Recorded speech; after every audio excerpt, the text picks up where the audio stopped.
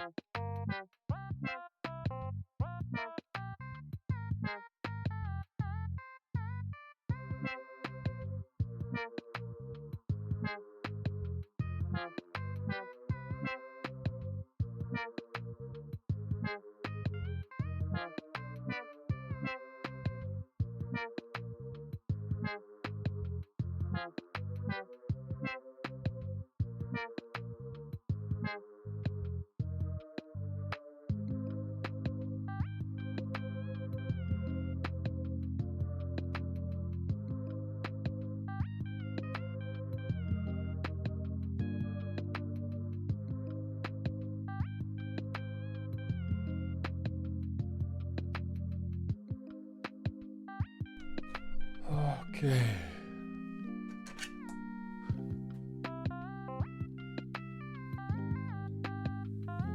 I think I've tied up all my loose ends now. Aside from the cat, but I don't really have an option there. I'm just gonna have to leave him here. His name's Sancho, apparently. I don't know why that's his name. That wasn't his name from the shelter. His name was Simba. But we all agreed that was kind of lame, so we had to come up with a new name. I did not contribute to the name. I said I don't care. I'll call him whatever you guys want to call him. Apparently we've settled on Sancho or Sancho. I don't know, it might be a reference to something. It's none of my business. I don't care. I guess we should probably do Pokedoku. So hold on, let me boot that up. Gotta do at least one of our dailies.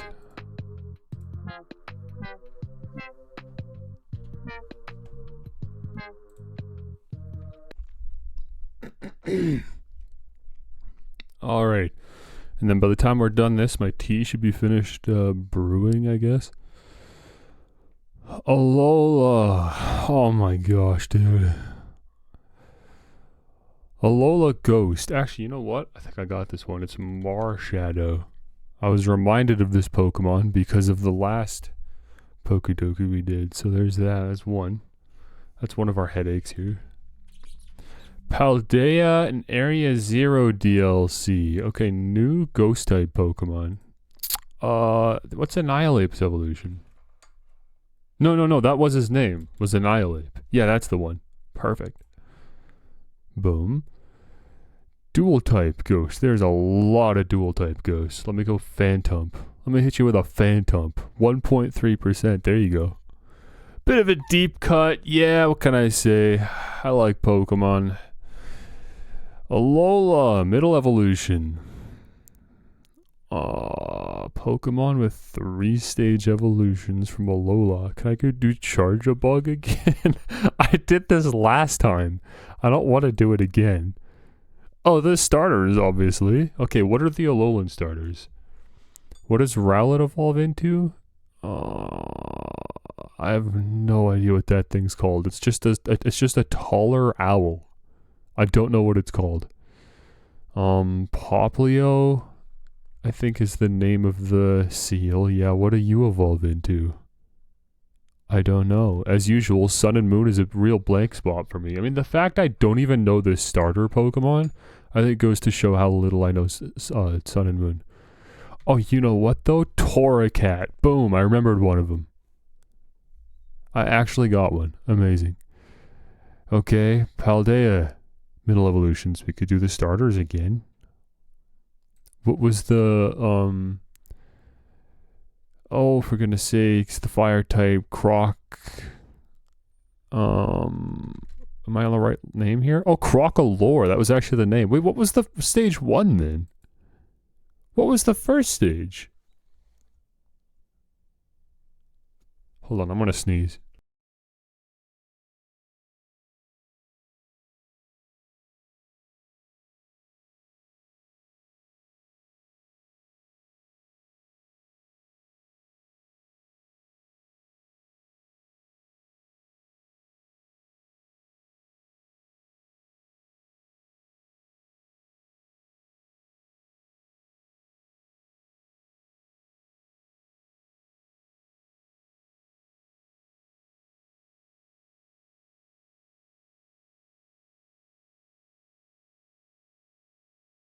Oh, I remembered while I was blowing my nose. It's Fuecoco. That's what I was trying to think of. And then I thought once I remembered Fuecoco, maybe I'd remember the name of the next Pokemon, but I ended up remembering that first, apparently. Crocolore. And then middle evolution dual type. Can I do Monferno? Boom, look at the fire starter trio in the middle. How's that for theming? Steel type from Alola. Oh, I don't know. Is the Meltan? Are you Alola? Not really, right? You're from Pokemon Go. That's not really a region as far as I know. Does that count? I mean, you were released before Sword and Shield. So surely, obviously, you're not a Galarian Pokemon. Well, I say that, but I mean, they've done that before. Munchlax was released before Sinnoh came out, and Munchlax is not a Hoenn Pokemon. Maybe Meltan actually is considered Galarian. I have no clue, and I'll probably never know until I actually just guess it one of these days. I'm just gonna have to make the guess at some point. Well, can I think of anything else then?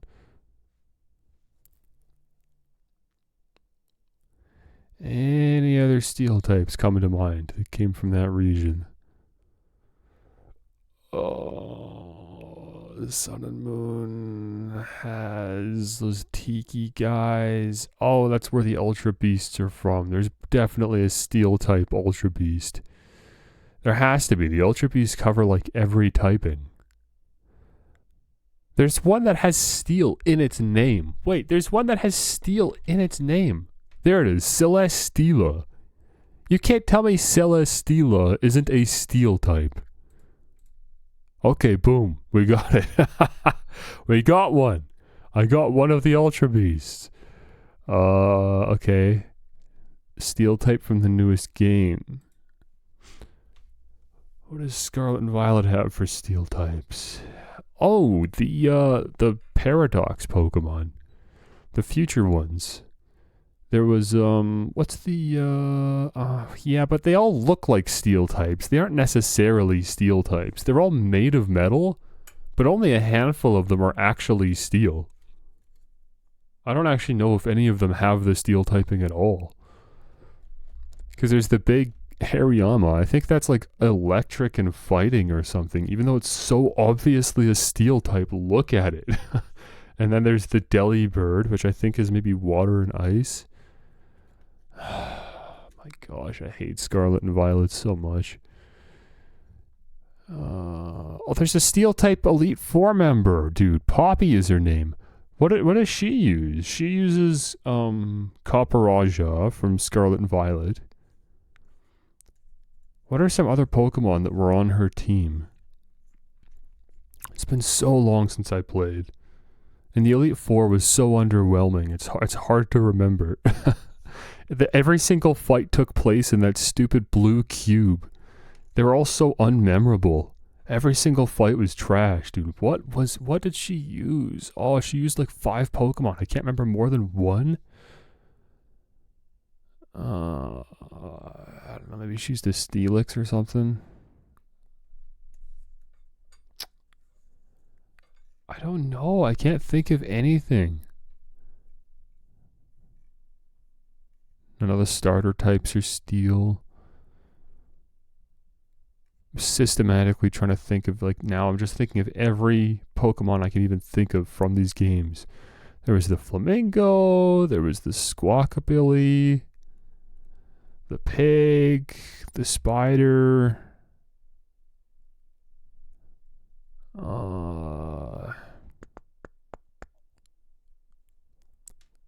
Was one of the legendary steel type? Maybe the future one? Maridon? Maridon might have been a steel type.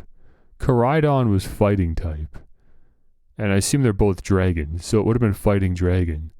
So Maridon might be steel dragon? Or electric dragon.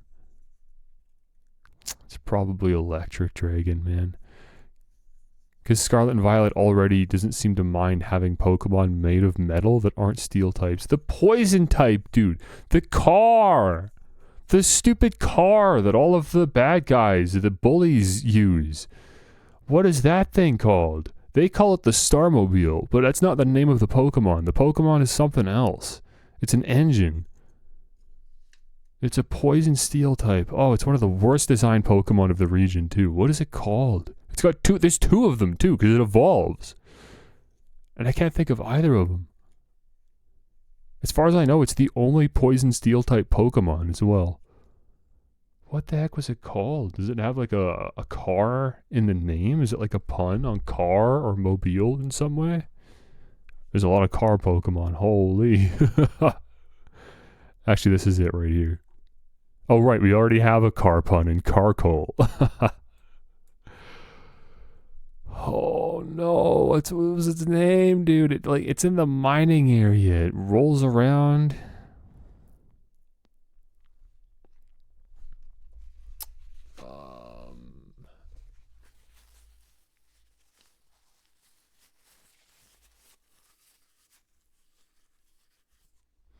One of the the Team Stars, one of the Team Star guys actually uses one too, because he's like a steel type. No, he's a fairy type. Was there a steel type like gym leader or anything? No, I don't think so, because there was the steel type Elite Four. Maybe it was the poison type Team Star that uses one then, because I feel like one of the Team Star guys uses the car Pokemon. Man, is that really the only one in the entire region and I can't think of it? That's so annoying, dude. Let me just quickly do this. It's like Steelix. I've already done Steelix. What's another like dual type steel Pokemon? Corviknight. There you go. Ooh, 0.7 on that one. What the heck?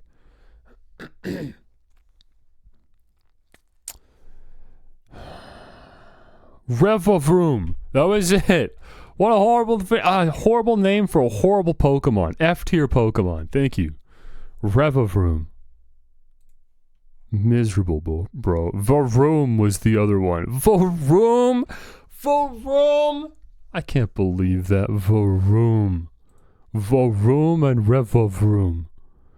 There was also Orthworm, very forgettable Pokemon. No wonder I couldn't think of that. And sure enough, there actually were some Paradox Pokemon. There's Iron Threads. I didn't even know about this one. Iron Crown. Arcaliodon, I think, was a DLC Pokemon. Tinkaton? I forgot about Tinkaton. I actually should have remembered that. Golden Go, I probably should have thought of that. There's the rest of the Tinkaton line. They're all Steel type. King Gambit, I forgot about him. Holy, man, I was stumped on the car. There were actually so many options. There were so many options. I couldn't think of any of them.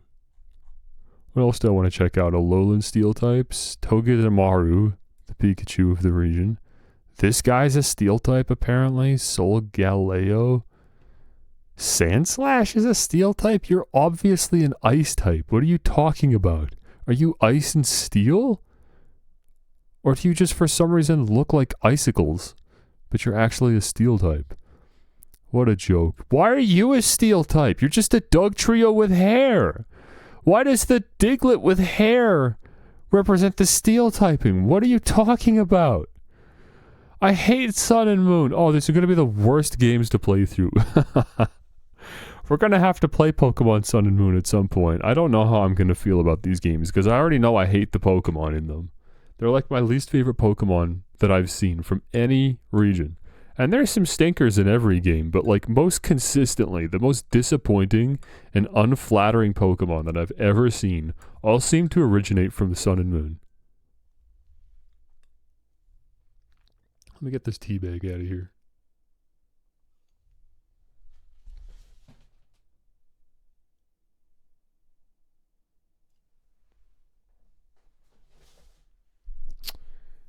Actually, my tea is more than ready to be drinking.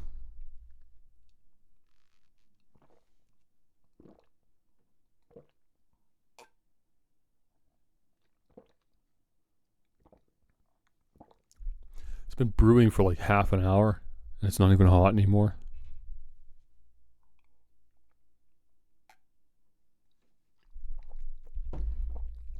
I'll never be a tea guy.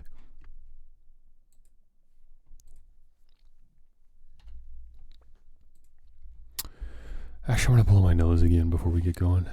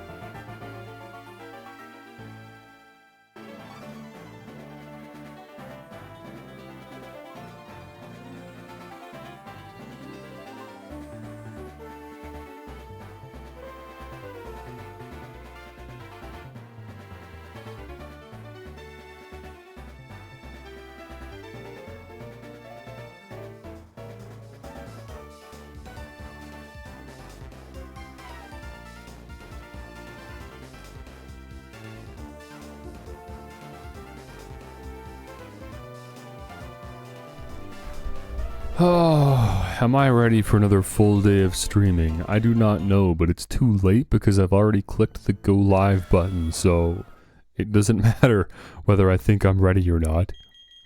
Hey, check it out. I got the mystery gift option on the main menu now. I wonder what that's all about. Why don't we go check it out, fellas? What is receive gift gonna do? Wait, I actually don't know. Via wireless? I don't know. You're not gonna connect, are you? Wait, how do I trigger the mystery gift event? I set this up beforehand. I thought this was just gonna work, but now I'm realizing I actually don't know what to do. Now that I'm here. How do I get the gift? I'm not connected to Wi-Fi, obviously. Am I still not going to be able to make it happen? That's so annoying. I specifically spent time looking up how to do this, and then I injected the mystery gift into the game. The mystery gift event. That's the terminology used. Because I couldn't figure this out last stream. So I took the time in between streams to figure it out. Apparently I still wasn't done. Am I just stuck here? Why doesn't it just back out? If I'm obviously not connected to the internet, why doesn't it just automatically back out? Why am I stuck here?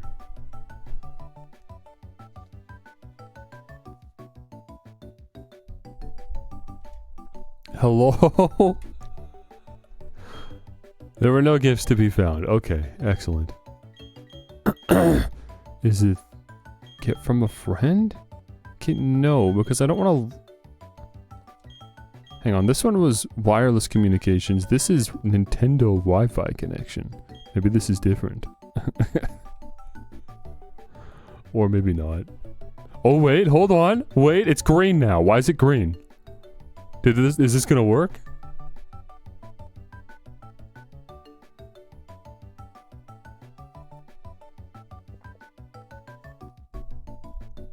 No. Nintendo Wi-Fi connection service for the software has been discontinued. Okay, alright. Well, can I just not do it then? That's so annoying. I like modded it in off stream so that I could get the mystery gift. I don't know how to do it. I'll just get from a friend. This is the last opportunity I have.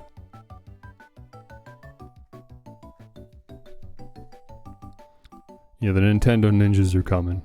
They're honed in on my location. My bad.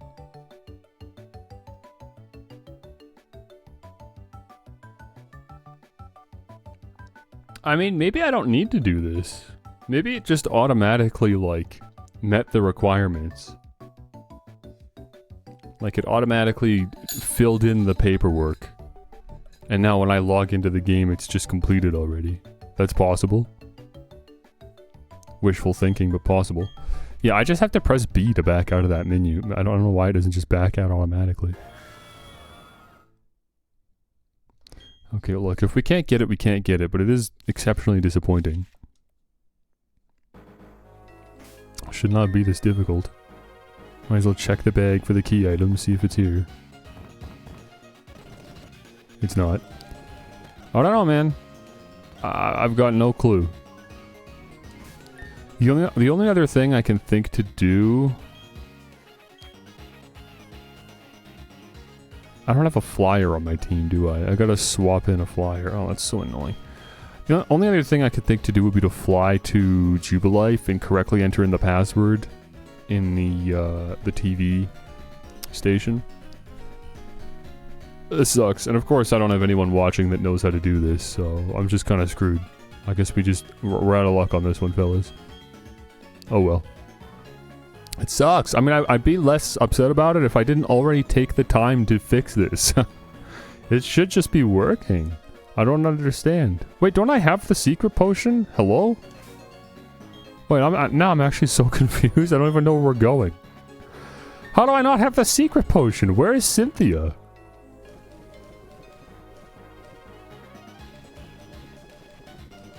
Normally in Diamond and Pearl, you just go here next. Oh, you know what? I don't think I've even scared off the grunt that's in Pastoria yet. I've actually got unfinished business still.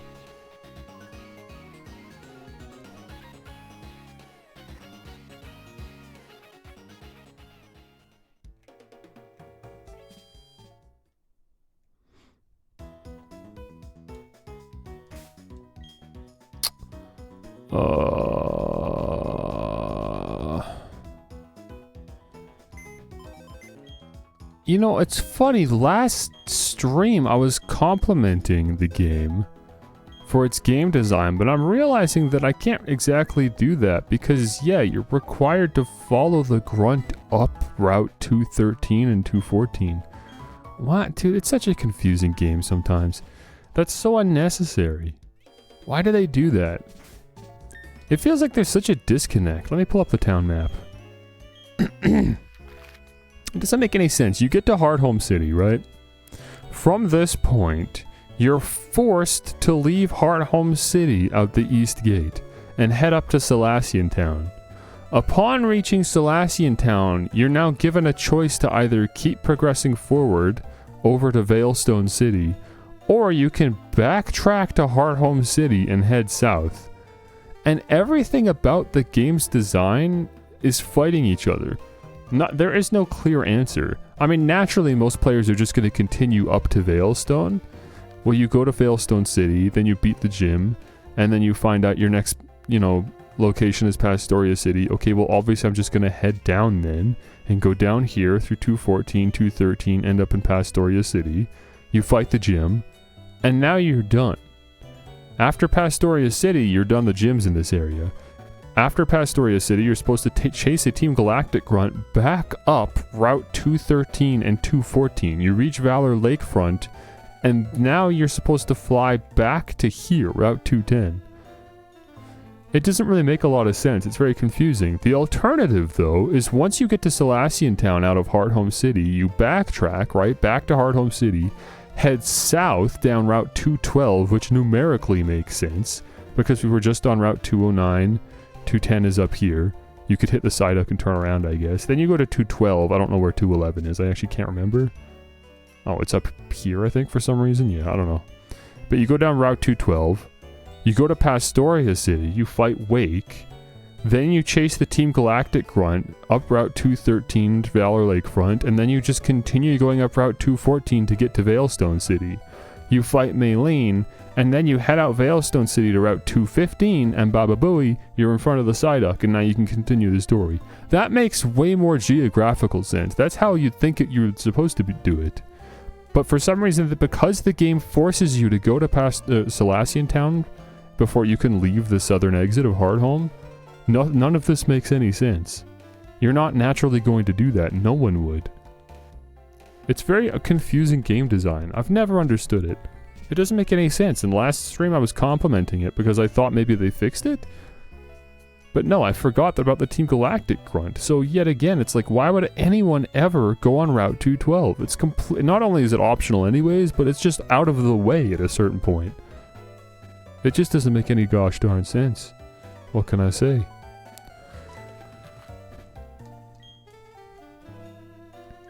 Very silly game. Staravia. Let's go for a little fly, shall we? Let's head back to a location we've already been to.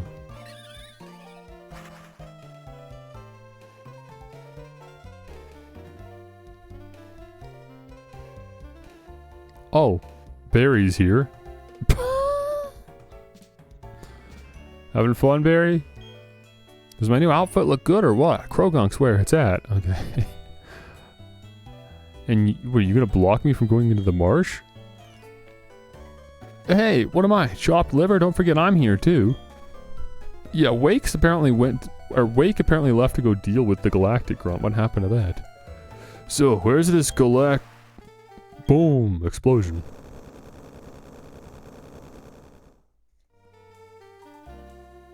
Whew, that was rough. You! What have you done?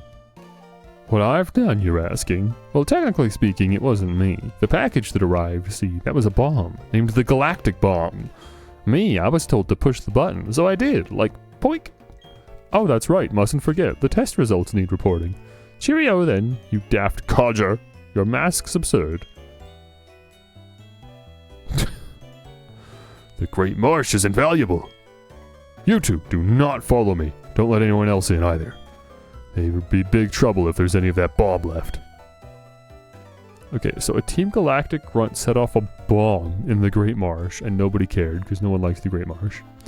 Hey, Spike, you go after that Galactic goon. I'm staying here, like Master said. Don't call him Master. Stop doing that. Stop doing that. You're weird, bro. Gotta keep others from going in. Don't let that Galactic guy get away. Okay. Great. Well, I'll go handle that business then, I suppose. Oh, I should probably put Staravia back in the... I was gonna say I should put Staravia back in the box, but I'm about to get left to dry in the middle of Route 213 and 14. And then I'm gonna want a way to fly. I don't think I need to cut or rock smash anything, so I guess it's fine. What's with you? Stop chasing after me, you. I've half a mind to pulverize you with my Pokémon. But I have to be on my way to the lake ASAP, so you're lucky. I'm out. Alright, do I make myself clear? Don't you dare follow me. And then us having literally no other choice, we follow him. Because we don't know how to clear the Psyduck out, so what else are we gonna do? We're stuck otherwise. Let's just keep chasing this guy.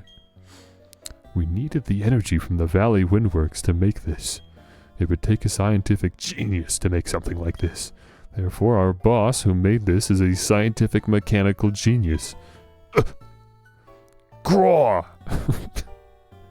That's an exclamation for sure. Graw! You were eavesdropping! I was just thinking out loud. But I'm not going to waste my energy knocking you around. Okay, and we're just going to continue forward. Fortunately, it's a very linear location we're in. Not a lot of places for him to go. But boy, this galactic bomb packs a pretty big wallop. With this baby here, there's not much we can't blow up. I wonder what they have planned for this. You were eavesdropping. I was just thinking out loud. You're a persistent pest. I'm getting tired of running away, but I'm not going to waste my energy knocking you around. Oh, okay, and Looker's here now. Again, that's a platinum intrusion. Hello, my friend. The cargo that the Team Galactic brought is worrisome, so I have come. You say, the cargo, it was a bomb, and there was an explosion. The explosion was at the Great Marsh? Furthermore, you were pursuing a man with funny bowl-cut hair, in an outfit that is very strange. In other words, that is the Team Galactic. Sorry, why did we describe him like that to Looker? Surely we would have just said we're chasing Team Galactic. Why would we have described him visually? Not only do we know Team Galactic, but we also know that Looker knows Team Galactic. We didn't need to visually describe the man. Oh, no, how did I miss it? Ah, Looker, this time you've made a mistake of the ages. The man who I've seen running away, he was the bearer of the bomb. Ah, this will not do. Wait, I say. Okay, so now he's chasing the grunt. But, like I said, I have nothing else to do, so I guess we're just also going to chase the both of them.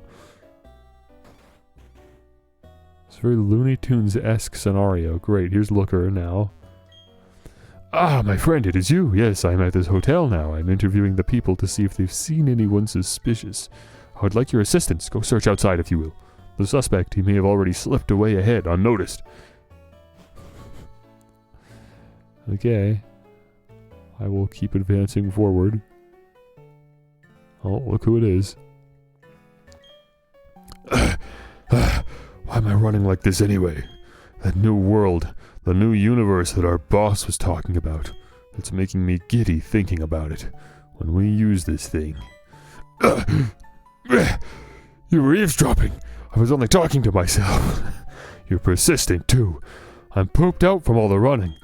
But I'm not going to battle you. Okay, but I'm going to battle you, so it doesn't really matter what you want. I've got nothing better to do. I'm just a kid. Oh no, you're still on my tail? The lake's within sight. You leave me no choice. My Pokémon will KO you.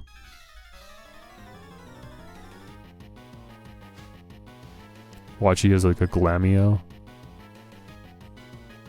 Oh, a Krogunk, okay. I guess slightly more interesting. Go, Heroin Horse. Krogunk's dry skin ability, does it make him weak to fire or resist fire? He's weak to fire because he has dry skin. I think what happens with Krogunk, if it has the dry skin ability and you hit it with a water type move, it just like absorbs the damage. Or maybe it takes like half damage or something. But the trade-off is that it's especially weak to fire. So, good matchup. It also might have the ability Anticipation, in which case, all of that was for nothing. And it just takes normal damage from fire, which actually might be the case, because he didn't die in one hit like I think he would have.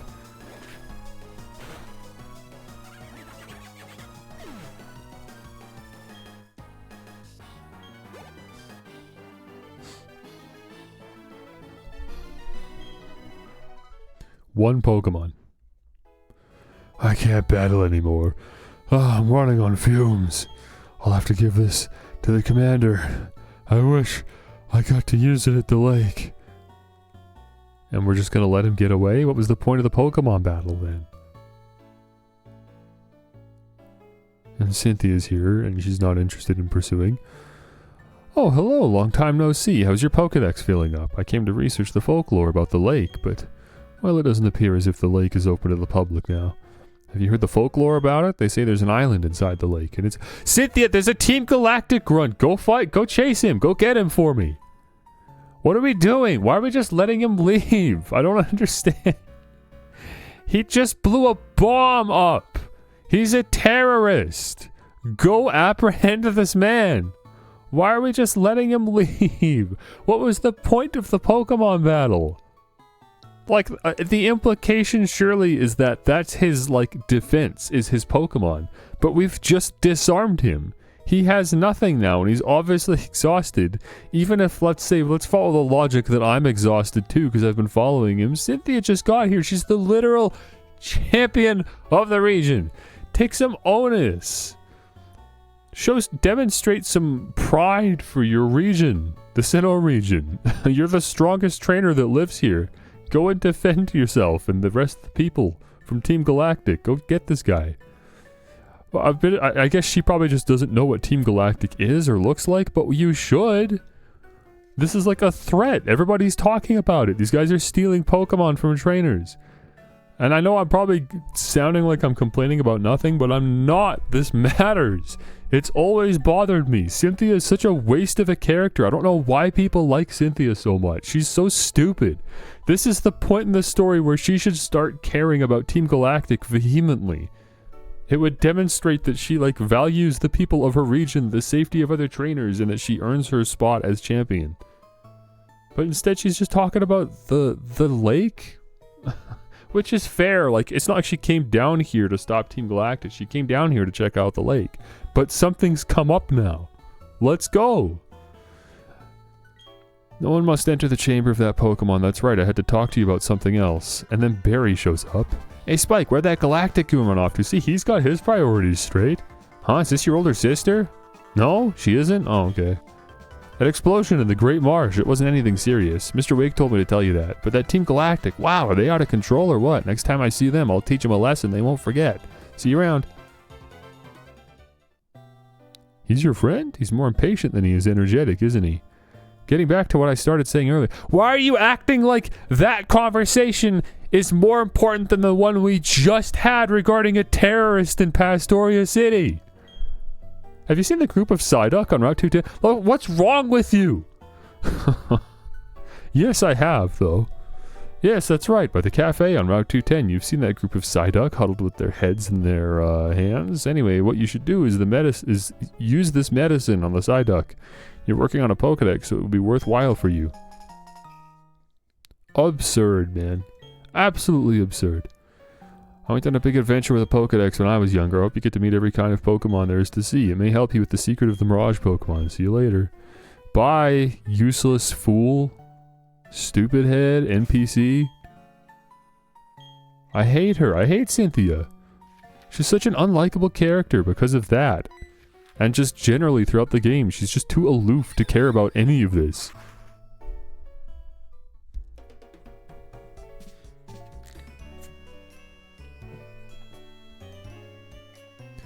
Okay, let's drop Staravia off. Bring Licky Tongue back at the party.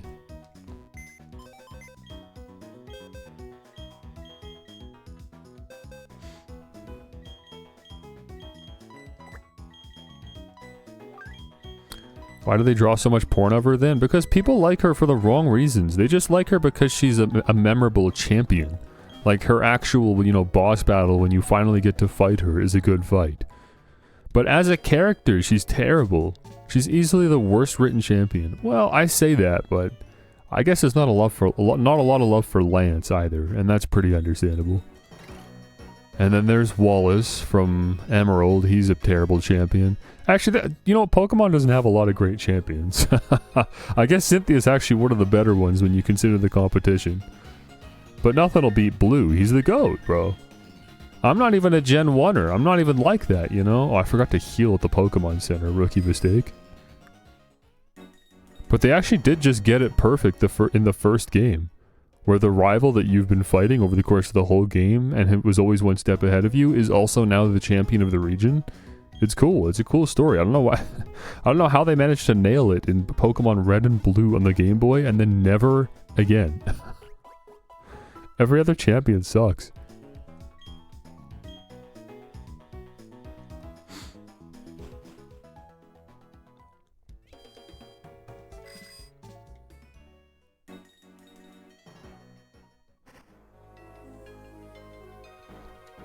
Alright, here's this. Here's the Psyduck.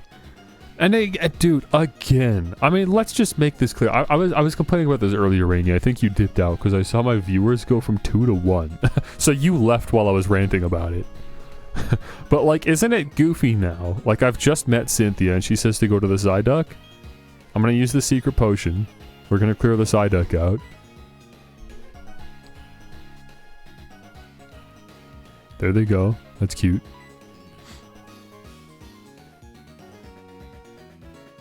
And then here's Cynthia again. Oh good, you used to see. Like, why couldn't you have just done this?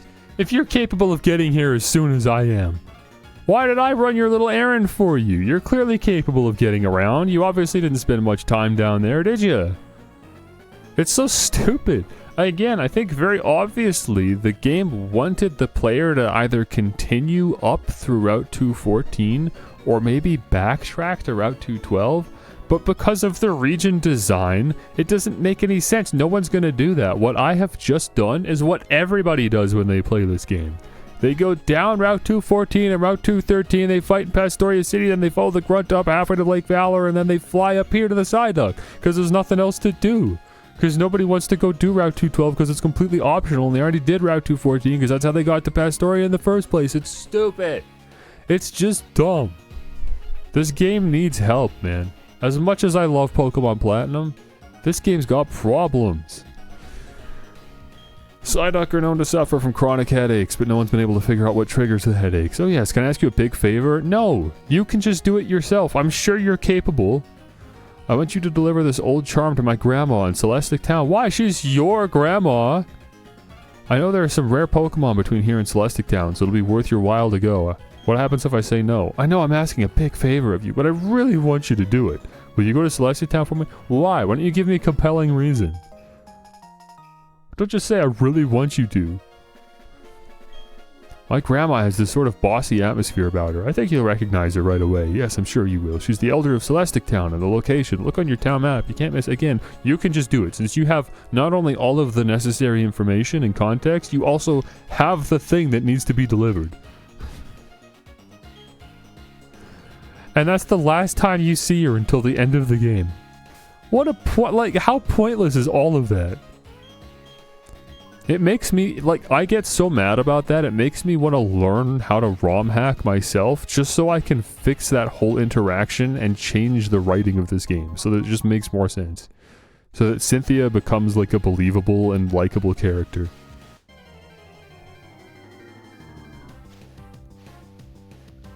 Oh look, it's the stupid rock. Haven't seen enough of you already. But sure, why not? Why don't we throw more Geodudes in the grass? Am I gonna try to fight the ninjas here? Are they still here? I actually don't see any. I'm sure there's supposed to be one in the bottom left quadrant, but I don't see one anywhere. Are there no ninjas in this game? They took them out? No, I think that's one up there to the left. Yeah, they just changed the locations of them. Okay. Okay, cool. Just already. Yeah, thank you.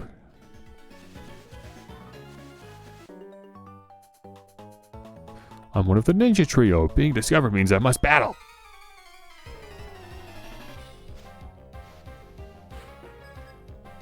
What did they give you guys? Zubat. Okay, they've got the same Pokemon as in Diamond and Pearl. In Diamond and Pearl, they were nothing but Zubats and Skorupi. Mostly Zubat. Zubat and Skorupi. There you go. Why am I leading with Ponyta? You just my weakest Pokemon? No, because I wanted a Rapidash in time for the next gym. That's why. I was going to get all the way up to level 40 and then before I switched to another Pokemon. Oh, a Chansey. I'm going to keep catching Chansey when I run into them, just in case one of them has a lucky egg, because that would be pretty huge. That being said, I don't think I could... Oh wait, you're super specially defensive. I can use Ember and you'll be fine. Yeah, oh, for sure. Like, if I used anything else, you'd just die in one hit, but I can use Ember. And just hope that you don't use Soft-Boiled. Ideally, I'll burn you at some point. Hello? Are we not going to burn you? Hello? None of these are burning. Okay, I'm just going to throw a ball at this point. That's ridiculous. I used Ember like 20 times. I didn't get a single burn. Do I have anything better? I wish I had a Nest Ball. Oh well.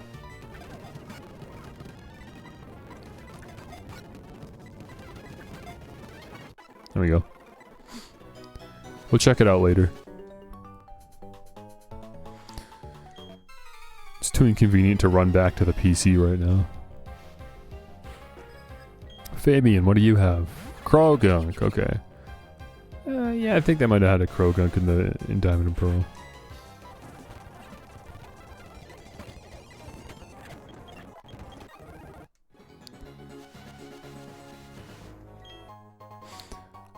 Hyper Potion? I'm sure there's hidden items here too, and I'm not going to hunt them out. It's just too annoying to run in the grass. If I felt like using a bunch of repels, then maybe.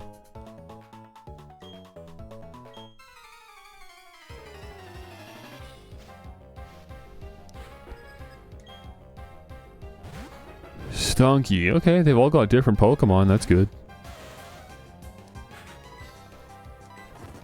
Although we have fought enough Stunkies at this point. Oh, Toxic? Really? Toxic.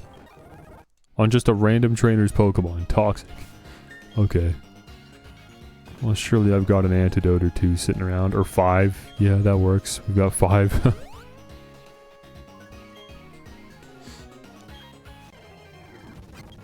Oh, another one. What the heck? Chansey might not be as rare in this game as it is in Diamond and Pearl. In Diamond and Pearl, Chansey's kind of rare. I mean, in every Pokemon game, traditionally, famously, Chansey is a rare Pokemon.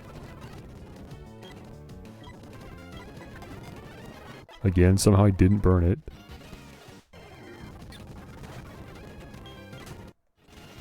I gotta blow my nose again.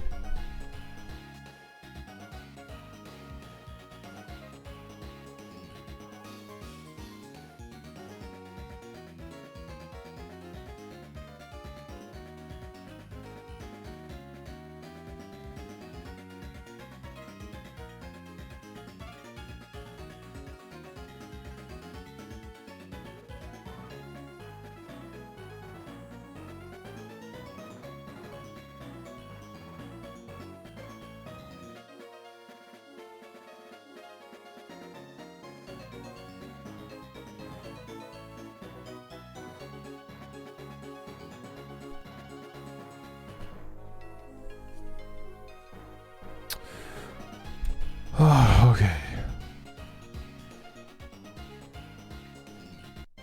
There's an Ultra Ball in this patch of grass. Okay, this is a little silly now. Yeah, Chansey must be super common here. They've done something. Chansey's not supposed to be... You're not supposed to run into this many Chansey. This is just weird. I'm actually out of Ember because I've fought so many of these things. And I don't want to just keep catching them, so this is probably going to be the last one.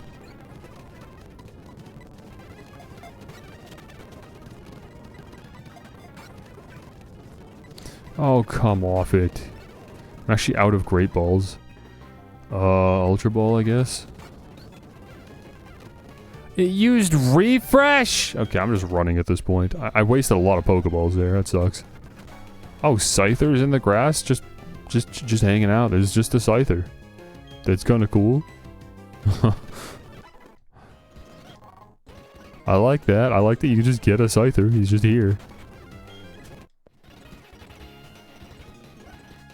Okay, defog time. Gliscor, my defogger. Get out of here.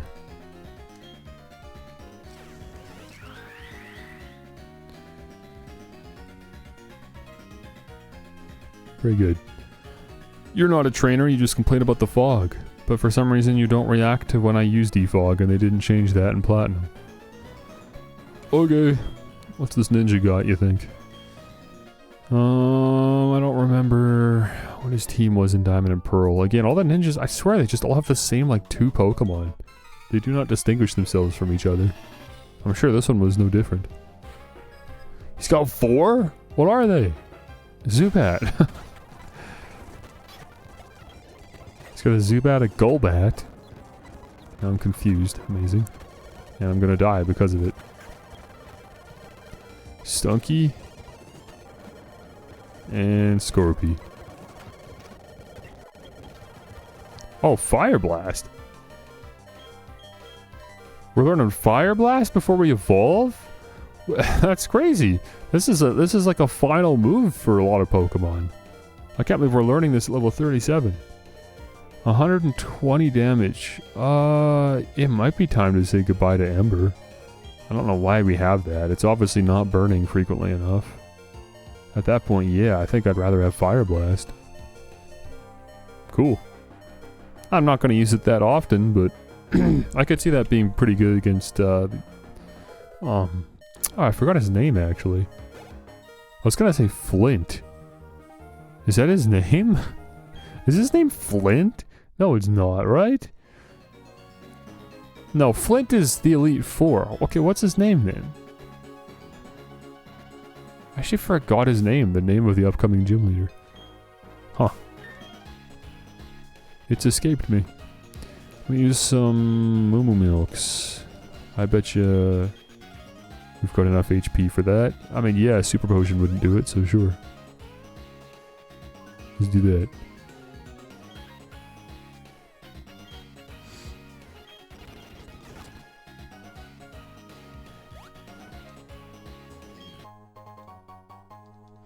Another shard. I'd be surprised if I wasn't able to use a move tutor at some point in this game, given all the shards they're throwing at me. Ace trainers. Yes, this is where you start running into ace trainers. There's one here, there's a double battle up ahead, then there's one at the top of the mountain too. And there might even be a fourth one actually. Or a fifth one.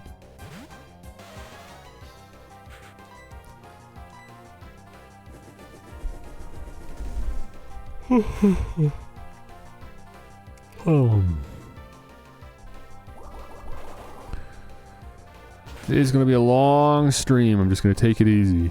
I'm just here to play Pokemon Platinum. I'm not even really here to entertain, honestly. I don't know why I'm streaming at that point, but I don't know. I just feel like it.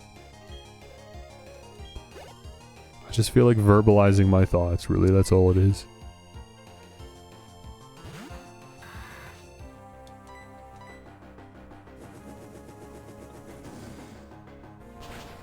I'm gonna run out of Flame Wheel PP before we get out of here. That sucks, because at that point I'm just gonna have to switch off of Ponyta.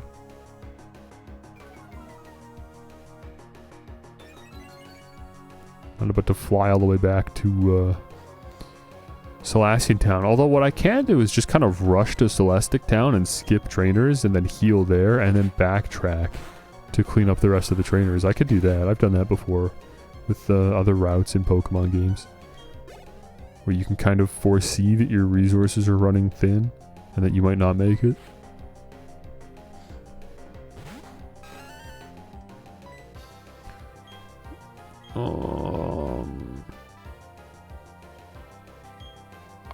Are we at a point where Return would do more damage than Flame Wheel? Maybe.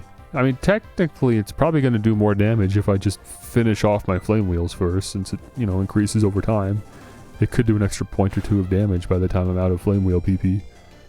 So might as well just stick with Flame Wheel for now. What is Light Screen? That's special defense, who cares? We're good.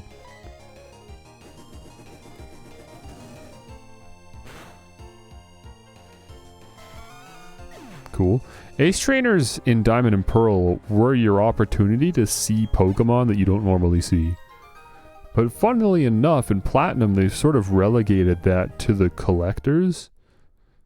So I don't know if the Ace Trainers really still offer that, but I guess they kind of do. I feel like we haven't seen a lot of Girafarig yet. If we've seen one yet, I'm not even sure. I don't remember. Dude, what do I want for this fight? Normally these two have a Raichu and a Gyarados.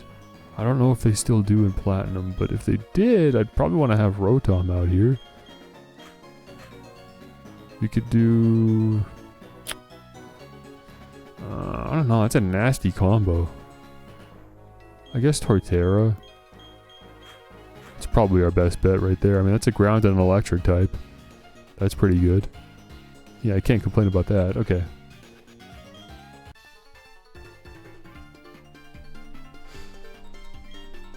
Zach and Jen.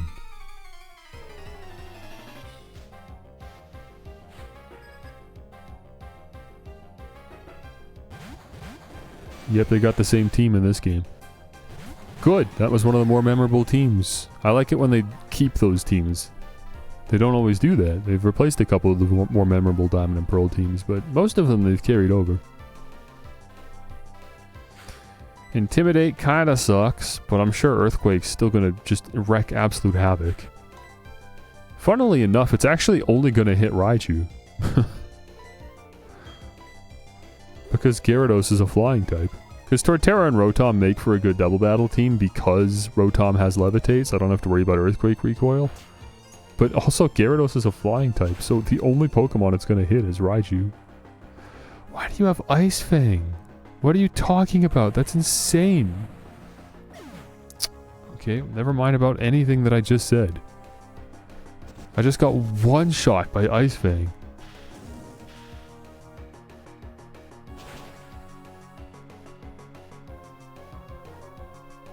I can't even one-shot the Gyarados in response?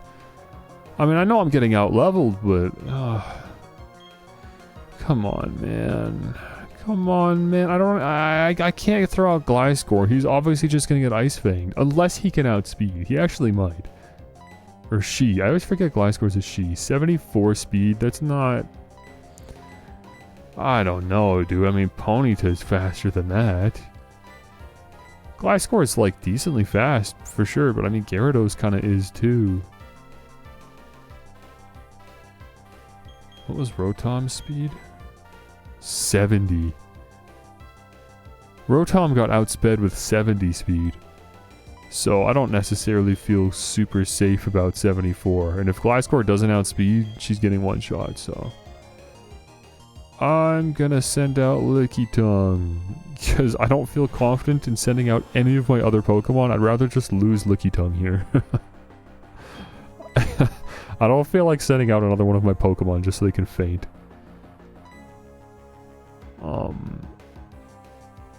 Yeah, and then as soon as we get rid of Gyarados, I can send out Gliscor.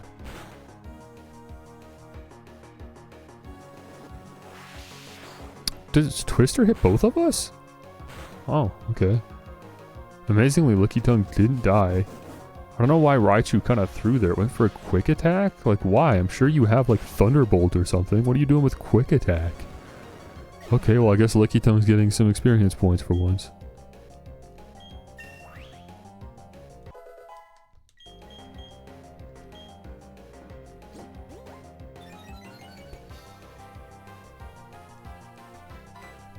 I don't know, do it again. Screw it, just keep using Defense Curl. Apparently you're capable of surviving against all odds. Maybe we use Confuse Ray? Because Ominous Wind is not going to one-shot this. I might have to use like 3 of those. There's the Thunderbolt, and you're using it on Rotom? Why? What is this AI? Hello? You've got a level 20 Lickitung here. You could just one-shot. It's free. What are you doing?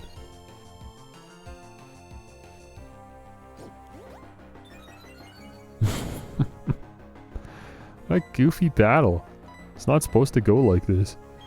Okay, now let's just start using Ominous Wind.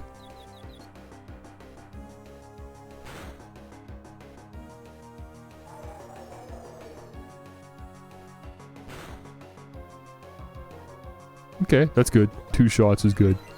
I'll take that. The confusion might have mattered there. And at this point, you might as well contribute, just in case I underestimate how much damage Ominous Wind is going to do a second time. Oh no, we've locked it in. This is it.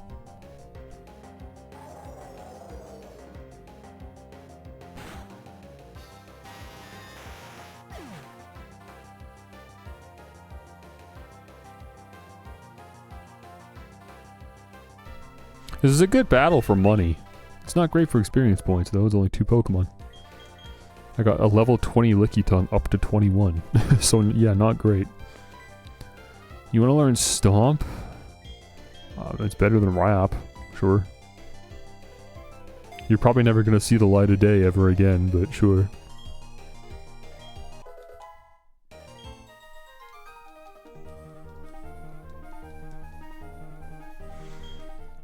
Well, I lost Torterra, but Ponyta's still safe, so it's all good.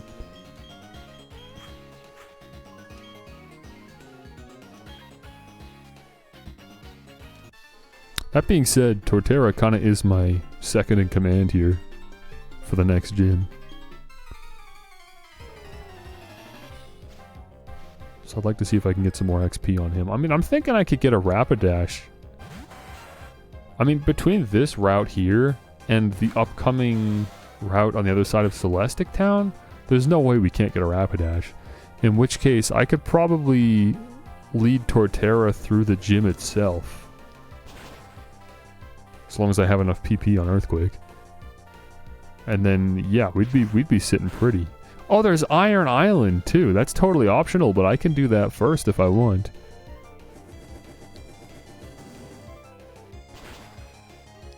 Maybe I should, actually. I mean, I don't really care about the egg. So that doesn't matter. Yeah, I guess it doesn't really matter when we get around to doing that. Probopass. Okay, that's just a bad matchup. I'm not going to keep Ponyta out for a rock type. Let's send out Vaporeon. You've been sitting around with nothing to do all day.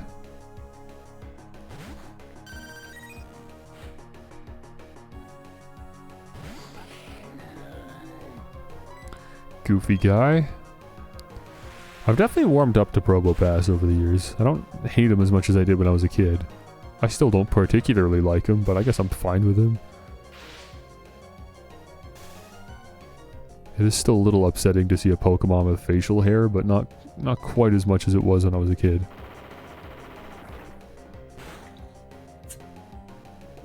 How can you be fine with that? I honestly think it's just because Pokemon have done so much worse since then. At the time, this was one of, I think, the worst Pokemon designs to me, but Pokemon have outdone themselves time and time again by consistently making terrible looking Pokemon that now Probopass doesn't even seem that bad in comparison. Because other than the hair, I actually like it. It's just, I just don't know why he's got a mustache. I don't know why they did that. They were just feeling a little silly goofy back at the Pokemon headquarters. Luxio, I mean, regardless of what it is, Vaporeon's out of here.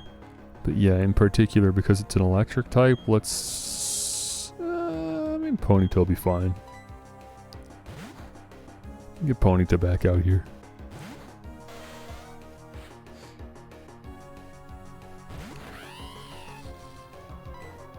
I'm gonna... I don't think I could just take you out with a Flame Wheel, so I'm actually gonna use one of my Fire Blasts. And I missed. Amazing. Amazing. Absolutely amazing. Oh, and now we're swaggered, so I guess I might as well use a Flame Wheel and just hope that I don't hit myself, otherwise I'm probably dead. Amazing. Amazing outcome. Yep, no, go figure. Oh, it used Double Team. So we're not dead. Although now there's a chance we miss on top of the confusion damage. Look, if Ponyta kills herself, I'm not reviving. I'm just leaving. Yeah, we're just done here. This is getting ridiculous. We're really getting low on resources now. So I'm just going to have to head back to Salacian Town and recover because my team is getting beaten and bruised out here.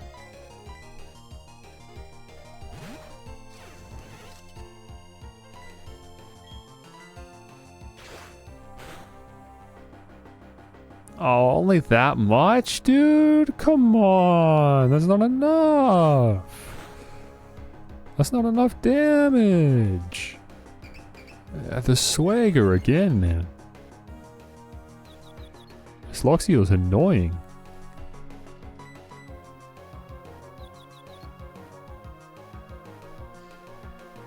Oh, for goodness sakes, it missed. I should have just used Aerial Ace. Oh.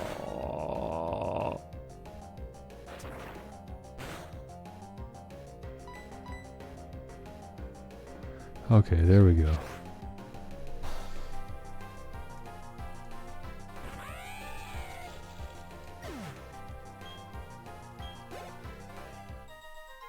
I didn't even level up from that? Oh. I mean, we're pretty close to Celestic Town. Are there any more necessary fights? Yeah, you're not a spinner. I have to fight you. The veteran at the end of the road I'm pretty sure spins, but this dude doesn't. It's one trainer. Is this worth running all the way back to Salacian Town for?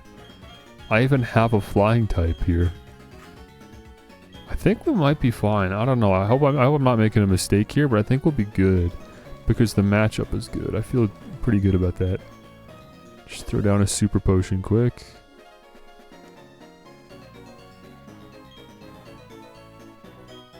And then we've got Rotom if we need to. Just use revive. I don't know, I just don't want to. Because my other Pokemon also do need experience points. It is kind of ridiculous we're getting out-leveled by trainers.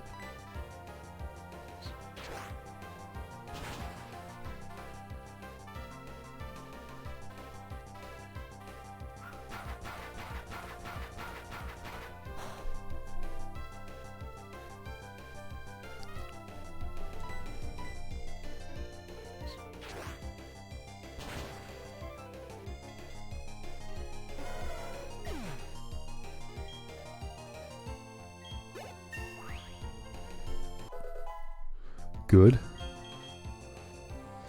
Wait, you learn Swords Dance via level up?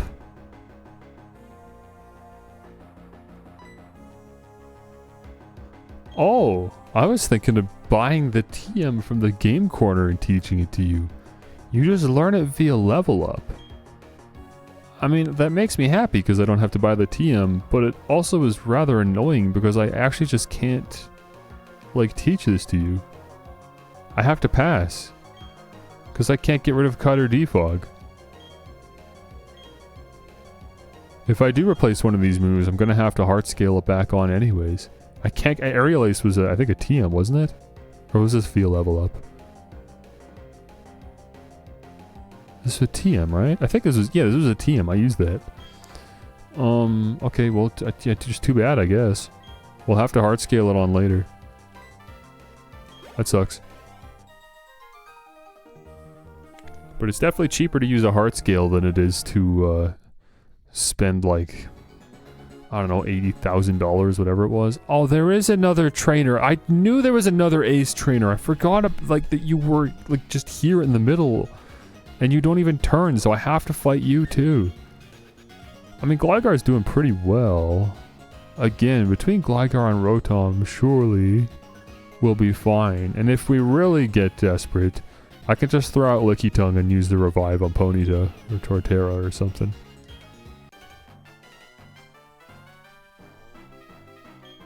Bird Pokemon. Okay. They're not an Ace trainer, they're a bird type trainer. Bird keeper. Probably would have been nice to know that beforehand. I could have led with Rotom, but it's fine. Mewtwo can't do anything to me either. To Gliscor. Oh my gosh, that did so much damage. Reflect, raise defense. Okay, well that's not a problem for Hoothoot, but it does help the next one out. So I think I'll definitely swap out to Rotom so we can just get the Shockwave off and bypass the screen. Yeah, no, that's perfect.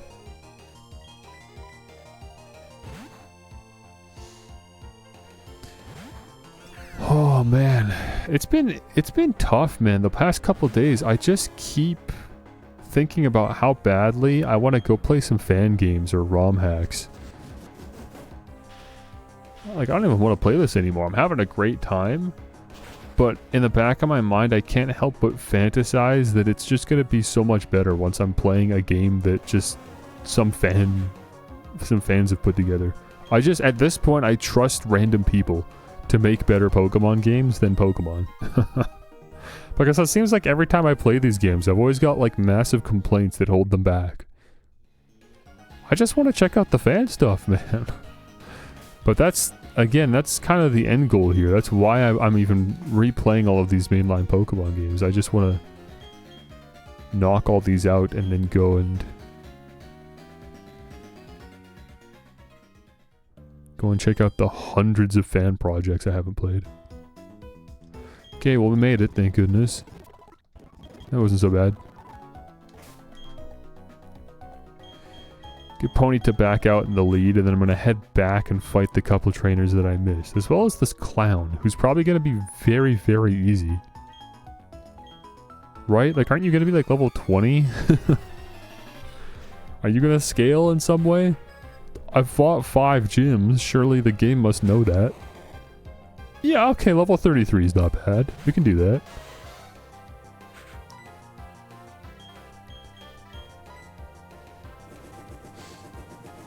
I'm not gonna one-shot it, but that's okay. 2 flame wheels. I can take whatever Mr. Mime throws at me.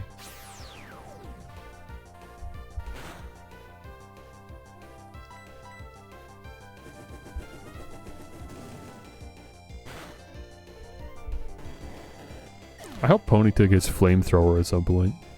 I know Ponyta is a physical attacker, but I'm sure Flamethrower would still do more damage than Flame Wheel. It'd be a nice power boost. If not, we can just always use a TM, but it'd be nice to just learn it through level up.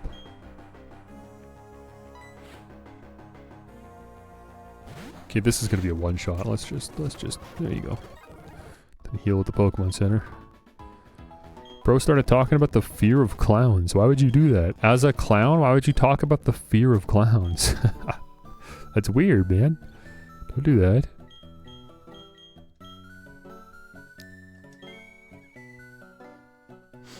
I understand why people don't like clowns, but I love clowns. I didn't always, but I don't know, as I got older, I realized I actually love clowns. I love the clown aesthetic. Clowns are fun. Clown characters. Specifically, not like I've gone to a circus before, but I just mean like clown characters in games.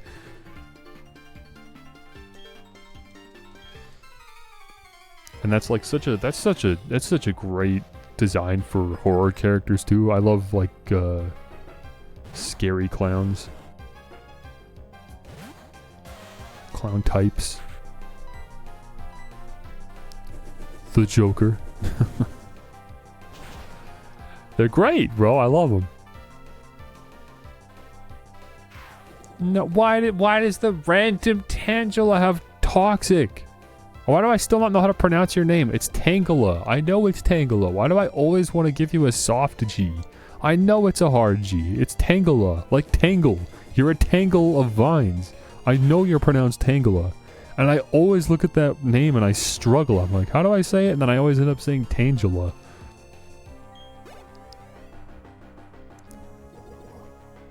But that's just literally how that would be pronounced in the English language. If there was no additional context, you would pronounce it as Tangela. That's why tangent is pronounced like tangent.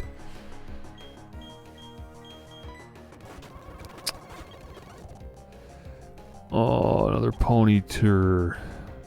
Yeah, we'll be fine. You can take off to see whatever you're gonna throw. Okay, and I'm dead. Let's just get, I guess Vaporeon out here. Just because it's level 34.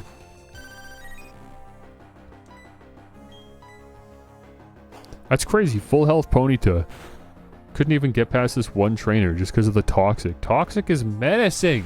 On the lead Pokemon too. This guy that I'm fighting right now is a harder fight than like the champion in Scarlet and Violet. This guy has better strategies than her. What a joke.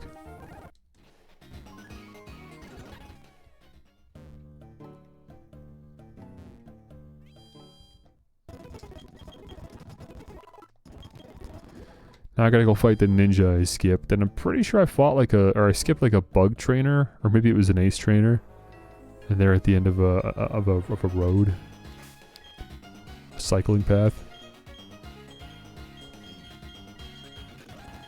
Oh no, it was a ninja. I can see their little hump beside me. More single berries. Thank you for that. How generous of you.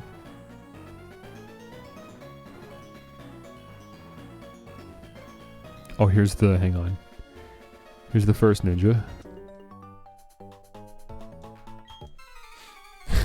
Talking about when I least expect him. I knew you were there. I called you out before I even came down here. I was planning my whole trip around you. That's how consciously aware I was of you.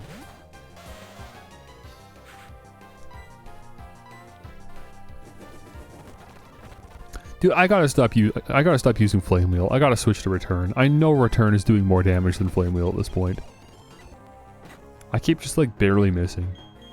I know Return does more damage. It won't necessarily Oko a Golbat, but I know it'll do more than Flame Wheel would've. Oh my gosh! Ponyta, we gotta get you to evolve, man! Doesn't matter how high level you are, you're still just a Ponyta. We gotta get a Rapidash ASAP. You're just taking too much damage from all these random trainers. We're so close though, one level away.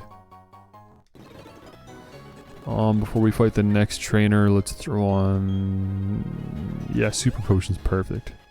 Exactly 50 points, nice. How satisfying. Oh, it's just so satisfying. What are you gonna have? For some reason I'm thinking of ghost types, but I think it might just be because this is where you get Shadow Ball. Am I right about that? Yeah, this is Shadow Ball. Okay, I got no idea what this kid has then. Probably just more Zubats and Golbats and stuff. Scorby, Krogunk, whatever, poisons, you know. Your usual poison types. Oh, a Mothin. Okay, I take it all back. That surprised me. That's not even a poison type.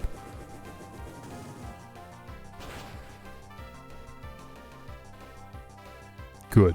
I was gonna say, if Flame Wheel can't even take out a Mothin, we've got problems.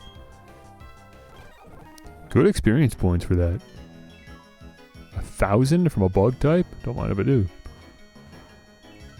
Okay, finally let's get out of here. So in Celestic Town, what do we have? I don't know this town as well as I should, but I'm certain there was a reason to go in at least one of these buildings. I'll be reminded of it when we get there.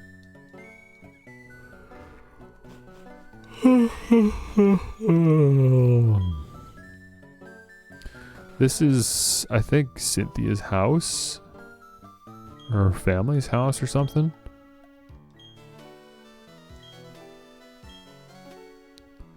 He's talking to me about Mesprit. Okay, sure, I guess. Symbolizes emotions beside her to Uxian Azelf. They maintain the balance of Sinnoh. Well, we'll see about that. It's hard to tell for sure, but it's probably an invaluable scroll. Oh yeah, here you go. My big sister is studying the myths of Sinnoh. She wants to know how people and Pokemon interacted in the days of myths. Were things different back then, or were they the same as now? She says that's the focus of her research. Yeah, she's talking about Cynthia. It's an old book. Spike began reading it. When that Pokemon was born, intelligence bloomed among us, enriching our lives. When that Pokemon was born, emotions bloomed among us, giving us joy and sorrow. When that Pokemon was born, willpower bloomed among us, spurring us into action. So I believe the implication here is that whatever Pokemon they're talking about, assumably Arceus, it also somehow spawned in Mesprit, Uxie, and Azelf. So those three, the lake spirits, are like inherently tied to the existence of the Pokemon that book is talking about, which I believe is Arceus. There's no Pokemon Mart in this town. Instead, you can buy and sell items in this house. Yeah, I think this is what I was thinking of. It's just this guy in the house that gives you glasses. Depending on the time of day, funnily enough. So he's going to give me black glasses because it's currently daytime. But if I come back later, he'll give me different glasses because it's nighttime. And if you happen to catch him in the morning hours, he'll give you a third pair of glasses. But I'm sure we're not going to get to see those.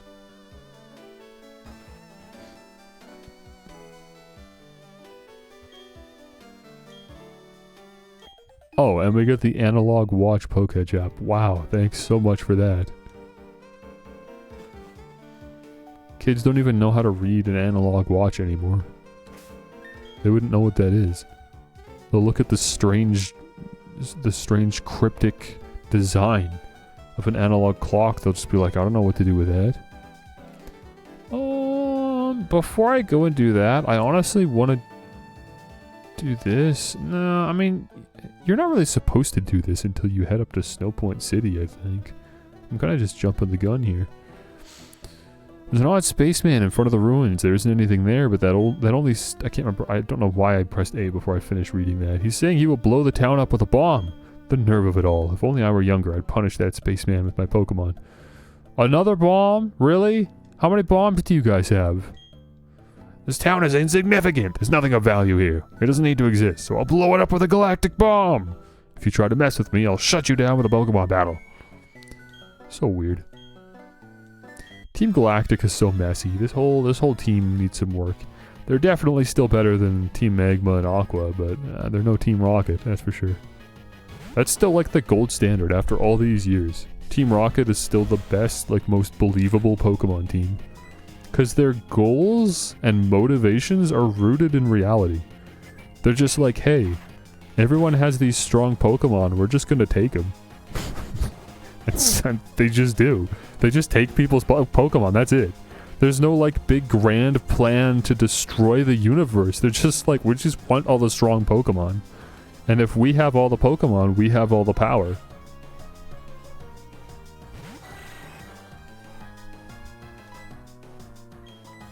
Why am I clicking Flame Wheel? I know better than this.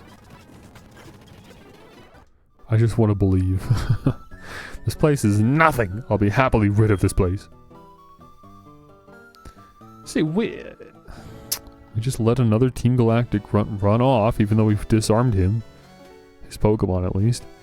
Oh, you are magnificent. Aren't you quite the trainer? As the Elder of Celestic Town, I give you my thanks. Oh, that old charm. May I see that, dear?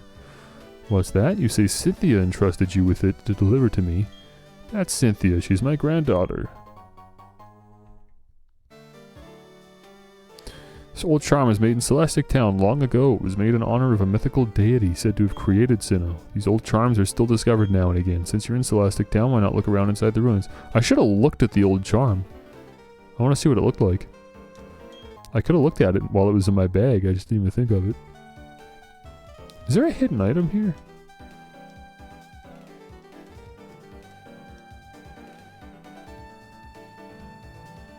Maybe on the other side? I don't know. For some reason I'm remembering that, but like, there's not a hidden item in Diamond and Pearl, so this is just a platinum thing. A King's Rock? Well, sheesh, that's not bad. I can give that to someone. Who's my fastest Pokemon? It's probably gonna be Ponyta once we have a Rapidash. It's actually currently Ponyta, but it's because you're so high level, so that just makes sense. But you'll also get a speed boost when you evolve. That's, that outclasses the amulet coin that you've been lugging around. I like that.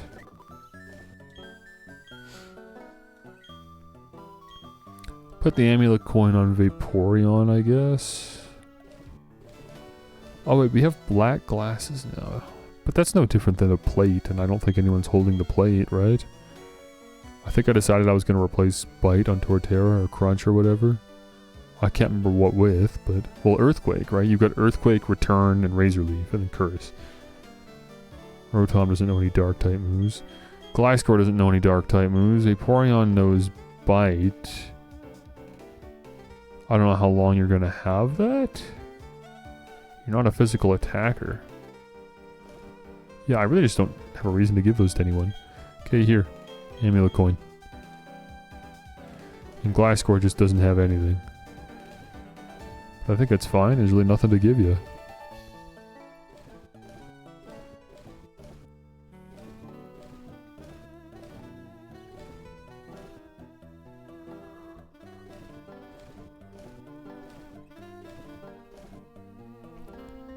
The Poison Barb eventually.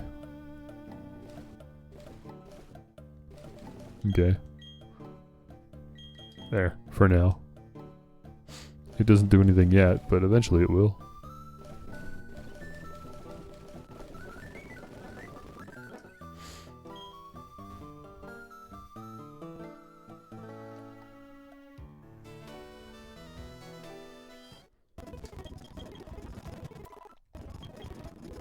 Normally I probably wouldn't bother healing there, but I'm like almost positive you fight Cyrus in here or something.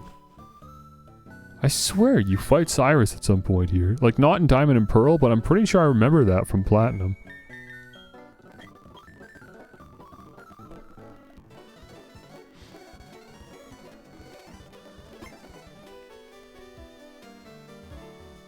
Okay, let's check out the ruins. Clearly pictured is an image of the lake spirits surrounding a red thing of some kind. Mysterious designs cover a whole section of the wall. There are three strange things forming a triangle. In the middle of them a shining sphere? What is this all about? The cave painting's meaning seems to be this. There existed beings so powerful they were considered deities at the time. There were three Pokemon with power to match either being. The three kept balance with either being, as if they formed a pyramid. It's an ancient legend of Sinnoh that is still told in Celestic Town. I would like to know more about that legend, if you will. Well, who might you be? Yeah, here he is. So this doesn't happen in Diamond and Pearl. My name is Cyrus. I want to put an end to pointless strife and hostility. I'm seeking the power to create the ideal world. Thus I want you to answer. The world today can't change because the three Pokemon keep it in balance. Is that what you're saying? I wouldn't know. I do know the world is in balance. I'm quite satisfied with the world the way it is. I'm not interested in your question. Plead ignorance, will you? What a pointless attitude. You fail to appreciate that the world is incomplete. I will change the world. As the first step, I will destroy this cave painting that you've protected all these years. How petty. A new legend of a new world should take its place. Am I wrong? If you feel that way, challenge me. Okay, sure, I guess, if it progresses the story. I know you, trainer. We've met at Mount Coronet. Why would you want to protect this incomplete world? As the boss of Team Galactic, I will show you the error of your ways. I don't know if he ever elaborates on that. I can't remember.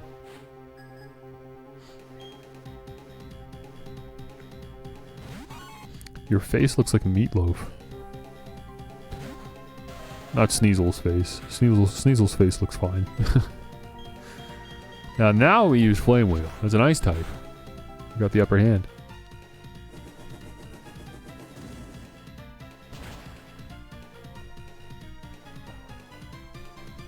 What? What? No way. No way you survived that. Oh my gosh, our damage output is really starting to fail us, man. We need this Rapidash. What is your attack stat? 82? That's fine. That's actually, like, not bad at all. Yeah, you're not on Torterra's level. You're not on Vaporeon's level. I get it. There's room to grow, but... I'm shocked. I'm actually shocked that that didn't kill. Sneasel's kind of frail. You don't have great defense or HP or anything. There's just no way you should have survived that. That's so weird. Why are you alive after that? I took 2 slashes from a Sneasel. You've got to be joking me. That actually just makes me mad, man. Okay, well now I've got to pull you back. I guess we'll throw out Rotom.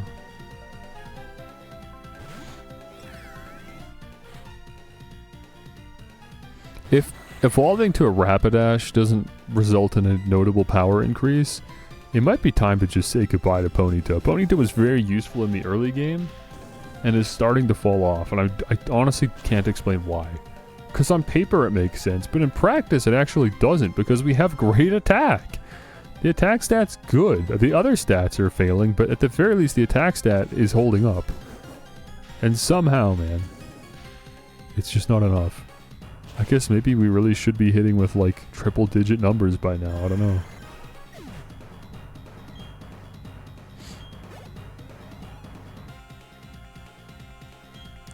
Murkrow. Get rid of half of your team. And not even replace... You're not even proposing to replace them. You're just saying get rid of them because we're just spreading our experience points too thin. I don't even disagree. That is the smarter way to play Pokemon. Holy smokes, that feint attack did damage. It makes sense though, I forgive it. I just want to use these Pokemon because I like them. Dude, why are we getting outsped by a Murkrow? Bro, I'm supposed to take Rotom to the Eterna City building and turn it into a fridge. I'm so mad that I can't do that. Now it's dead again. That's so annoying. I want my fridge, man. I don't outspeed a Murkrow? Why is this stupid bird outspeeding me?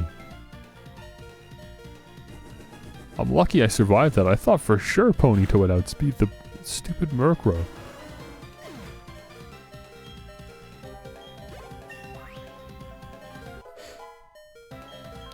Cyrus is putting up a fight, I'll say that. I wonder if his Pokemon are like EV trained or something, or have max IVs. I don't know. It's possible. Bonita, look at you. It's finally time to upgrade. Such a long process to get a Rapidash.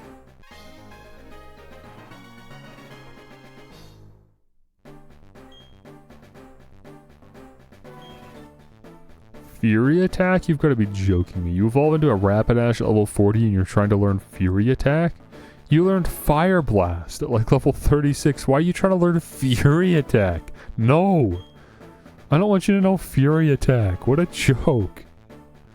This Pokemon needs to be rebalanced. Remarkable. But Elder, your attitude told me what I needed to know. If the beings of time and space are brought together, they can't be stopped. I don't know why. I don't know how her attitude portrayed that information. Such a strange man spouting such nonsense. The time and space of Sinnoh are filled with the memories and thoughts of countless people and Pokemon. This is a wonderful world. What need is there to change it? This must have been before Trump got in office, huh? Oh yes, I found something useful. You should take this. It belonged to my granddaughter, but she doesn't use it anymore. That's Surf, right? Yes, thank you. Man, it's been a long time coming. We've been waiting for that Surf HM. Finally, Vaporeon becomes usable. You gotta wait a long time for that. I get it though. Well, they honestly gave you a Surf too soon in the older games, so I don't mind waiting for it in this game. I'm more just annoyed at Vaporeon for not learning any Water-type moves. A Water-type Pokemon that doesn't learn Water-type attacks. Amazing. Let's get rid of Growl for crying out loud. Okie dokie.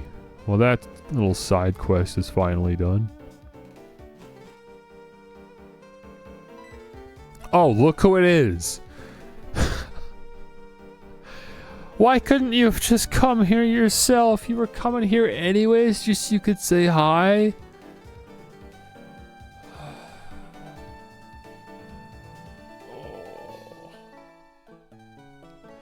I mean, I'm trying to be charitable right now. Maybe she recognizes our potential as a trainer, and so she's trying to, lead us along, get to experience new things, right?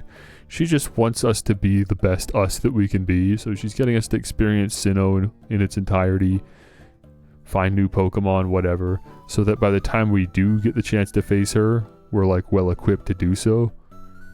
That's me being charitable. I don't honestly think that's the implication here, but it is getting baffling that we keep running into Cynthia right after she tells us to go somewhere, and then she just follows us there. It's the third time. The third time! Was everything alright? You saw those strange people with the galactic bomb. Not to mention she gave us the egg earlier. That honestly might be what it is, man. You saw those strange people with the galactic bomb, didn't you? But those Team Galactic people, I thought they were harmless. Why would you think that? They blew up a bomb!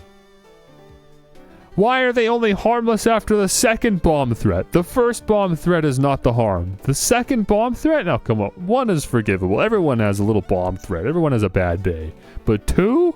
I'm starting to see a pattern. Maybe these guys are a threat. The bizarre ways they dress and all their wild claims about making a new universe. I thought it was just silly talk, nothing to take seriously. But they're surprisingly more trouble than expected. Trying to monopolize Pokemon just isn't acceptable. Then why, might I ask, why didn't you do anything back in Eterna City when they were monopolizing Pokemon and they had an entire building erected in the center of the city specifically to do that? Now we're considering that might be a problem. By the way, were the ruins fun to explore? If you're interested, there's a library in Canalave City. It's stocked with ancient books. You can look up Sinnoh history there. Yeah, like how people in Pokemon used to have relations. It might help you complete your Pokedex too. The quickest way to Canalave City is to go west from Jubilife City. Thanks for the tip.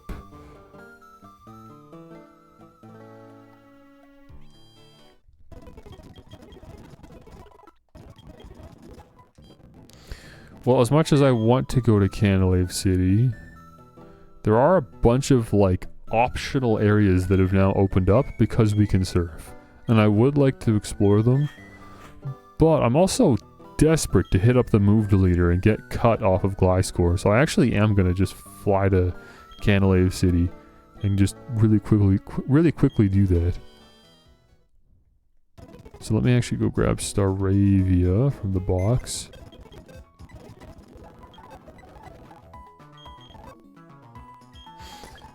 Okay.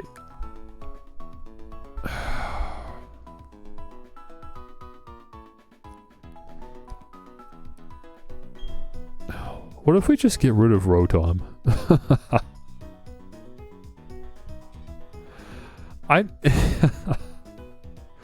It might be time to start trimming the fat, man.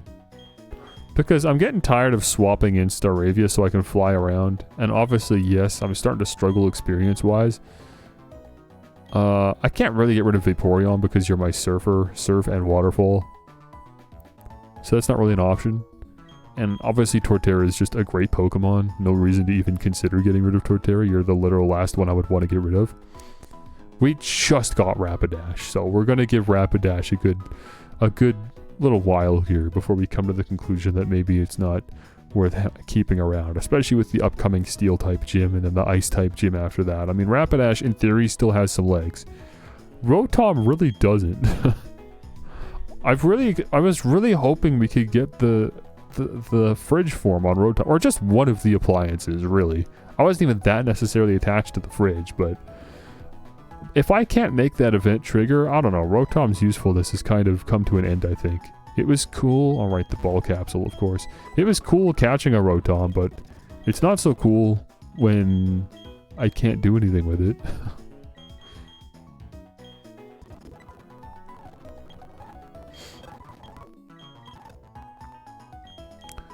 So I'm going to take Staravia. Oh yeah, I gotta look at all my Chanseys. I forgot about that. I'm going to put Rotom right there. I'll take the spell tag off, but I don't know who else I'm going to give it to. Chansey? Oh, an Oval Stone. You don't have a Lucky Egg, you have an Oval Stone. Was that changed? Or was there always a chance that you would have an Oval Stone? Okay, well I have just 3 Chanseys for no reason then. Where the heck do you get the Lucky Egg then? Maybe you can't. Maybe you pick it up somewhere. Maybe it's a hidden item somewhere. Like the King's Rock was. Alright, let's fly to Jubilife City.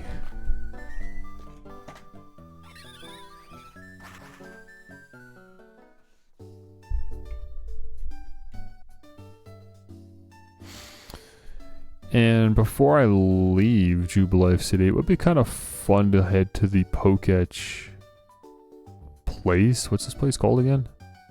The Poketch Company, sure. I kind of thought they made more than just the Poketch. They're like Silphco, but maybe not. I'm the president of the Poketch Company. Your patience is reported and I've developed a new app, the Memo Pad. Cool. Your patience is rewarded. I've developed yet another new app. The marking map. What was that? Yeah, the marking map. I don't really remember what the marking map is for. Like if it has a decent use case or not. I've developed another new app. The link searcher.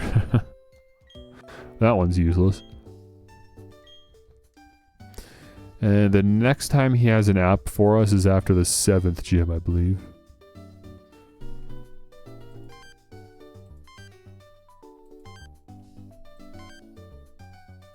The analog clock. Here's the marking map. So yeah, I have 6 different icons that I can just associate with different places, I guess. Can I? Okay, you just drag them on. Okay, well that's kind of useful, I guess. Remind yourself where you want to like backtrack to an area to pick up like an item or something. There's the link searcher, obviously useless. Where's the memo pad? Oh, there it is. They kind of just threw it in there, huh?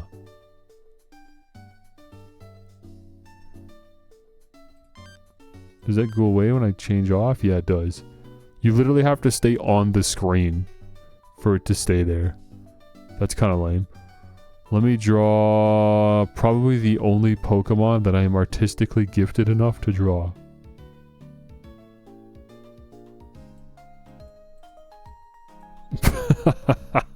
It's Ditto. I think that's the only Pokemon that I'm capable of drawing even halfway competently.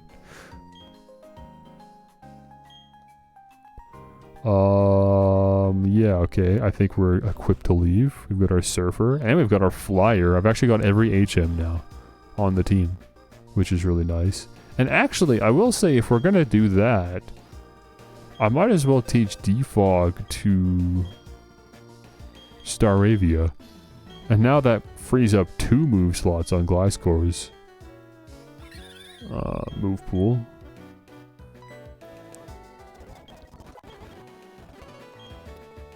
Cool. Get rid of both of those. Let's get surfing. Up here, we've got a rare candy. That's what it was in Diamond and Pearl as well.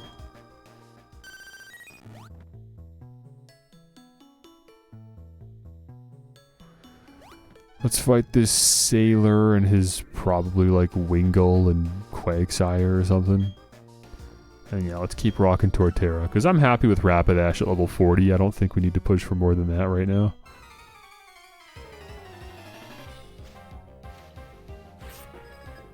I should have looked at the stats. I didn't even think to check out Rapidash's stats. Well, Mantike, that's fun.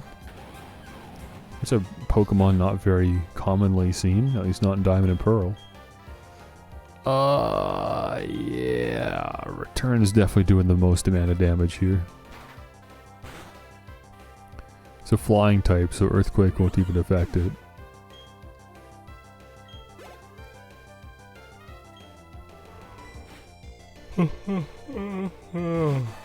Oh, the choke, okay. I think we can pull out the Earthquake for that. Did I use PP ups on Earthquake? I wasn't paying attention to how much PP it had. I feel like I did. I think I remember looking at my bag, seeing that I had 4 PP ups and then using 3 of them on Earthquake.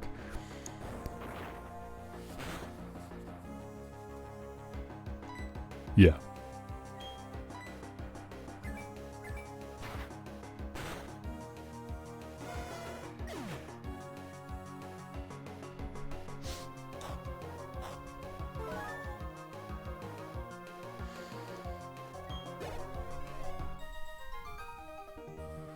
Thank you, Skylar.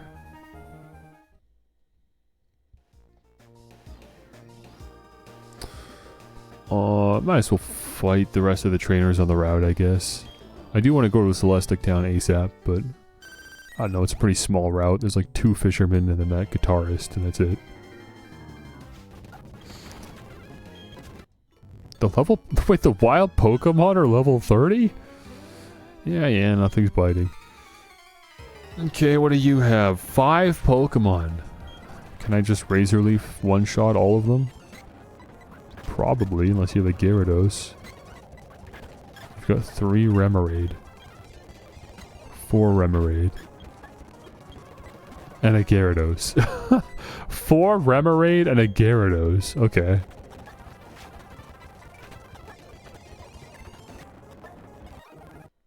Awesome.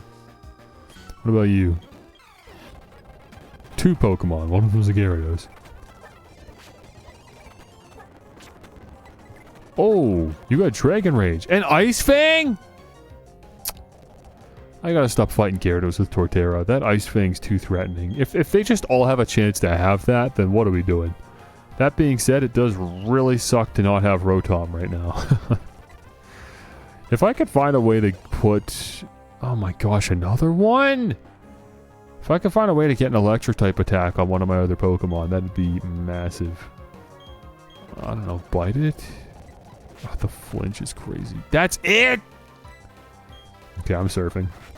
That's definitely our strongest move at this point. Brine now. Oh, I got frozen by Ice Fang! Incredible! Bye, Vaporeon. Okay, great. Now I have to send out either the fire type or the one that's weak to ice moves. Oh. Good, it's too stupid to use a water move. Dude.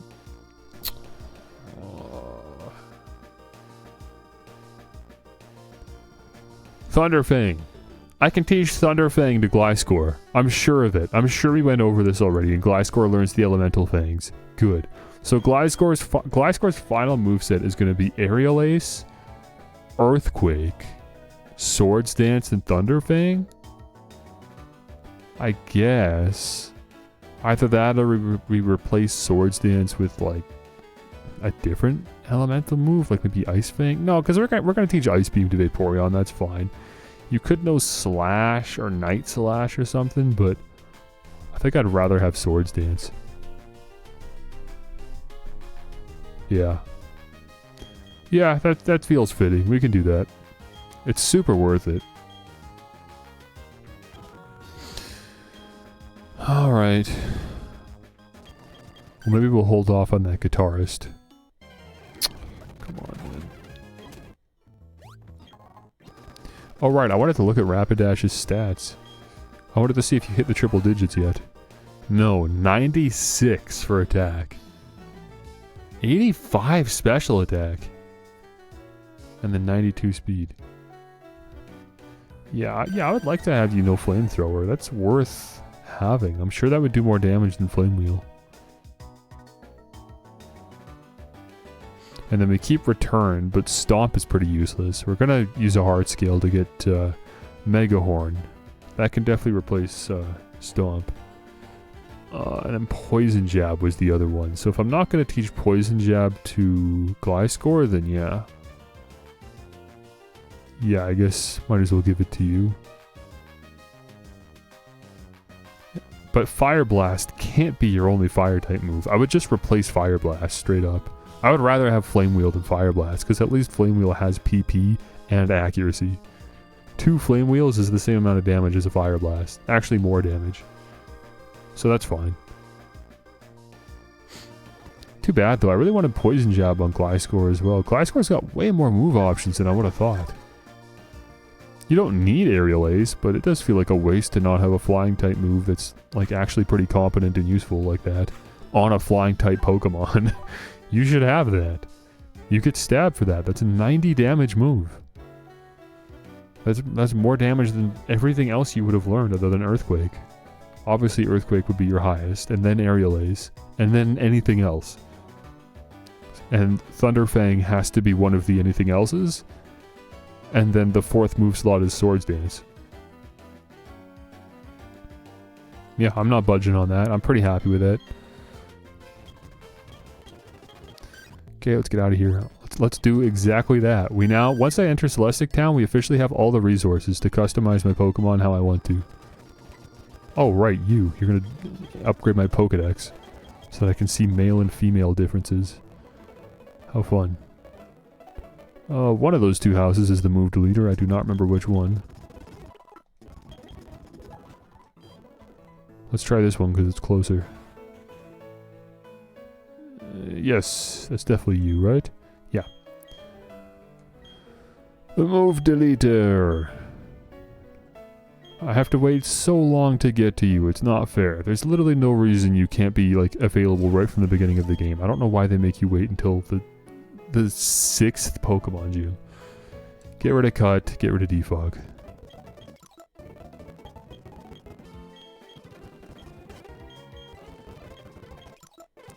Thank you so much. Okay. Now, how many heart scales do I have? Because I need 4. I don't need 4, I need 3. I would like 4. Frankly, I'd like 5.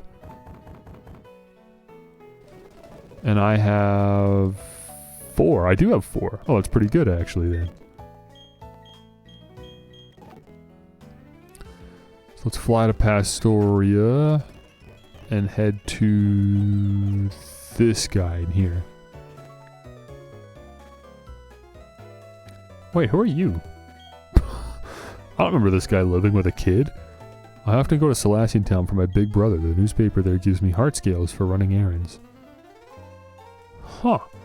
They put him here in Platinum just to let the player know that there's a way to get more heart scales via Selassian Town. That's cool. I guess I might as well check today. Who knows? Maybe I have one of the Pokemon they need. Okay, you... Yes, honest to goodness hard scale. Let's start with Gliscor. Thunderfang. 65 damage, 95 accuracy. I'll do it.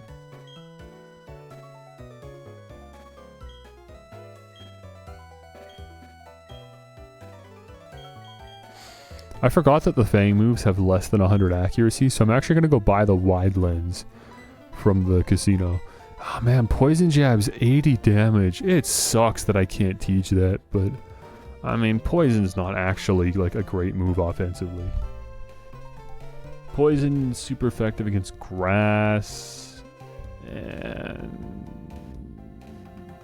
Fairy, which isn't even in this game. So, not super useful, especially when flying is also super effective against grass.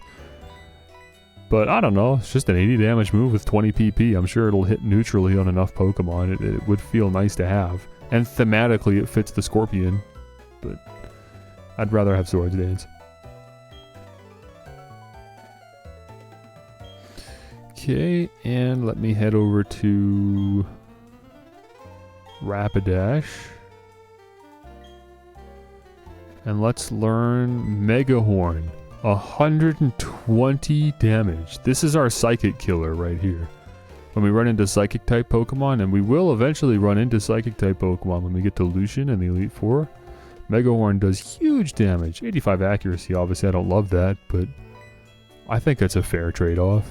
There has to be some drawback to 120 damage. So at this point we get rid of Stomp.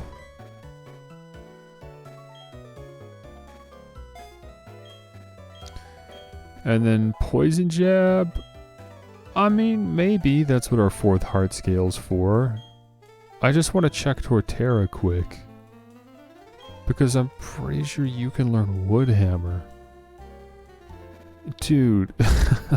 120 damage, 100 accuracy grass type move with 15 PP. The trade-off is that there's recoil damage. So every time I use Wood Hammer, we're taking damage in return. But it's probably worth it. It's got, I mean, Razor Leaf is doing 55 damage. Wood Hammer does more than double. That's a fantastic move to have. That's like a nuke. That does more damage than Earthquake. I don't need to use it all the time. I have Return and Earthquake if I want to deal damage without taking recoil.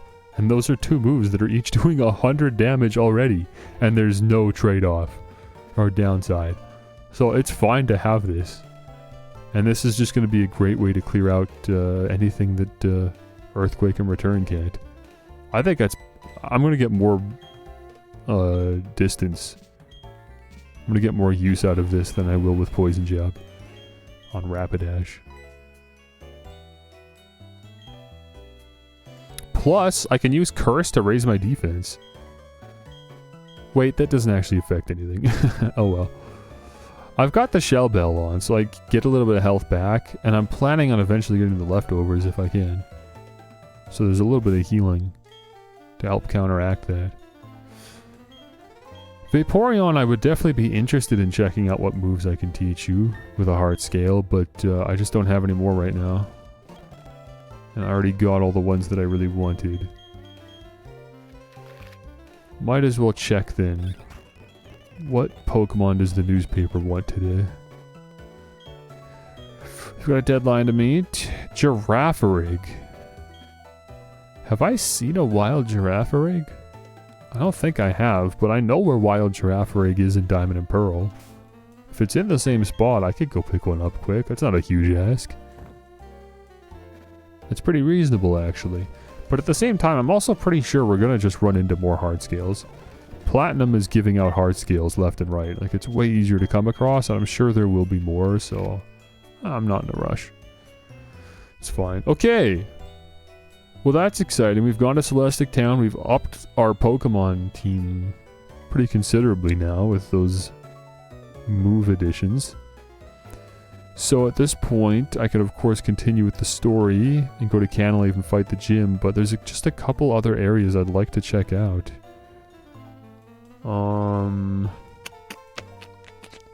Should I go south of Sanjum? I don't know. Leafeon? Yeah, it's one of the, like, 7 or 8 different evolutions. Yeah, there's 8 different Pokemon that Eevee can evolve into. Leafeon's one of them. Leafeon is introduced with this game. This is the Pokemon game that introduced Leafeon. Or I guess Diamond and Pearl, technically.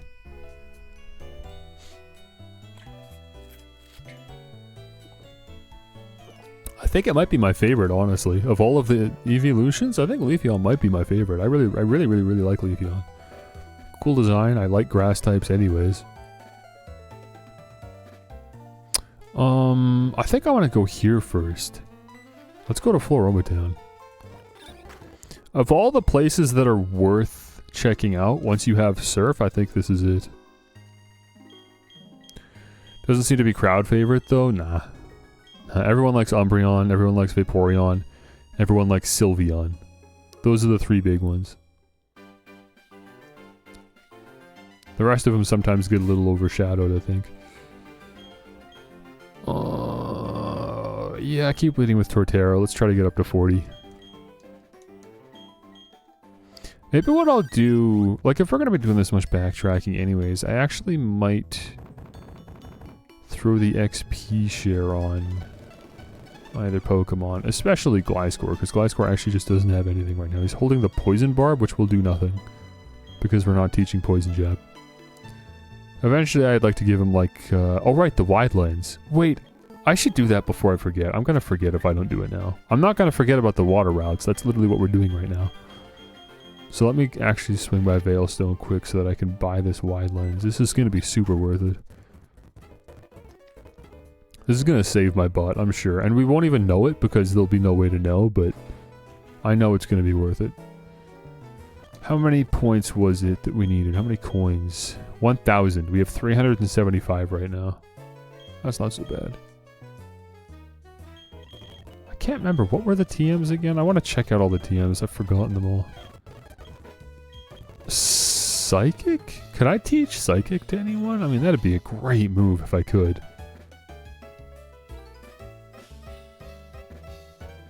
I doubt it.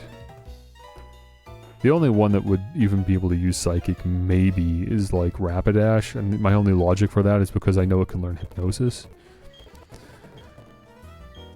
Flamethrower, so there's the TM. I know I can teach that to Rapidash, but yeah, it's definitely expensive. Frustration, Return, Hidden Power, U-Turn. Huh, U-Turn would be an interesting move. That's okay, we already got Mega Horn. Okay. Let me go get about 625 coins from you. I can buy 500 for 10,000. That's actually super affordable.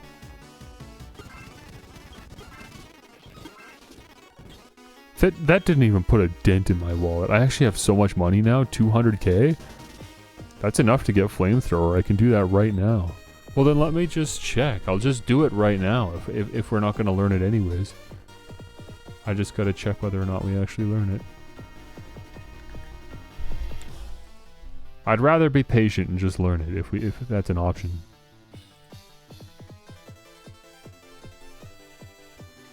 It's not. You learn Flare Blitz at 56. Huh. Okay.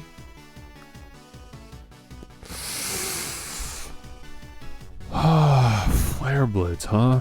I can't have that be my only fire type move. Return, Mega Horn, Flame Wheel, and Flare Blitz? That could work. But even then, I'd rather have Flamethrower than Flame Wheel. There's just no way that I don't want Flamethrower.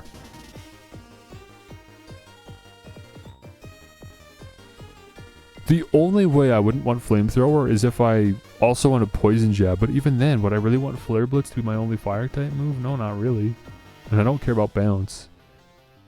Yeah, flamethrower is super worth it. I gotta do this. Wait, but we could just get flamethrower. I'm certain. I'm like certain we can just pick up a flamethrower somewhere. I just don't know where it is. Let me check. Fuego Ironworks. We're like about to pick one up anyways. Yeah, what a waste of money. I'm not gonna do that then. All good, all good. Oh, Ice Beam. Wait, I was thinking about Ice Beam for Vaporeon. Did I ever look up where that is? Because maybe... Can I just like look up a list of TMs or something? It'd be way quicker. I'm sure I can, but whatever.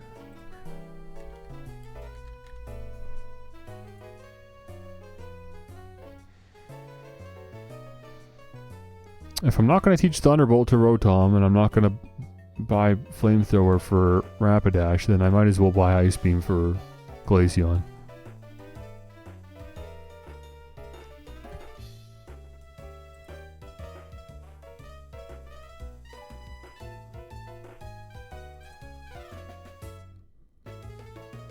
Route 216. Do I need Rock Climb? I do. That's actually a big wait. I gotta wait until I can get Rock Climb to get Ice Beam. That doesn't...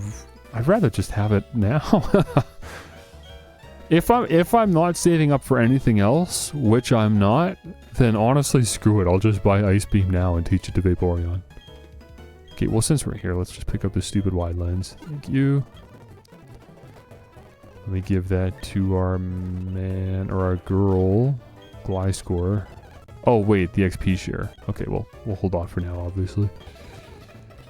Okay, now let me just go spend an insane amount of money. Until I have...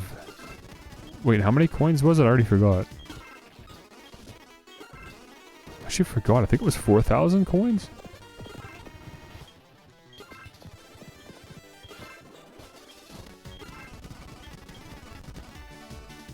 Let's find out.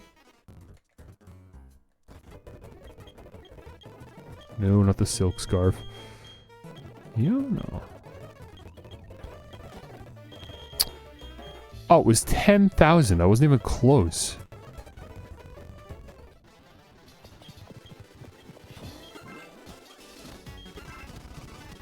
Can I even afford that? That's so many coins. Dude, I can't even afford that. Look at this. Just so I can get it a bit sooner. It's okay. Like I said, I actually don't think I have anything else to spend my money on. It's fine. I could go the rest of the game with $0 and probably be fine.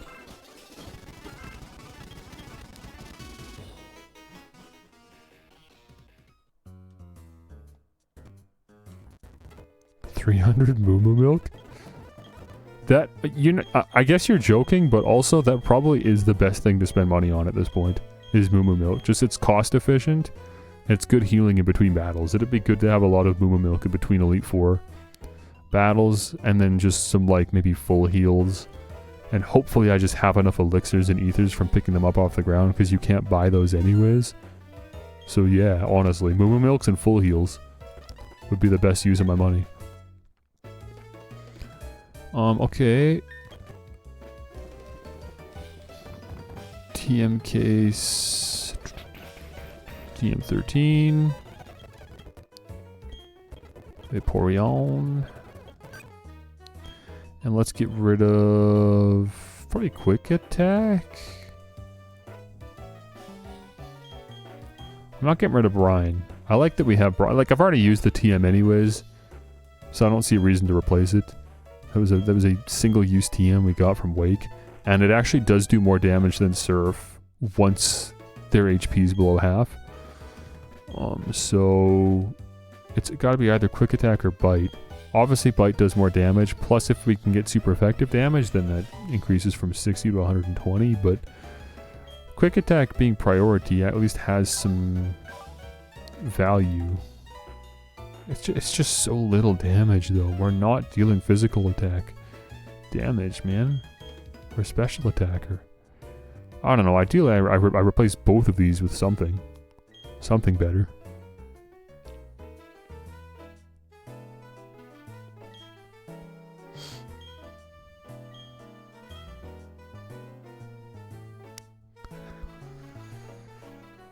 I'm gonna get rid of Bite.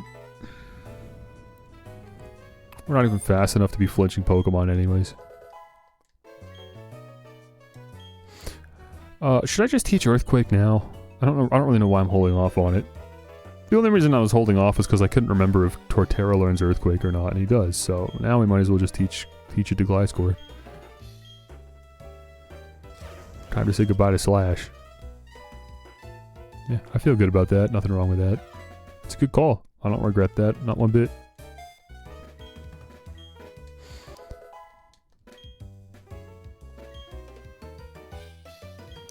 Cool. Okay, let's get out of here. Now we'll go up to Fuego Ironworks.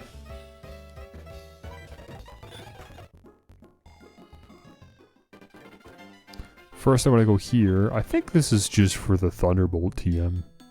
But, I don't know, why not? It's here. We're able to. Oh, it's the Electorizer.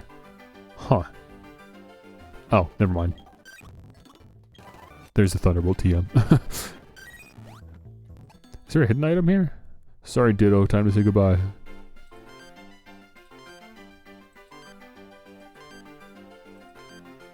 Hello? I have too many apps now. Oh, there actually is a hidden item right in front of me. A Max Elixir. Perfect. That's the good stuff right there. A Max Elixir? Don't mind if I do. That's how we get through the Elite Four, is with a Max Elixir.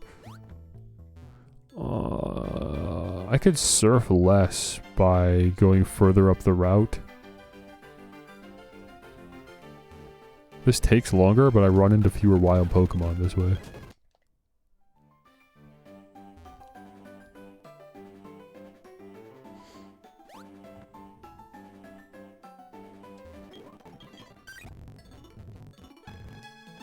There. Okay, check it out. We get to go to Floroma Meadow. Look at all the flowers. Get to run around in the flowers. Some items here we can pick up. What a nice little place. Looks like there's 4 visible items. But here's the thing. This location has so many hidden items. If you're willing to be patient and use the dowsing machine, you can run into so many hidden items. Like a honey, I guess. That one's not super exciting.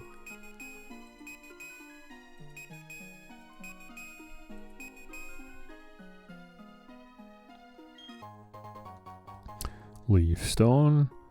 I have no one to evolve with that.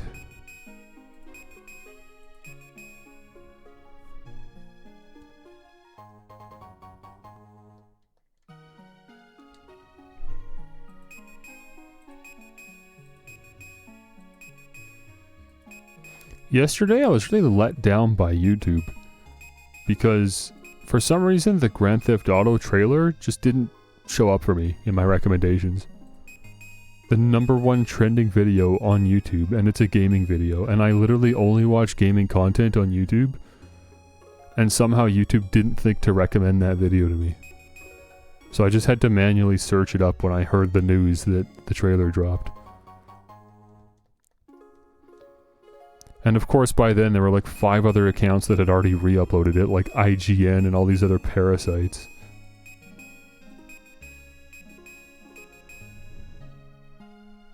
So the Rockstar upload wasn't even the first result. But I made a point to watch the Rockstar upload because I'm not going to give my viewership to Polygon or game trailers or whatever. You got it minute 5 on Twitter? I think I got it like a half hour later. Because someone that I subscribed to just posted a video saying the GTA 5 trailer is here or something. I was like, what? Since when?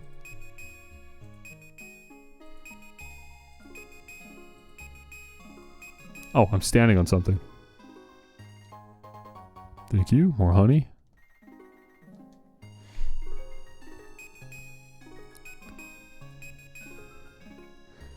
The trailer didn't do much for me, but going to the website, it was cool reading more about the characters and stuff.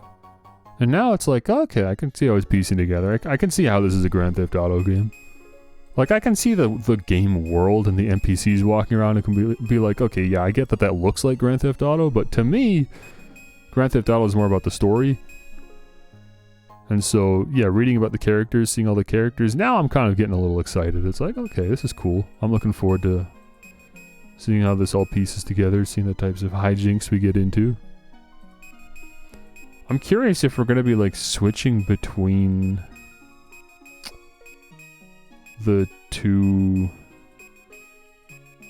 protagonists in the same way you switch between the three in Grand Theft Auto 5. I imagine probably that's how they're going to do it.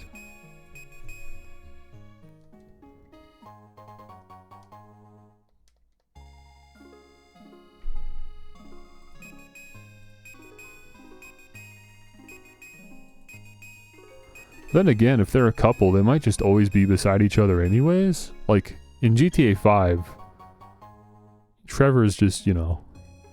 You switch to Trevor, he's just... God knows what he's doing. You know what I mean? Like, they're not hanging out together.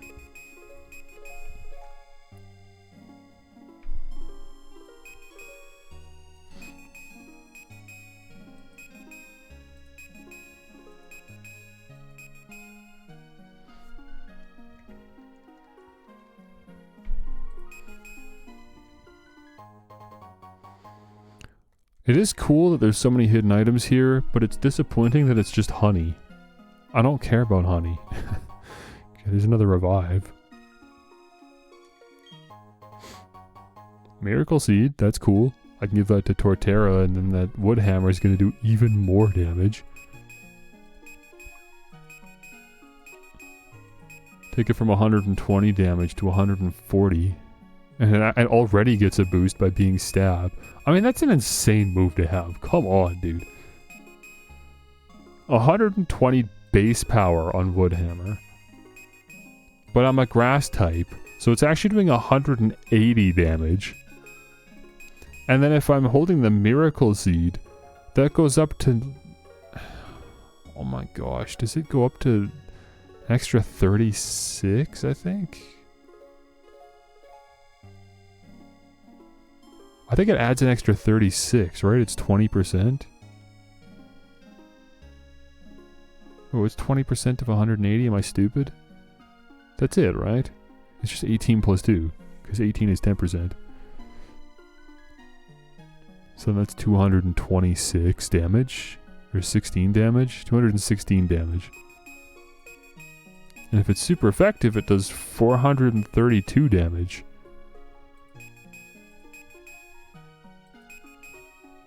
And I mean, what Pokemon is surviving 432 damage? From a Pokemon that's dealing triple digits worth of attack damage. Like, it's unheard of. That will kill so many Pokemon. Okay, I think we're done here. That was fun. A little run in the flowers. Not even the reason we came up here, though. That was a distraction. We're supposed to go up here to the Fuego Ironworks. Grab some more useless berries.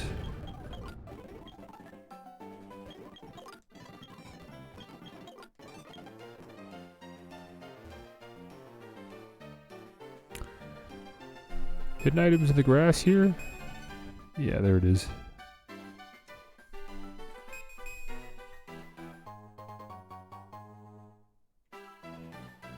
Ultra Ball. And what about up here? Yup. Big mushroom.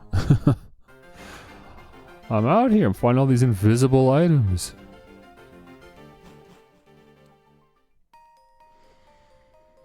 Okay. Maybe Torterra's not the man for the job here, actually. Let's switch to Vaporeon really quick. Just for the Fuego Ironworks.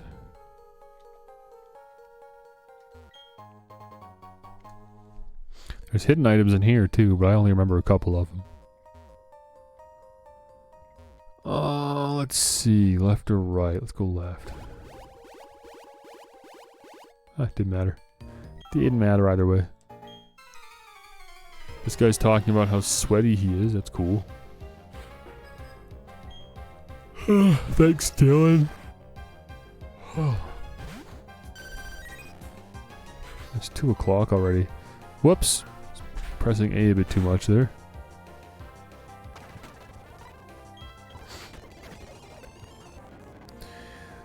Machoke, Machoke. Keep surfing. Use Ice Beam for once. There you go. I would love to give the Shell Bell to Vaporeon. What did I give you? The Amulet Coin? Yeah, Torterra's got the Shell Bell right now. I'm just gonna look it up, man. Can you even get leftovers? I'm putting a lot of expectations on something that might happen. I don't even know for a fact I can get the leftovers in this game.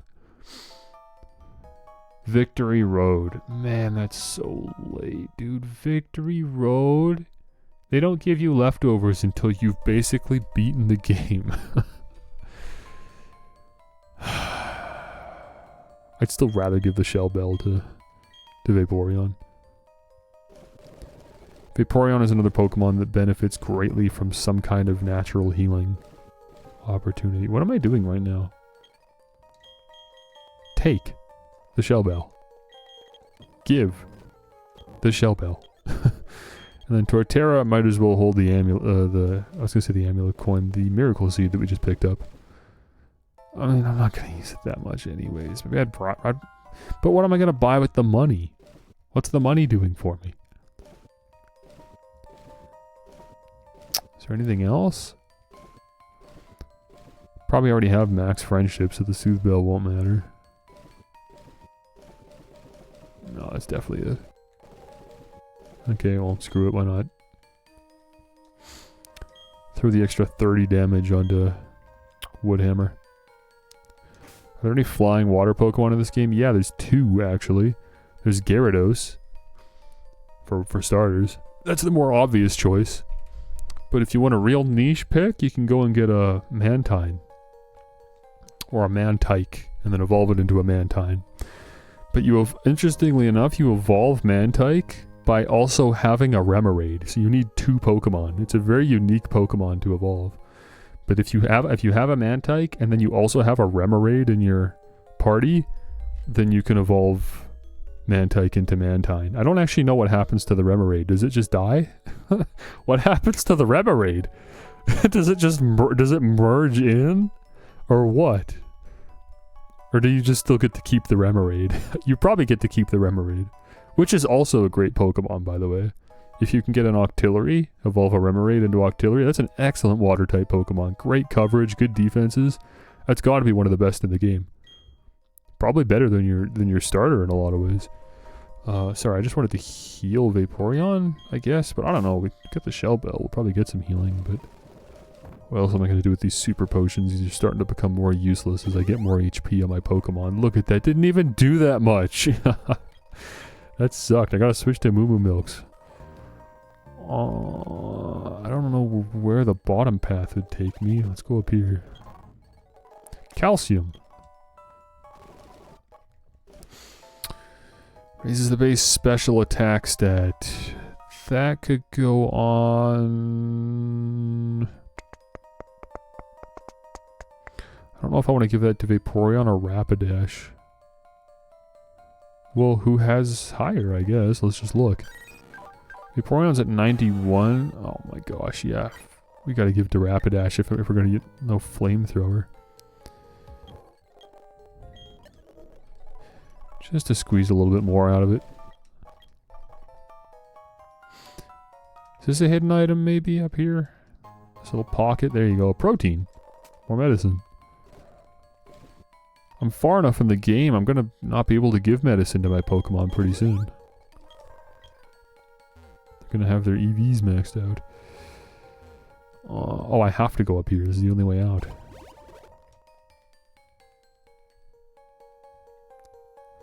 Now we go here.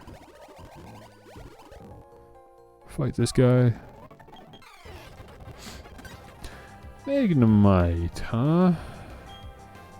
I'm running into more electric type Pokemon in here than I would have liked, but I mean, we do neutral damage with Surf. This should probably one-shot, yeah. Another one, good. We can do that. And another one, just 3 identical Magnemites. Obviously all dealt with in the same way. Perfect. Great little healing off of that.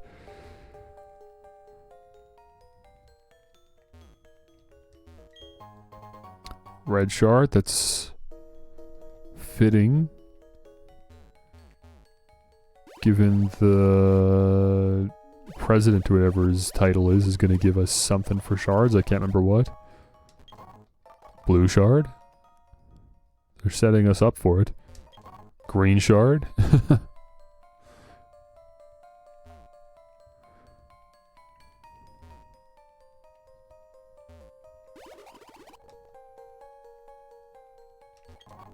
Firestone. Are you thinking of pairing someone with your Earthquake user? Is that why you wanted a water flying type? Good for double battles? Because there's not really that many double battles in the game. I don't think it's worth it. Oh, actually this has a hidden item, doesn't it? Star Piece, nice.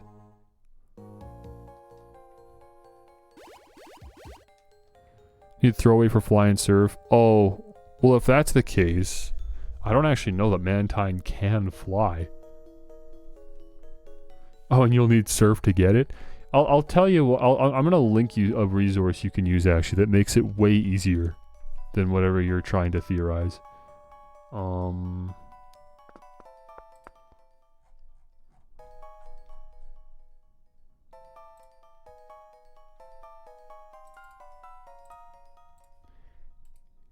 Here, check this out. So this website, if you scroll down a bit, it's got a list of checkboxes that show all the Pokemon in the game and which HMs they can use.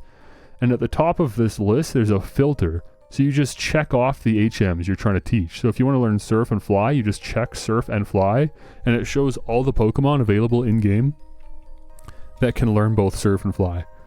And in Pokemon Platinum, there is exactly one Pokemon in the whole game that can learn Surf and Fly, and it's Pelipper, who I actually just forgot was even in this game because it's a pretty forgettable Pokemon. But I think you need to Surf to get Wingull? I'm not really sure how you'd get a Wingull other than surfing. Let's see what the locations page says. I don't know. Let me just go to Bulbapedia. It doesn't look great, but it is pretty handy to have a flying surfer. I'll give you that. Game locations. Oh, you can find it in the grass on Route 213. You lucked out. If you can go to Route 213 and run around in the grass, you might find a Wingull. It's got a 20% encounter rate. That's not so bad. And you'll catch it at level 24 to 26, which is already pretty close to when it evolves.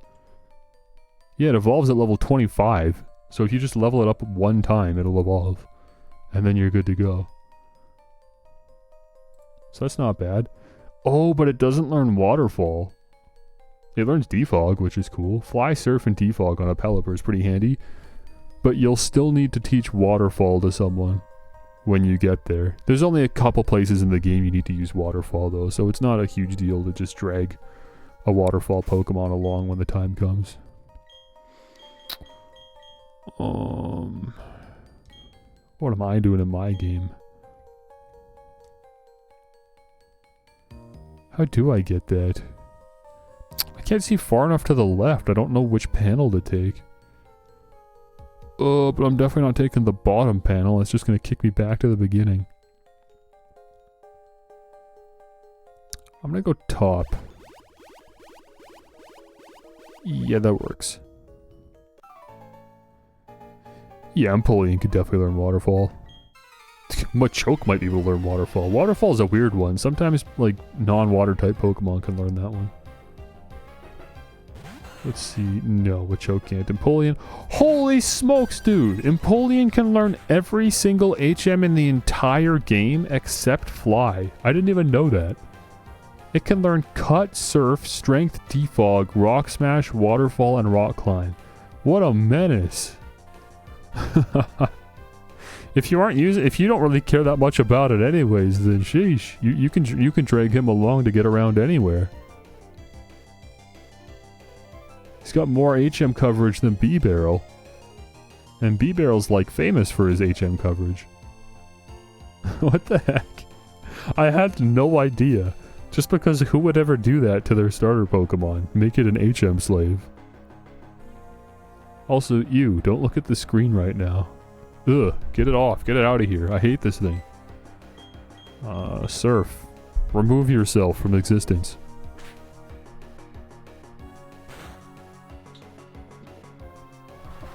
Why is it outspeeding me? Get it out of here. I hate this thing. It's gotta be my least favorite Gen 1 Pokemon. Stupid butthead.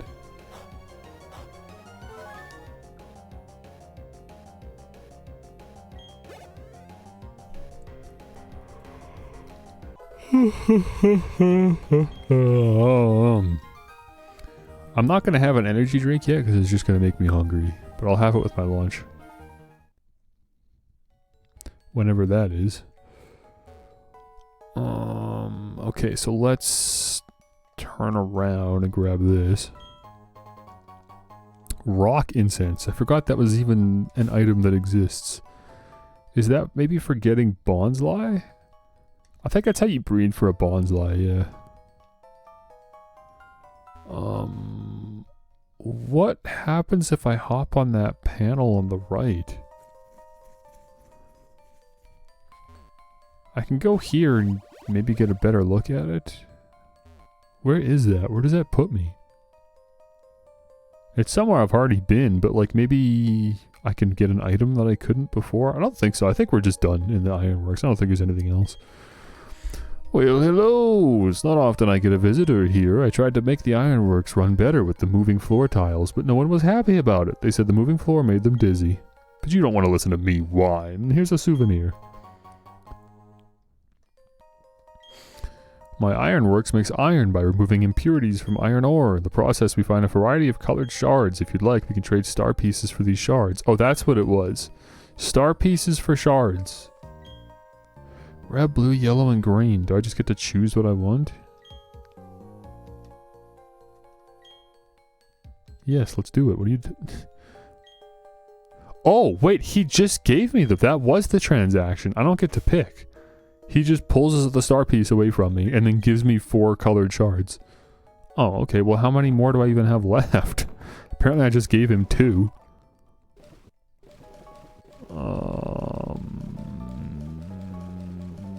That might have been all of them. Oh, no, wait. I've got 2 more. The thing is, these sell for a lot of money. It's probably not worth it, dude. The shards are probably not worth it. Let me put them all together. Let me sort my salad here. Let's get our blue shard up here. Green shard.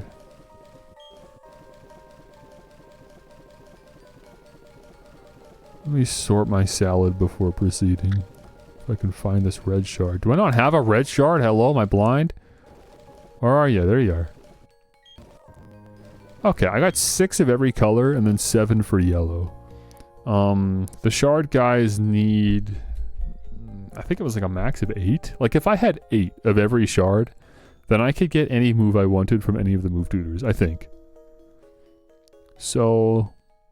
yeah, 2 more star pieces gets me there. It could be cool. I don't really know what I would want to teach and to who. But I do like that I am engaging with the game mechanics, you know what I mean? If this is going to be my last time playing Sinnoh for a while, it's cool at least that I'm getting to explore it properly. So yeah, there. I've got a bunch of shards now. Maybe we'll learn a move later. And there is Flamethrower. Took a while, but now we have Rapidash's latest upgrade. There you are. Wait, you do 90 damage in this game, right? That didn't change? 95? Yeah, perfect, dude. Perfect. That's definitely going to do more than Flame Wheel. I cannot keep Flame Wheel when I've got Flamethrower. Come on, dude. Or we could get rid of Fire Blast at this point. Fire Blast, I mean, 120. I don't want to pretend like that's not higher than 95. That is quite a bit higher. But it is rare, I think, that I'm going to be in a scenario where I have Rapidash out. And I'm thinking to myself, Flamethrower is not going to cut it. I need to go for the extra, like, 25 damage. And I'm willing to sacrifice the 15 accuracy. There's not many scenarios where that's going to happen. Right? Because Flamethrower already, we're getting stab on this. We can't look at this as 95. You have to look at this as 95 plus 50%.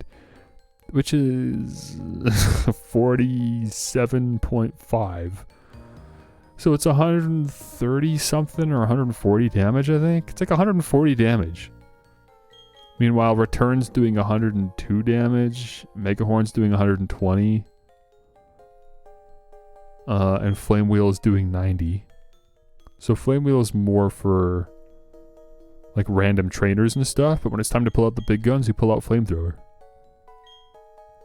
And I know we have lower special attack than physical attack. I don't know, dude. 85 accuracy just sucks, dude.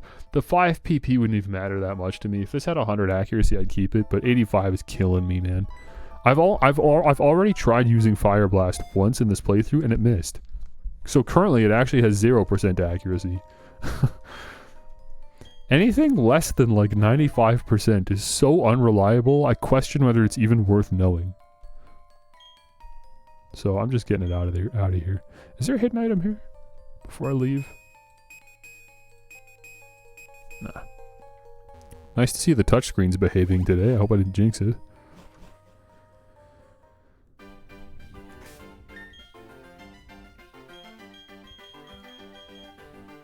Well done, Vaporeon. We cleared out Fuego Ironworks handedly.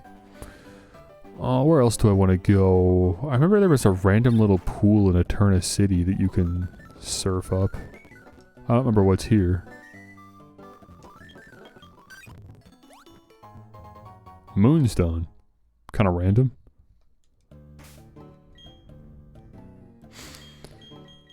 What's next?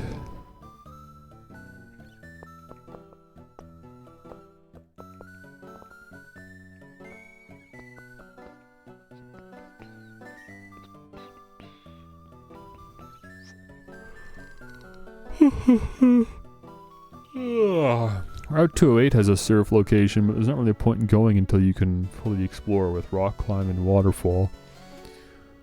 There's a few surf spots on Route 212, isn't there? There's like quite a few. Yeah, I think that's worth checking out, because it's not like just one random little pool. There's like 3 or 4 spots where you can get items.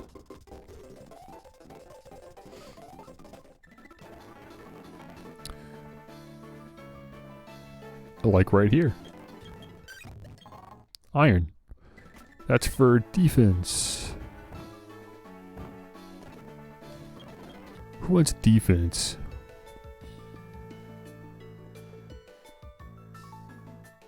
Either Vaporeon or Rapidash. Let me check you two out. Rapidash has higher defense, lower HP. I think Rapidash's biggest threats are more commonly special attacks anyways. Rather give it to Vaporeon. I mean, Vaporeon's biggest threats are also special attacks, but you do have particularly low defense. It's your literal lowest stat. Oh, it's your lowest stat too. You both suck. Okay. I don't know then. I don't know. It doesn't matter. Just give it to Vaporeon.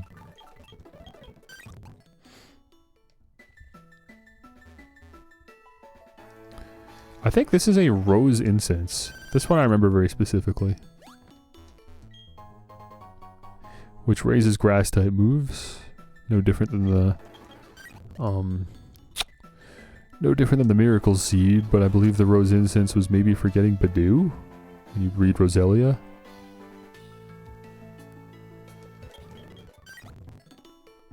Here's some funky berries. A lumberry? Now that is a good berry. Tomato plant is growing bigger. I don't know why you're not already ready to go.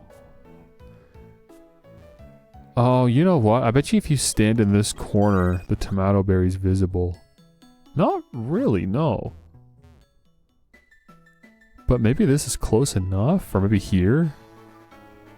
One of these edges I must have walked across last stream, and it triggered the the game like decided that the berry patch had become visible, and then that's what starts the deterioration process. So unfortunately I don't get a tomato berry. I don't know what a tomato berry does, but I don't get one. But I did get the lumberry.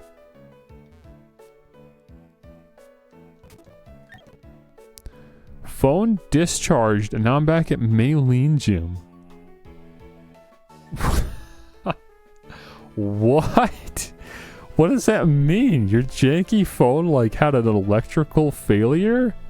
And you lost your last save, or have you just not saved in that long? That sounds miserable. I mean, I can't help but laugh. That's funny, but you just actually haven't saved? That's kind of on you then. You should definitely be saving more often than that. Phone has a 2-hour battery. Oh yeah, that sucks. My phone's battery is definitely not what it used to be. It's definitely gone down over the years. But it's probably better than 2 hours, I would hope. Like if I was actively using it. But I don't actively use it, so I don't actually know like what the battery life would be if I was using it for an extended amount of time. I just pocket it all day.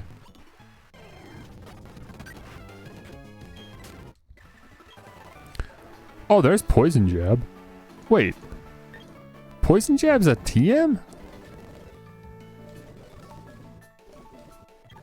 Poison Jab is a TM. I didn't even know that. And here I've been thinking about heart scaling it onto multiple Pokemon. I could just pick up a TM for it here. And now I can teach it to Rapidash or Gliscor. Okay, well then now's the time to reconsider this again. Do I want Poison Jab? Again, for Gliscor, I'm pretty locked in. I refuse to budge on Earthquake and Wing Attack. I love having stab moves on my Pokemon. They get the extra damage. Those two moves are, I mean, excellent. I don't want to replace those. Thunder Fang's an unnecessary move at this point. I need to have an electric type move on my team. There's too many Pokemon in this game that you want specifically electric damage for. And Gliscor, I think, has the speed to make use of that. So I'm not really budging on that. I think Thunder Fang's just kind of cool. Sue me. So then at that point, it's got to come down to Swords Dance. And I mean, I don't know why the conclusion's different than last time. Last time I concluded that I prefer Swords Dance because Poison Jab doesn't do super effective damage to anything but grass types. And funnily enough, Rapidash also does not struggle with grass types. These are the two Pokemon I have that are not struggling with grass. So they really don't need the coverage in that sense. So really we're just looking at neutral damage. What is poison hitting for neutral damage that we can't already hit? And likely the answer is nothing. I mean, Rapidash has Return. Return is going to do more damage than Poison Jab if we're just talking about neutral damage. And it never has any problems outside of Rock and Ghost. I think. Oh, and Steel. Rock, Ghost, and Steel. Poison literally doesn't affect Steel. And we're a fire type, so that's a non-issue. It just doesn't feel worth it at all. Does Poison hit Rock neutrally? I don't even know. I'm trying to like look at my type chart that's pinned to my wall. Like 8 feet from me. And my eyesight is not good enough to see from here. Although I think I'm seeing that Poison is not effective against Rock. Not very effective. Yeah. Yeah, Poison's not very effective against Rock, so that doesn't help it there either. So pointless. It's not going on Rapidash. Long story short, no. Having Return on Rapidash is just infinitely better. There's no point in having Poison Jab. It will do nothing for us. There will literally not be one point in the entire video game where I'm like, I want to use Poison Jab instead of Return or Flamethrower. Gliscor, on the other hand, what are you not hitting for neutral damage? Surely you have the coverage to hit everything. with flying, ground, and electric? That's gotta be like everything. You're even hitting steel. Yeah, I refuse to believe Poison Jab is an actual good decision. I just like that I just want my Scorpion to know a Poison type move because it makes sense. That's it. That's the only reason I'm even fighting for it. Because he's purple, like all Poison type Pokemon are, and he's a Scorpion with like a poisonous tail. He should know a Poison Jab. He just should know that. Thematically. But I can't justify it, really. Okay. Was that it? I don't think so. I think there was actually one more spot we can serve to.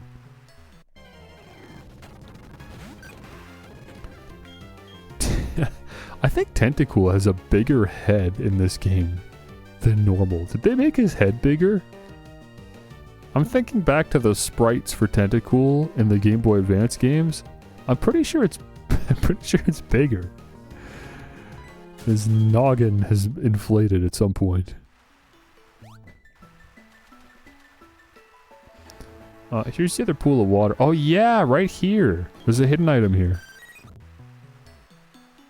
Just male-female difference? That actually might be true. That is how the male-female differences work in this game.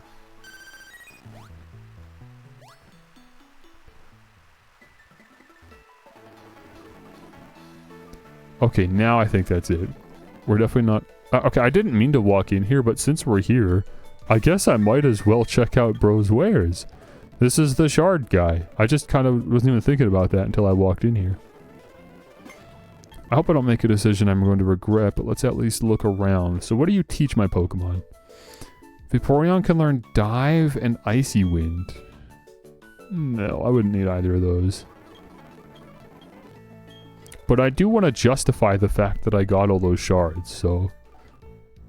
apparently he doesn't want to teach anything to Rapidash. What about Torterra? Nothing? What about Gliscor? Fury Cutter and Knockoff. No. Okay, well you're not the one, but that's okay, because there's still 2 other move tutors in the game, so that's fine. We'll give them a shot when we get there. Okay, let's go to the other major surf location that I think is actually worth doing now. Which is down here on Route 213. There's like a whole second half of this route that is only accessible via surfing. So let's do that.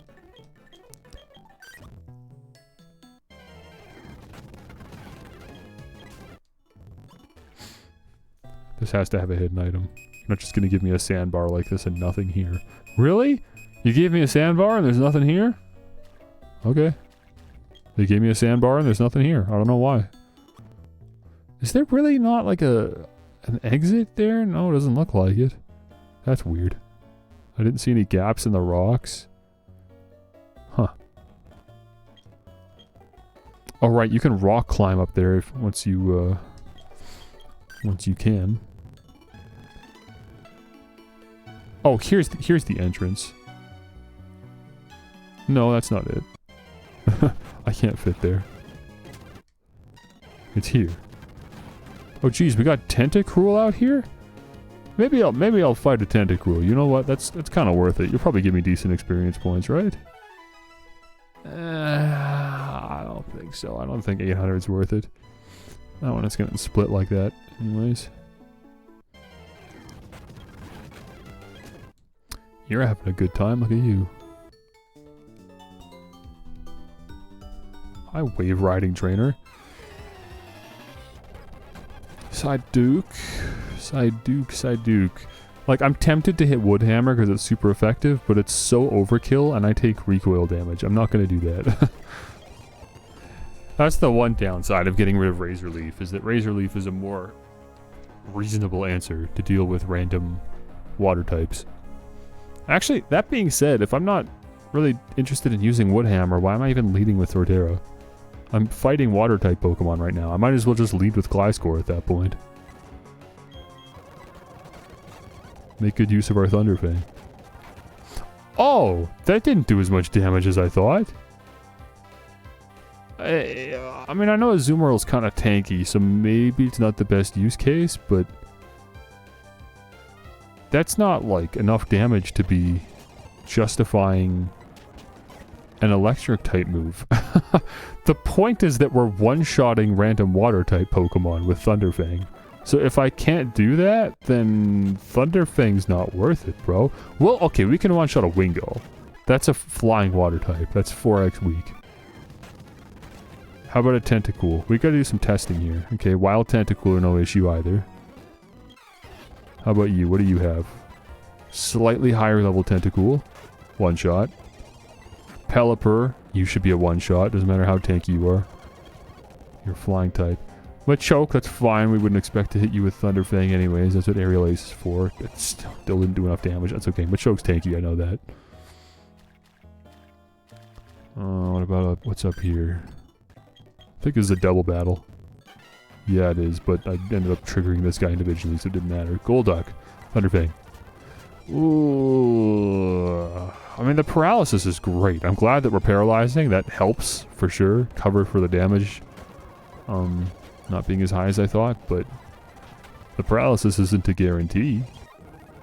I'm just, for some reason, triggering it a lot. Getting lucky. Finian, that'll go down. What? I couldn't even take out a Finian? Gliscor. Why is your attack so low? I mean, at the end of the day, that's what Swords Dance is for, right? You use Swords Dance and now no Pokemon is surviving a Thunderfang, so I guess it's fine. I just gotta actually use my setup move, right?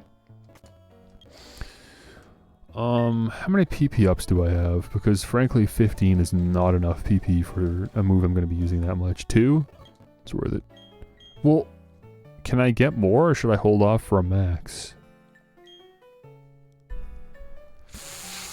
I don't know how many more PP ups are available. I'm just gonna look this up. Because I don't want to waste these. Because if there's no more available, then using these 2 would be a waste when I know there's a max coming up eventually. Let's see. Survival area in Stark Mountain. That's a little late. Team Galactic Headquarters has one. Oh, and there's still some numbered routes. 222. 216? Was that the Snow Point City route? Yeah. I might need Rock Climb for that, I'm not sure. But yeah, there's enough PP ups coming up. We can use these. We'll be able to top them up at some point.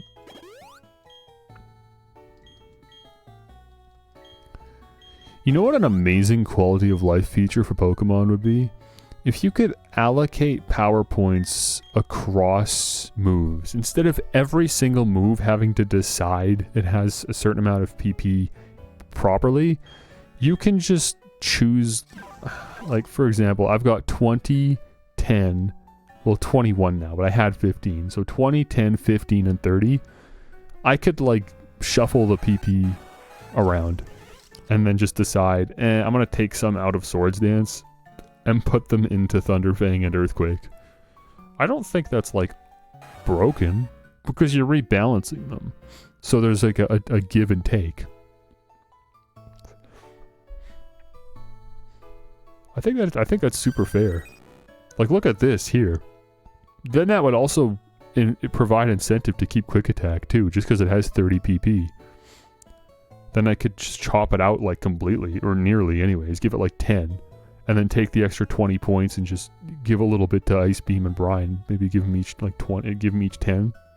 That'd be nice. Put a little in Surf maybe. That'd be cool. I honestly think they could introduce that and it would be looked at as just an objective improvement. It'd be a quality of life feature and it would just be pushing Pokemon forward. In every game, that would be a feature, and people would look at it and be like, man, remember when they introduced the PP allocation feature? The games got so much better when they did that. I don't know. That's what I think. Sure, man, let's fight. What do you got? A level 35 Kricketune. Incredible. Bye. I don't know why I'm bothering to fight these Pokemon Center trainers. I can't say they're particularly interesting or worth the time or effort.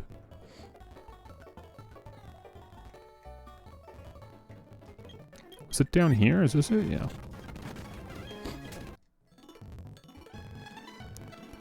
Let me go in here. I think there's a hidden item on one of these rocks. Oh, touchscreen's crashing. Hold on. Really? This is just a dead end. There's nothing here. Okay, that rock down there has a hidden item. Okay, well, let's do a full loop then.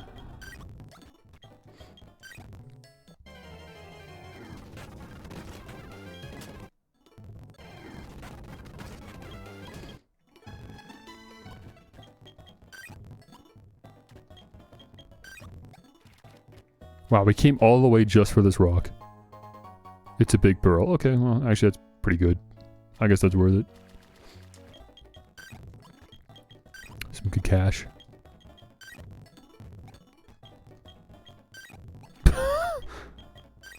That's I don't know why they do that. That's so stupid. They make me serve 5 times just to do that. 5 individual surf interactions.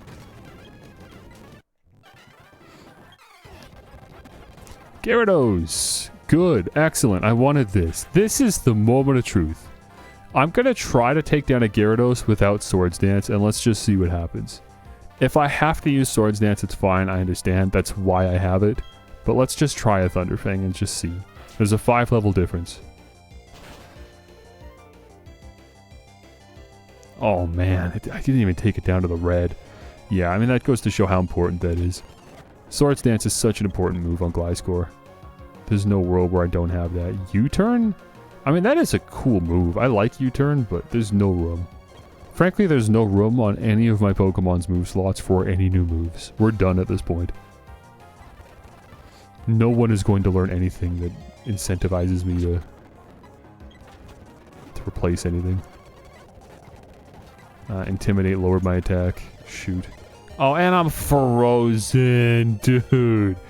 Come on. What are these freezes? It's the second at least time I've been frozen from an Ice Fang in this game, which is shocking.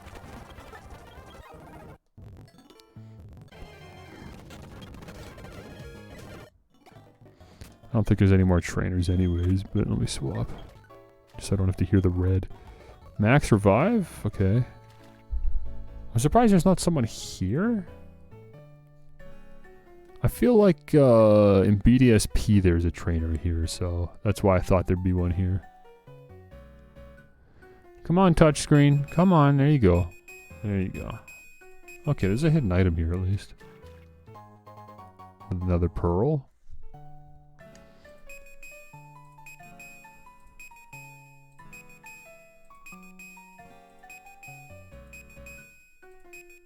Okay, fair enough. Oh, that's it. We'll have to come back here once we have rock climb.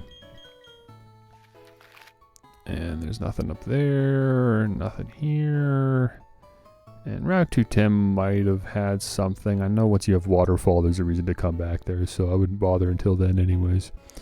So at this point, really the only thing we can go and surf to would be down here. But you're like greatly disincentivized from doing this now because you have to come back later in the post game anyways to actually go to Pal Park, and you can't fly to Pal Park until you can enter it, so it's not even like I'd be able to fast track this later. I'd still have to go through it later anyways. But at the same time, the levels of all the trainers and the Pokemon and everything are set expecting for you to do it now. So if I don't do it now, there's also just not even a reason to do it later, because everyone's going to be so underleveled. So I guess I'll do it now. I guess in reality I wouldn't have come back here anyways, because it's Pal Park. You need to have like a Game Boy Advance game inserted on the bottom of your DS to even come down here. I'm playing on an emulator. We're obviously not doing that. So I guess it's fine. It's now or never. I am messing up every single double battle in this game. Oh my gosh, I couldn't even take out a Shellos without Swords Dance! A level 31 Shellos. And it survived the Thunderfang. I have to Thunderfang before, or I have to Swords Dance before every fight, man. Oh my gosh. I might as well Earthquake at that point. I'm doing more damage just by, you know, doing a stronger move with Stab. That's crazy. What am I even using Thunder Fang for at that point? Oh my gosh. I gotta blow my nose.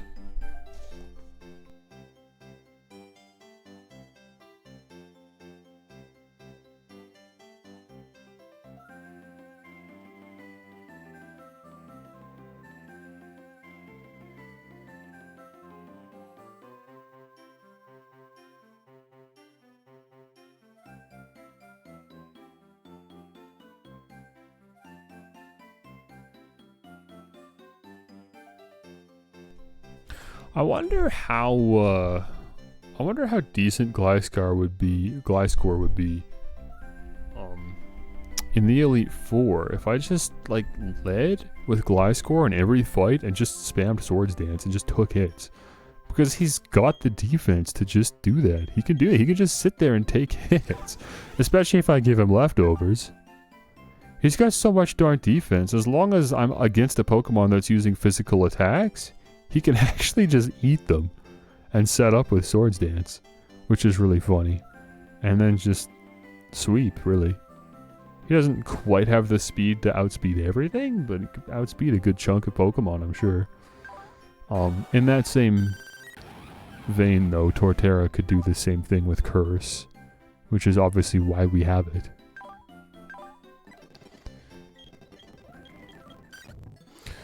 Okay, there are 3 paths on Route 220 and 221 here. I'm going to check out all of them, but I don't want to waste too much of our time, so I'm just going to fast forward through as much of it as possible.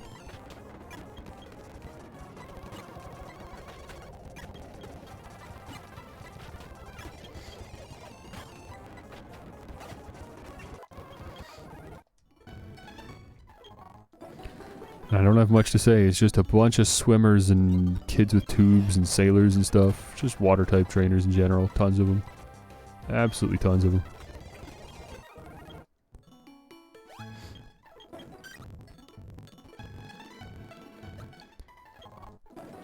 Splash plate, that's...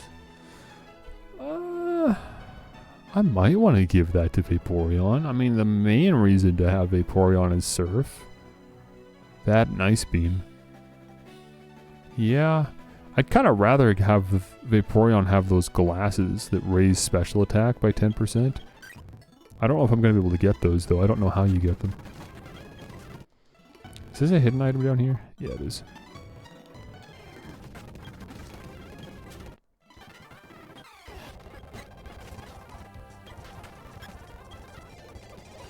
Ooh, an Octillery. That's worth Swords Dancing for.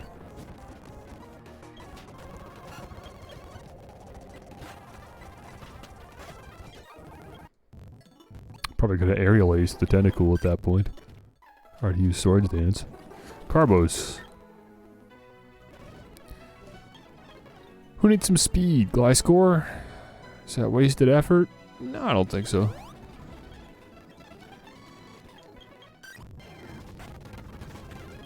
Am I going into a dead end right now? I might be. But as long as there's something here, it's not really a dead end. It's worth it. Okay, there's a trainer. A single trainer. I just realized Gliscor's level 40. Might be time to cool it a little bit. Well, I mean, this is the route, though, to be using our water killer. I guess it's fine, because I'm not going to pull Vaporeon out. Vaporeon can't even hit for most of these Pokemon for neutral damage. Maybe I'll just switch back to Torterra, just for a little bit. Just use up all my Earthquakes and returns.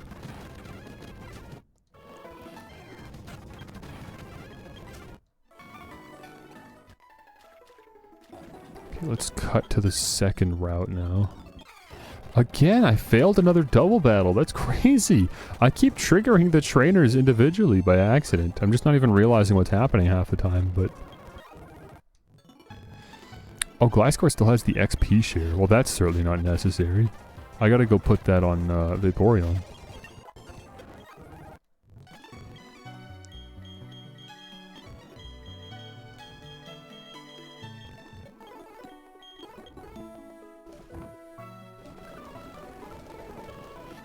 so many items.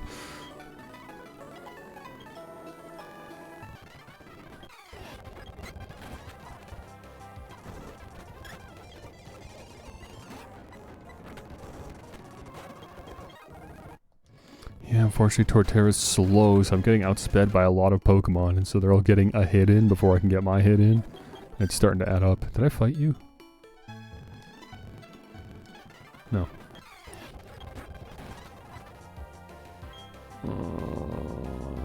Return. Ah. Gastrodon, I have to use Wood Hammer on you. You're too tanky. Aurora Beam? No, bro, you know Ice Beam. Give up. Okay, well, so much for Torterra. That's already it. Bro just takes too much health.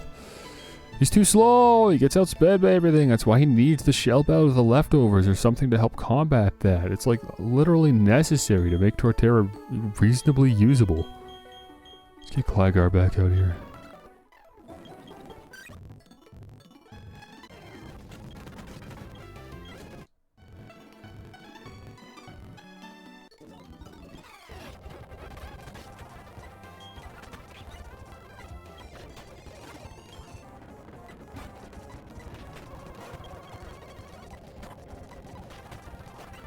Well, that's not a water type. What am I doing?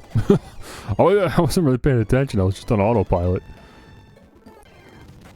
Just expecting every trainer to have water type Pokemon. It's funny though. I remember making that mistake last time I played BDSP on stream. I was doing a Nuzlocke, and that same trainer with that same Medicham actually ended up like destroying me because I wasn't expecting a non-water type on the water type trainers. You... Oh, you're a trainer. I thought you were going to give me an item or something.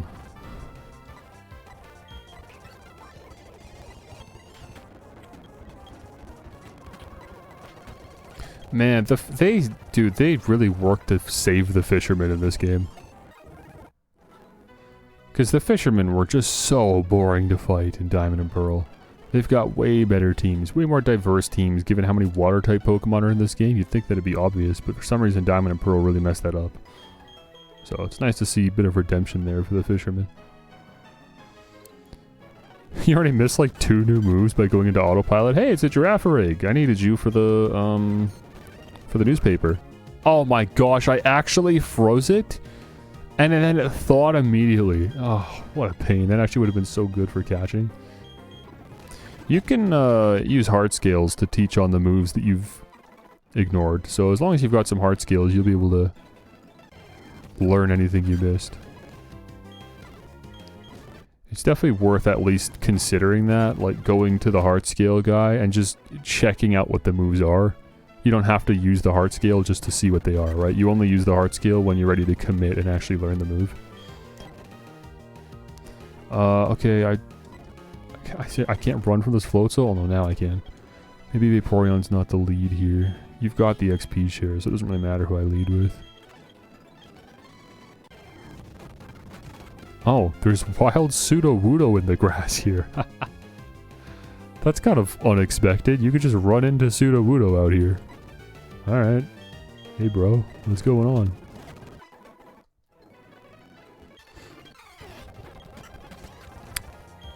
Sword Dance.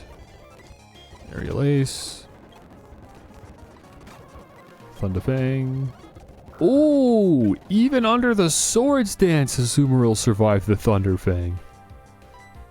This Pokemon's got way more bulk than it deserves. Lopunny. What do I have for a Lopunny? I mean, Earthquake's not gonna leave it alive. It will kill it. Oh, X-Scissor?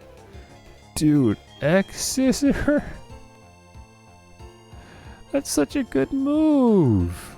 I don't want to say no to X-Scissor. Man, Gliscor learns too many good moves, man. But yeah, unless it does super effective damage, Aerial Ace and Earthquake both out-damage it. And then Thunderfang, obviously, X-Scissor's not a replacement for Thunderfang. Thunderfang is going to do more damage against water types, which is why we have it, so I can't justify it. We can't learn X-Scissor. That sucks. I hate having to say no to such good moves.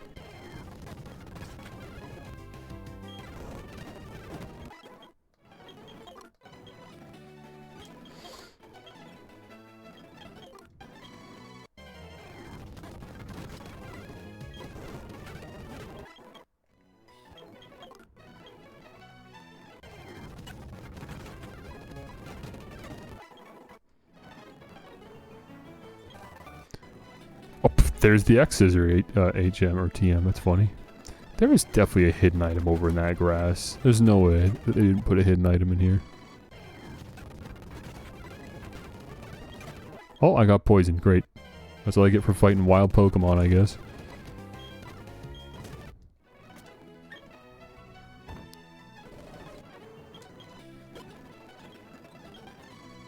Yeah, right here, there's definitely a hidden item here.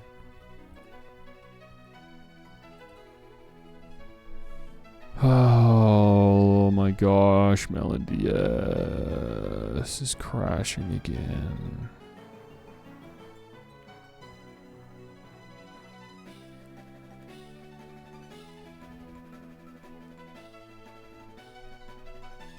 Oh my gosh, dude, what? Did it actually freeze for once, or is it gonna unfreeze itself?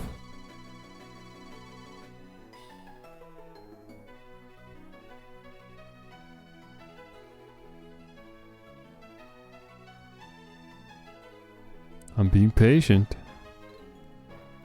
Uh-oh, this might be it. Oh! And it's back. That's crazy. I'm gonna save. I don't know the last time I saved.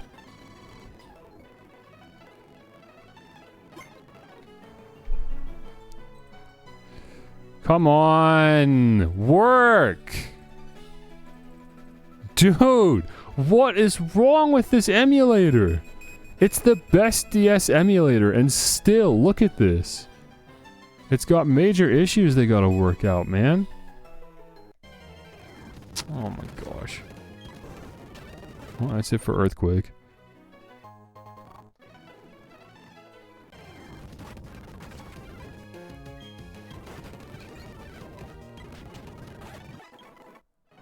I'm gonna lose Gliscor from all these wild Pokemon.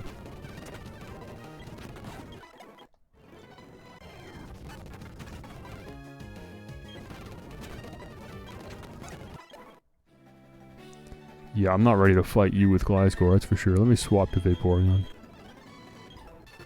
Water Ice isn't great coverage, man. You gotta get something else on there.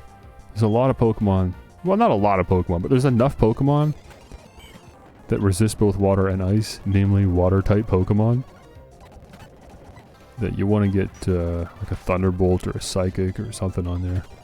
That's how the Starmie builds work. Wow, okay, cool priority move, Girafarig. Dope. Really, really cool that you have that. You're probably going to be able to take out Torterra, too. Yeah. Okay, it's all down to Rapidash. I don't have to fight the trainers here, but I mean, why else did I come here? The only reason to come down here is to collect items and fight trainers. Oh, a Togetic, that's fun. You're normal flying. Yeah, I'll use Flamethrower. Oh, right, you've got decent special defense. Okay, up here... Well, first of all, yeah, we did that already.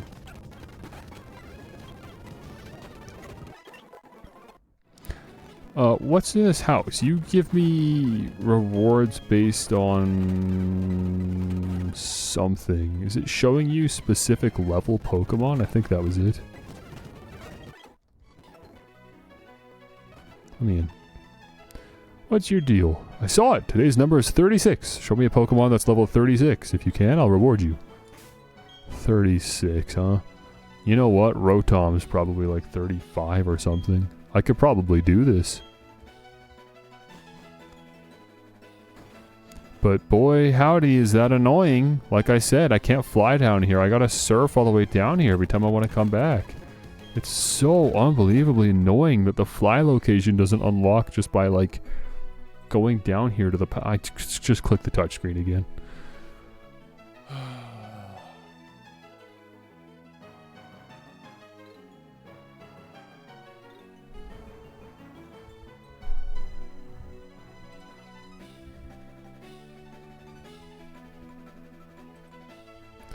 Maybe I should just switch to Desmume. The advantages of Melon DS don't feel worth it. When, like, anytime I click in the window, it's not even using the touchscreen, it's just literally clicking into the window, has a chance to crash the entire emulator. I don't know how that's even possible. But somehow, that is the risk you run when you run Melon DS. Maybe the core through RetroArch is more stable? I could try that. Or maybe I could just even rewind to an older build. I don't normally have to do that, but... Geez, I don't know. Maybe it really is just the most recent build that's buggy. I don't use this enough to know for sure. I usually use RetroArch on like Desmume or something, because normally I'm trying to earn retro achievements, but because I don't really care, I thought, well, if I don't really care, I might as well use the best emulator there is, which is Melon DS. But geez, apparently there's apparently there's drawbacks here as well. There is no perfect DS emulator. Let me get Torterra back in the lead now that we're done with that journey. And Vaporeon, you've still got the XP share. I guess that's fine. I mean, Torterra's got enough XP. I'd rather continue ensuring that no one's falling behind. I think it's fine. I'm not going to worry about the level 36 guy, because I don't feel like going all the way back down there. But I am going to go to Solacian Town. Yeah, I've never heard of Drastic, so that makes me assume that it's an Android emulator. Let me pull Giraffe Rig in here really quick. Whoops.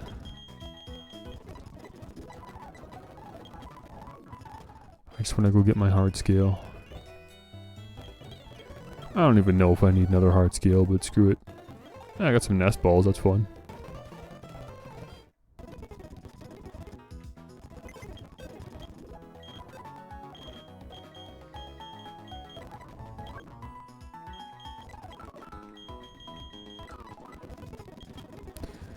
Alright.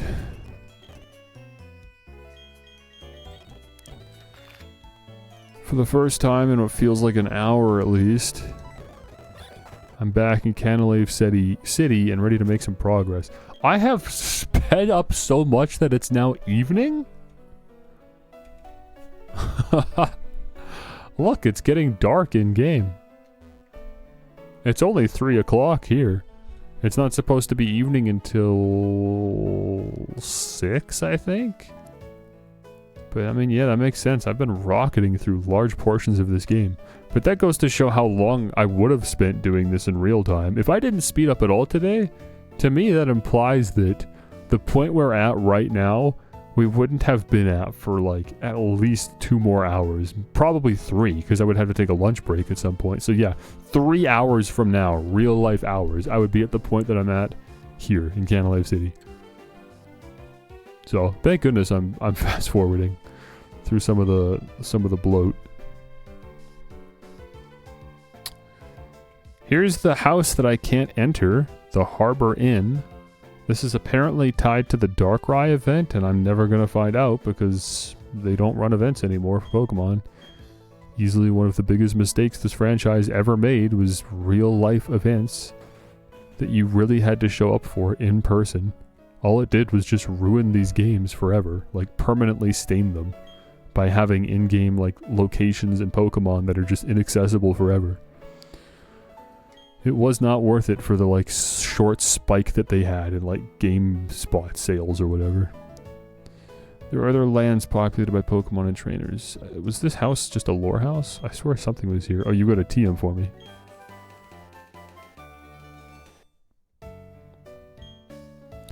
TM 48.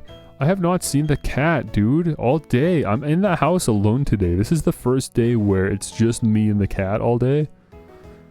So I was told to leave my door open and make sure that he's not getting into any mischief, I guess. But I'm streaming all day, so too bad. I'm not going to sit here and babysit the cat. But at the very least, I figured, well, he can hear I'm here. He knows I'm here. Surely he'll want to hang out. Right? Isn't that like a thing? Cats crave attention at least a little bit. But I guess it's too new? I don't know. The old cat wasn't like that, but I mean the old cat was like... there was something wrong with him, like mentally. This cat, as far as I know, is pretty, like, normal-ish. He might need to lose a bit of weight, but other than that, he seems fine. I'm gonna go check on him though, and then if I'm gonna do that anyways, I might as well do a proper BRB. I'm gonna get up, stretch, go to the bathroom, grab an energy drink. I'm not hungry though, so I don't want to grab food, but once I have an energy drink, I am gonna be hungry. So I think this is gonna be, I'm gonna take a BRB, we're gonna come back for like an hour, and then I'm gonna be too hungry, and then we're gonna have to do another BRB. I think is what's gonna happen.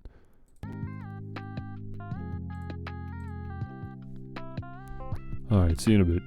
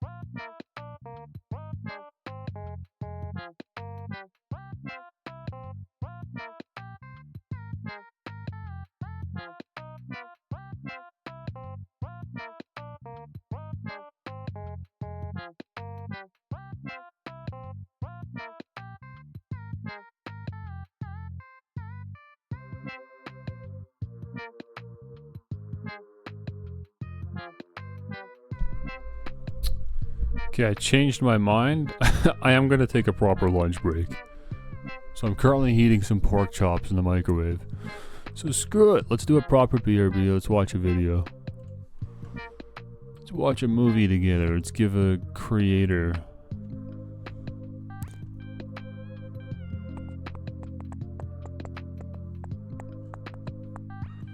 Some much needed attention over my prestigious live stream. The cat is not gone. He's just hanging out in a one of his many spots that he has to sleep in.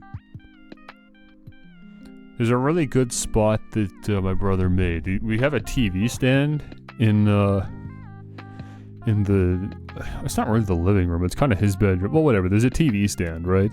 Like a good old-fashioned, like, put a tube TV in there type of TV stand. We still have one of those.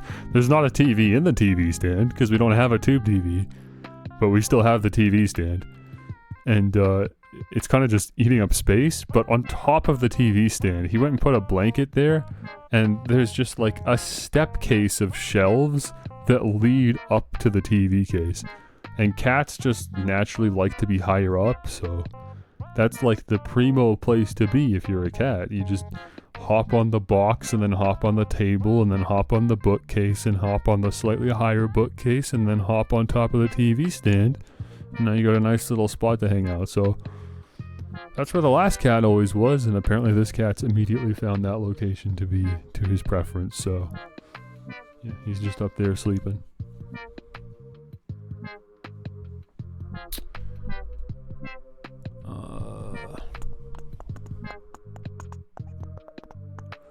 What you mean was? What do I mean was? Oh, the old cat? Well, yeah, he's dead. He died. The old cat's gone. The black cat? Yeah. I mean, I don't fully understand the health complications. It wasn't my cat. I just know he had some kind of digestive issues. And like... not yesterday. 2 days, 3 days ago? 3 days ago. They had to take him to the vet and put him down. It was crazy. I thought he was like fine. Like he pukes up maybe a bit more than cats normally do. But I thought whatever, he like pukes a bit. That's fine. I'm not even the one that has to clean the puke. But he like puked like a couple times in one day. And then the next day he was kind of moping around all day. He wasn't like particularly interested in like getting pet or anything. And then the next day he was dead. And that was it. It was like very fast. Like one day I thought things were fine, the next day he was gone. So it was pretty sad at the end of the day. I'm not trying to make light of it, but again, for what it's worth, it wasn't my cat. I didn't hate the cat. I thought he was fine, but I just didn't have that attachment to him like my brother did. But immediately he decided, well, I don't want to go a single day without a cat. So he immediately went to the shelter and picked up another one. He knew immediately what he wanted to do, which is pick up a replacement cat. So we have another cat now. And the shelter's certainly got no shortage of cats to get rid of, so I'm sure they were happy to have him back. So hopefully this one sticks around a little longer, I guess. I just need to ventilate the house for a week before getting a new cat. Don't ask me. I don't know. He just cleaned the cat hair out of some of the blankets and stuff. Ran them through the wash. And then I think that was it. I don't know about ventilation. But maybe. There's probably some truth to that. I don't know. If I remember to mention it later, I'll mention it. But too late. So, hopefully not. Because it's too late now. Hopefully the guy's alright, I don't know. Hopefully he mentioned that when he went to the shelter to pick up the new cat. Like, hey, the last cat just passed away. We had to put him down. Hopefully he mentioned that specifically. And then they told him anything that he needed to know. Okay, hang on. My food's done. It's beeping at me. I want my pork chops.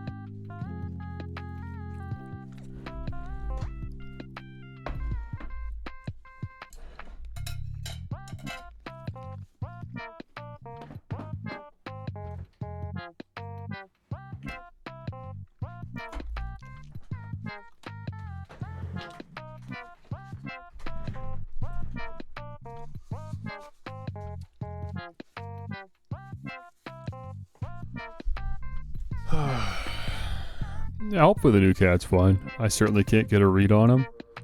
He doesn't purr when I pet him, but he's probably still just warming up to me is all.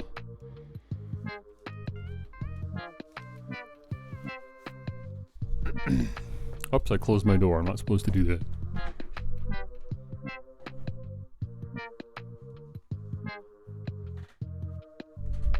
Oh, dude, I do not want pork chops. I do not like pork chops that much anyways, but these are my 4th and 5th pork chops in the last week, so I'm kind of okay on this, but I'd rather have food than not food. And this is the food today. I guess I could have salt and peppered them, that might have helped. Too late. Okay, let's watch something.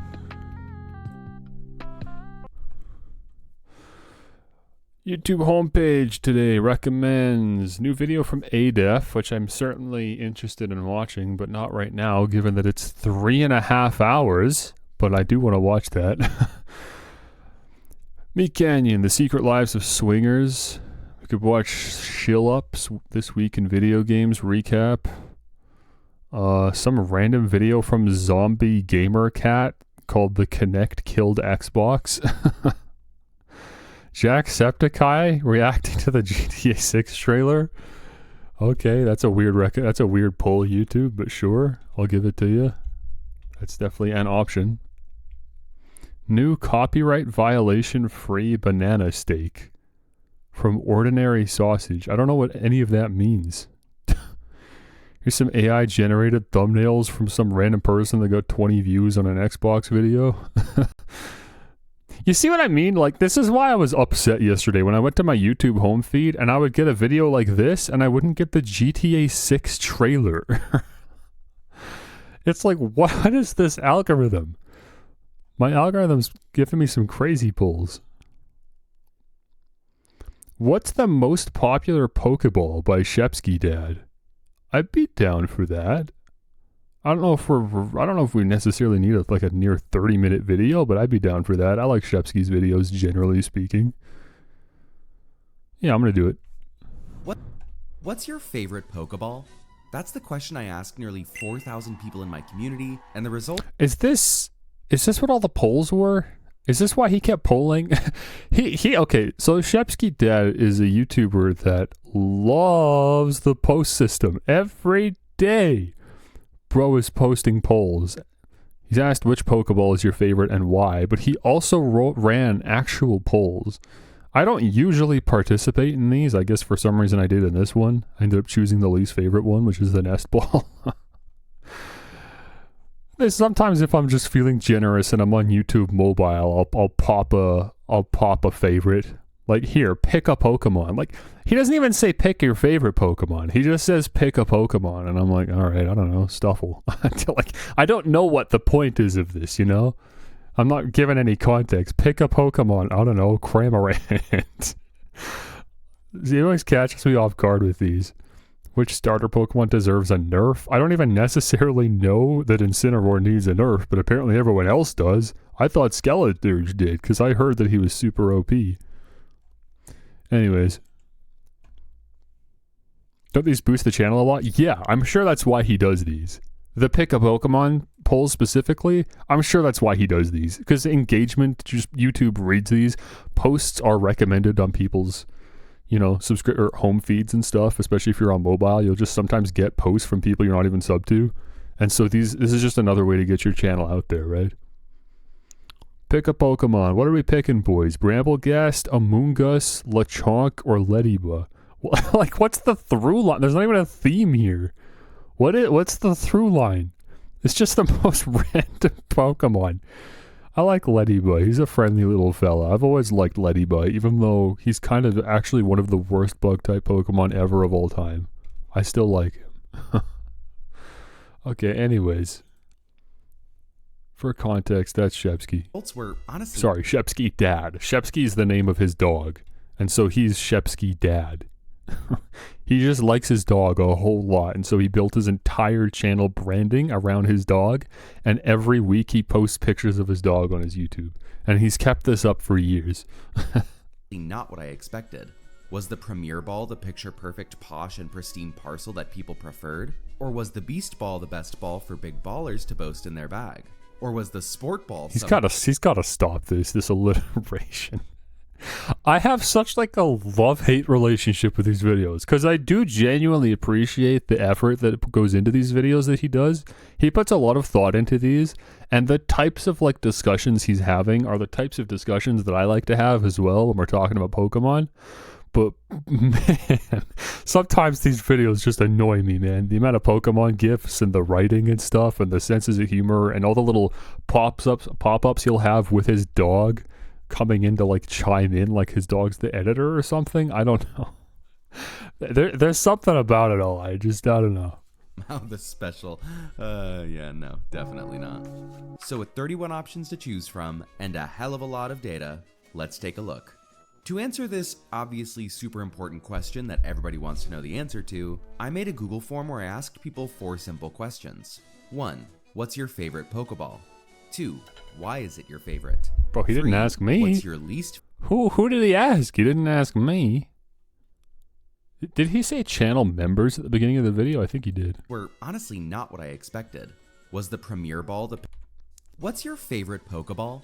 That's the question I asked nearly 4,000 people in my community, and the results were... People in his community. It's probably social media then. Probably on his Twitter or something. Your least favorite Pokeball, and 4. Why is it your least favorite? While the first question is the only really important one for this video, I wanted to see if there was any notable relationships between people's favorites and least favorites. For example, the Heal Ball could be the most popular choice, but it could also be one of the most hated, making it very controversial. On the flip side, just because the Netball had the least votes for favorite doesn't mean it's the least favorite overall. Netball's gotta be like top 5. For me, come on. That's a great Pokeball. If we're just talking about utility. That's the main problem, though, with this question, is that everybody likes different Pokeballs for different reasons. Me, personally, my favorite Pokeballs just have good utility.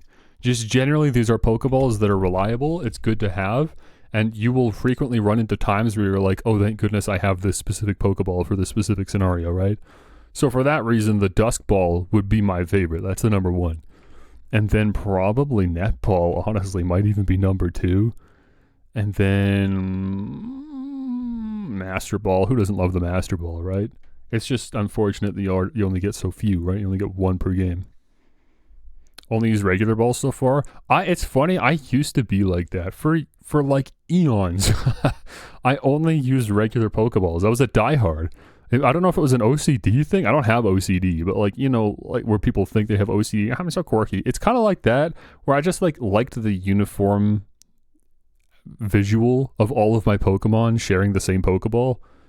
I didn't want any outliers, but over time I stopped caring about that, and I realized I care way more about just like guaranteeing the catch, because I'm sick of wasting Pokeballs. Like, what a waste of money and time, and it's just frustrating. I want to throw a Pokeball and it catches. You know, it's just frustrating when it jumps out of the Pokeball. So yeah, for that reason, I'm just naturally more inclined to use the ones that actually help. And so my least favorites probably are like the Heal Ball. Balls that just genuinely don't do anything to help you catch Pokemon. It's just like an additional effect, or maybe just visually there's some reason to use it, but it doesn't actually offer any utility purpose. I also don't like the Quick Ball just because it's... Jeez, I keep hiccuping. I don't like the Quick Ball because it's ugly, but a lot of people like the Quick Ball. I'm sure that's going to rank pretty highly in the video. There's a lot of nuance in a topic such as this, which is why I added in the question of why for both options. For these, people could either pick function or use, design, or give their own reasoning. And well, there you go. That's cool. That already helps a lot, because that's exactly what I was saying. That's basically the 2 main reasons you would even feel anything about Pokeball designs anyways, is function and design. Let me tell you, I got some wild custom answers that you'll want to hear. Before we jump into the ranking, let's go over the list of Pokeballs people had to choose from.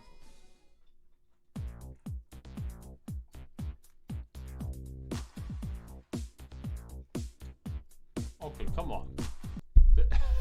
The video's nearly 30 minutes, bro. Let's trim this down a bit. I can't believe we're taking the time to do this.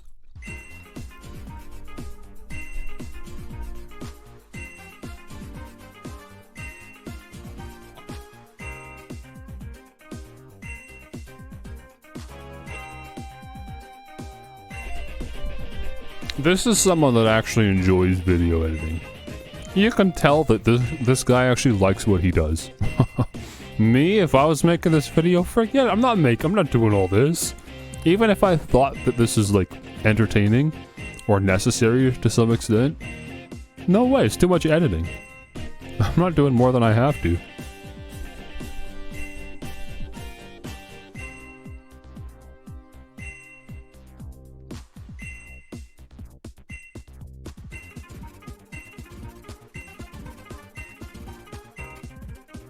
Holy cow, get on with it!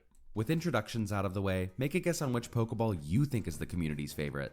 And while you're doing that, be sure to subscribe. My dog and I would both appreciate it.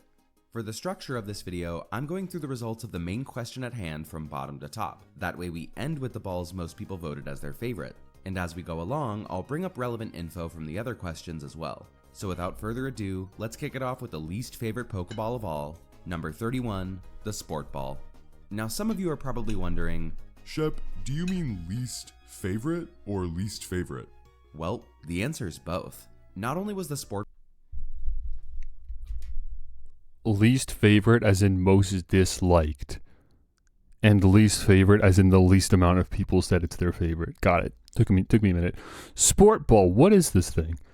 If I'm correct, I believe the Sports Ball was what you had to use in the bug catching contest in the Johto region. I think that's the Sports Ball.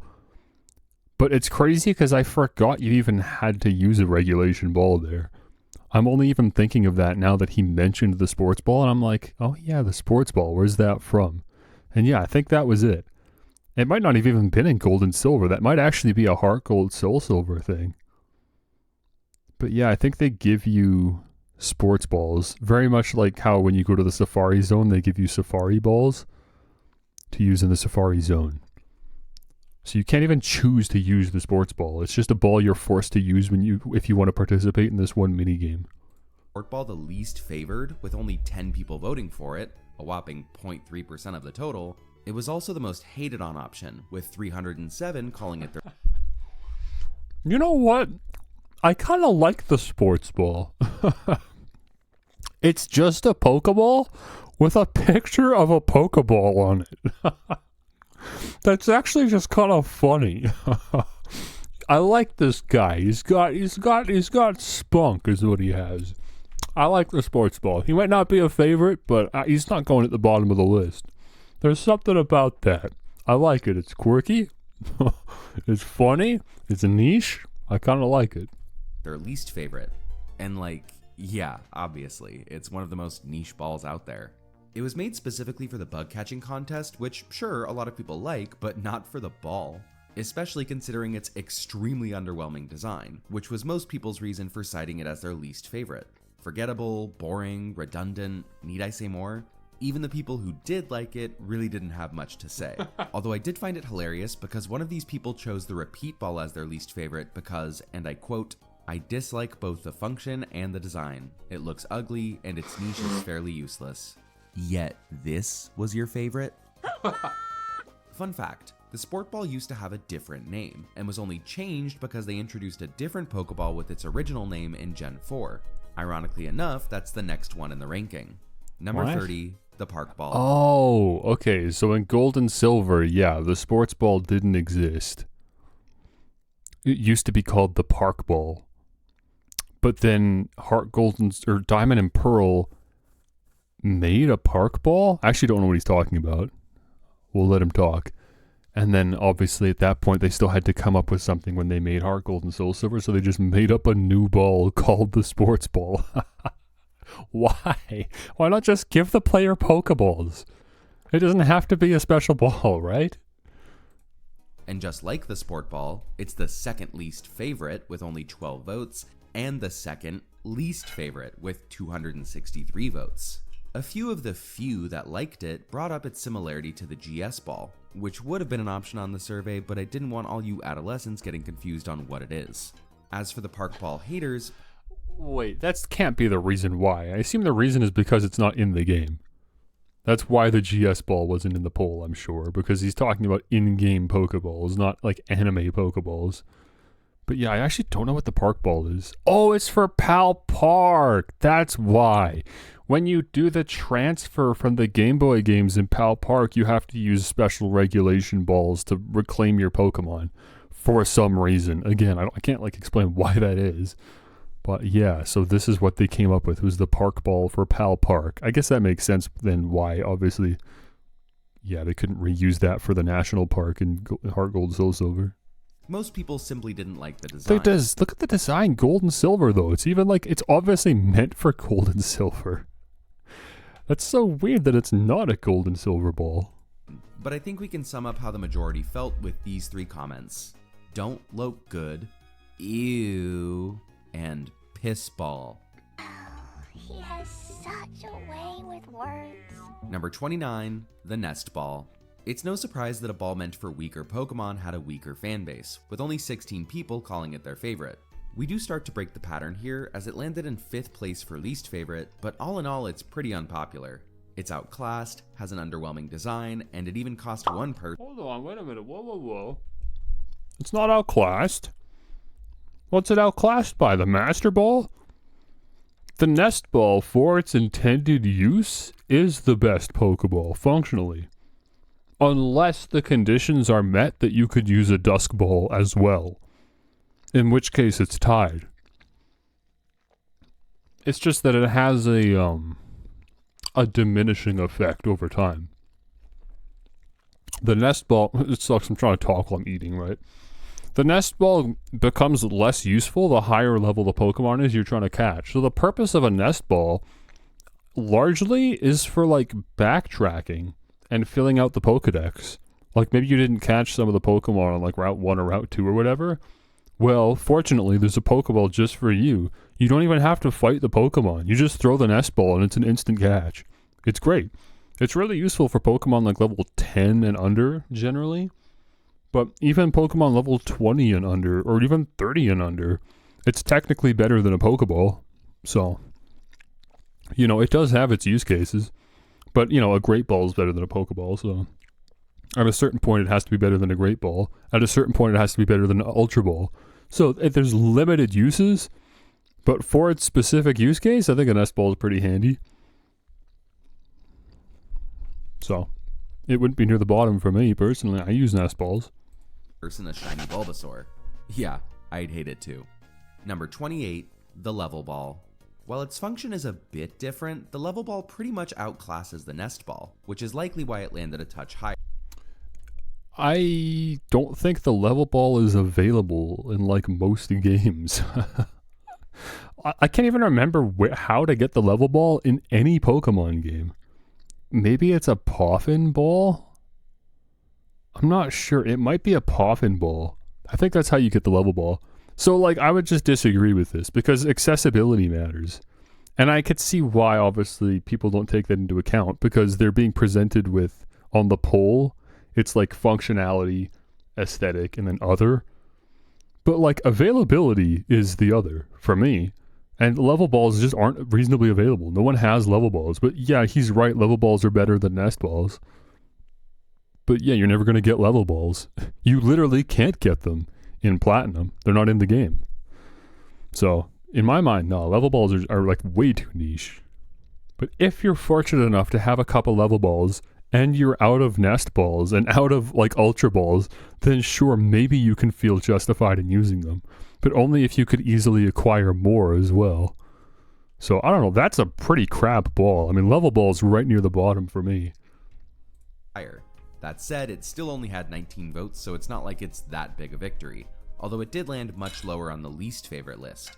I don't have much to say about it, as we have a lot to get through, but I do want to shout out one person for saying its design fits perfectly with shiny Aegislash, because I said that in my shiny Pokemon and Pokeball pairings video. Let's go, shameless plug.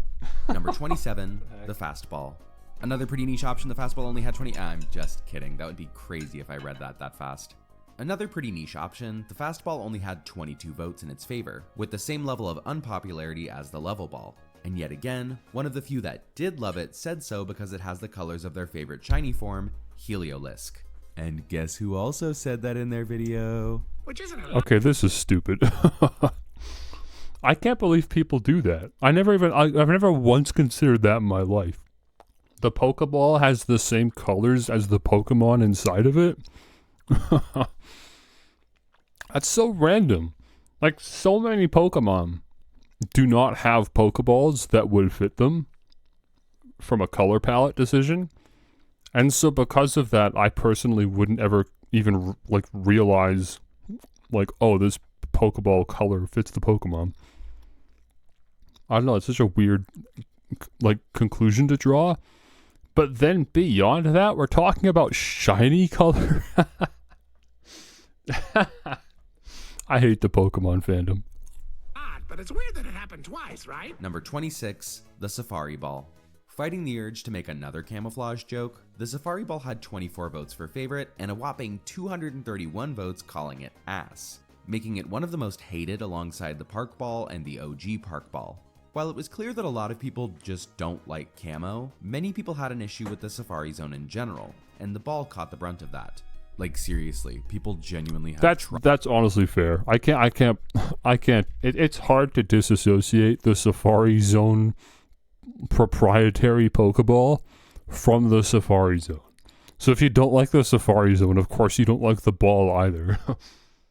I can sympathize with that completely. drama from the Safari Zone. But no comment was quite as insightful as, "It's giving Republican-stained underwear TBH." Number 25, the Safari Ball. What? I actually don't get the joke. Republican? Why is green Republican? I actually don't get the joke. It's not his joke, but apparently somebody said that on the Google form. So what are we doing?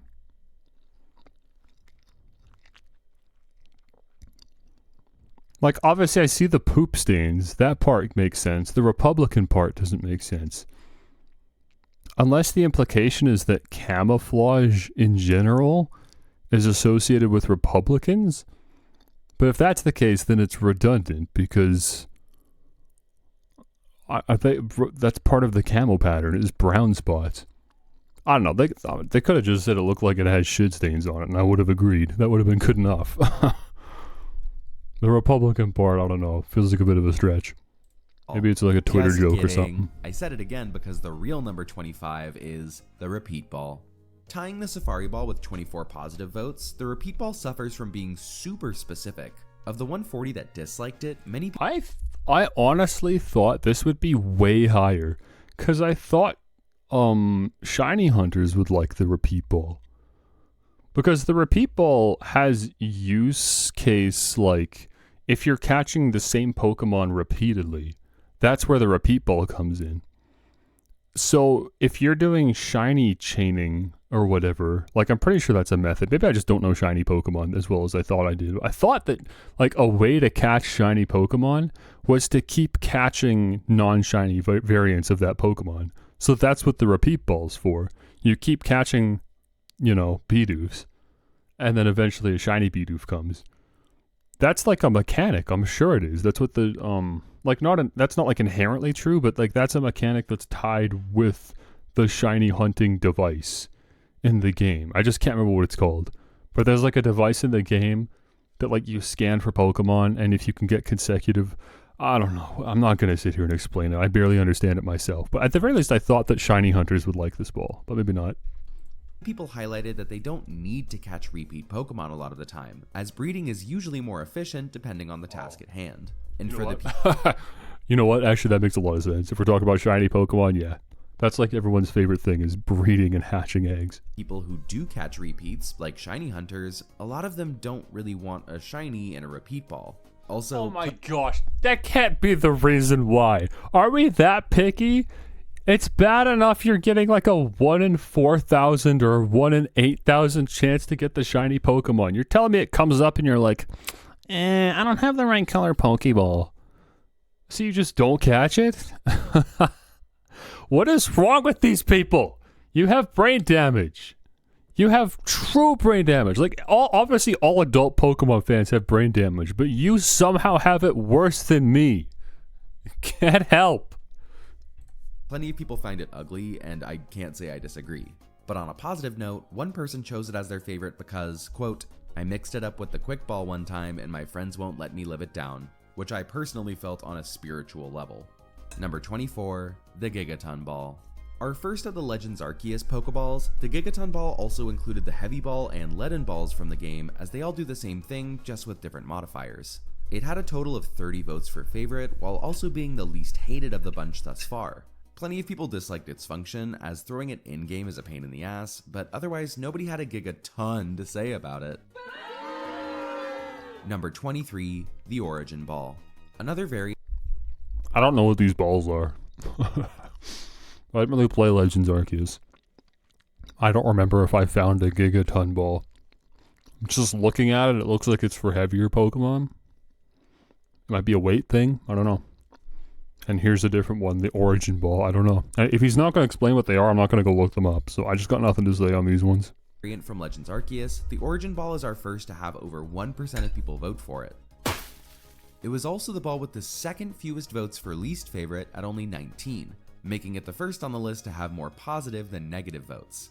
That's great and all, but it's not important. What is important is that one person called the Origin Ball their least favorite because of design, yet their favorite was the Cherish Ball because of design. I know they are different, but I can't be the only one who finds that ridiculous. Number 22, the Lure Ball. One of several water-themed Pokeballs, all 41 people who voted for it as their favorite did. Yeah, This one sucks from a functionality perspective because it overlaps exactly with the Nest Ball. Or not the Nest Ball, the Net Ball. The Net Ball is for catching Water-type Pokemon and Bug-type Pokemon. And this ball is for catching up Pokemon that you fish up. But, like, obviously the only Pokemon that you ever fish are Water types. And it's not like this has an increased catch rate even beyond the Net Ball. They both, I think, have the same, so it's made completely pointless by the existence of the Net Ball. And then there's also the Dive Ball, which we haven't gotten to yet, but I'm sure is coming up soon, which is also for Water-type Pokemon. So this Pokeball is genuinely useless because other Pokeballs do what this one does. But on top of that, it has the same accessibility issue because most Pokemon games do not even have this ball anyways. And as far as I know, this can only be made with apricorns, which is just a sub-mechanic within Pokemon Gold and Silver that is just not even worth engaging with. This is a truly useless ball. This would probably be right near the bottom of my list. It might be right at the bottom, man. This one's truly overshadowed by every other Pokeball. Did so because they love the design, and because of nostalgia for Totodile in the anime. Ironically enough, a majority of the 138 Totodile. Ash's Totodile was caught in one of these. I totally forgot about that. It's been a long time since I watched the Gold and Silver part of the anime. I've rewatched Kanto a few times, but never went and rewatched Johto.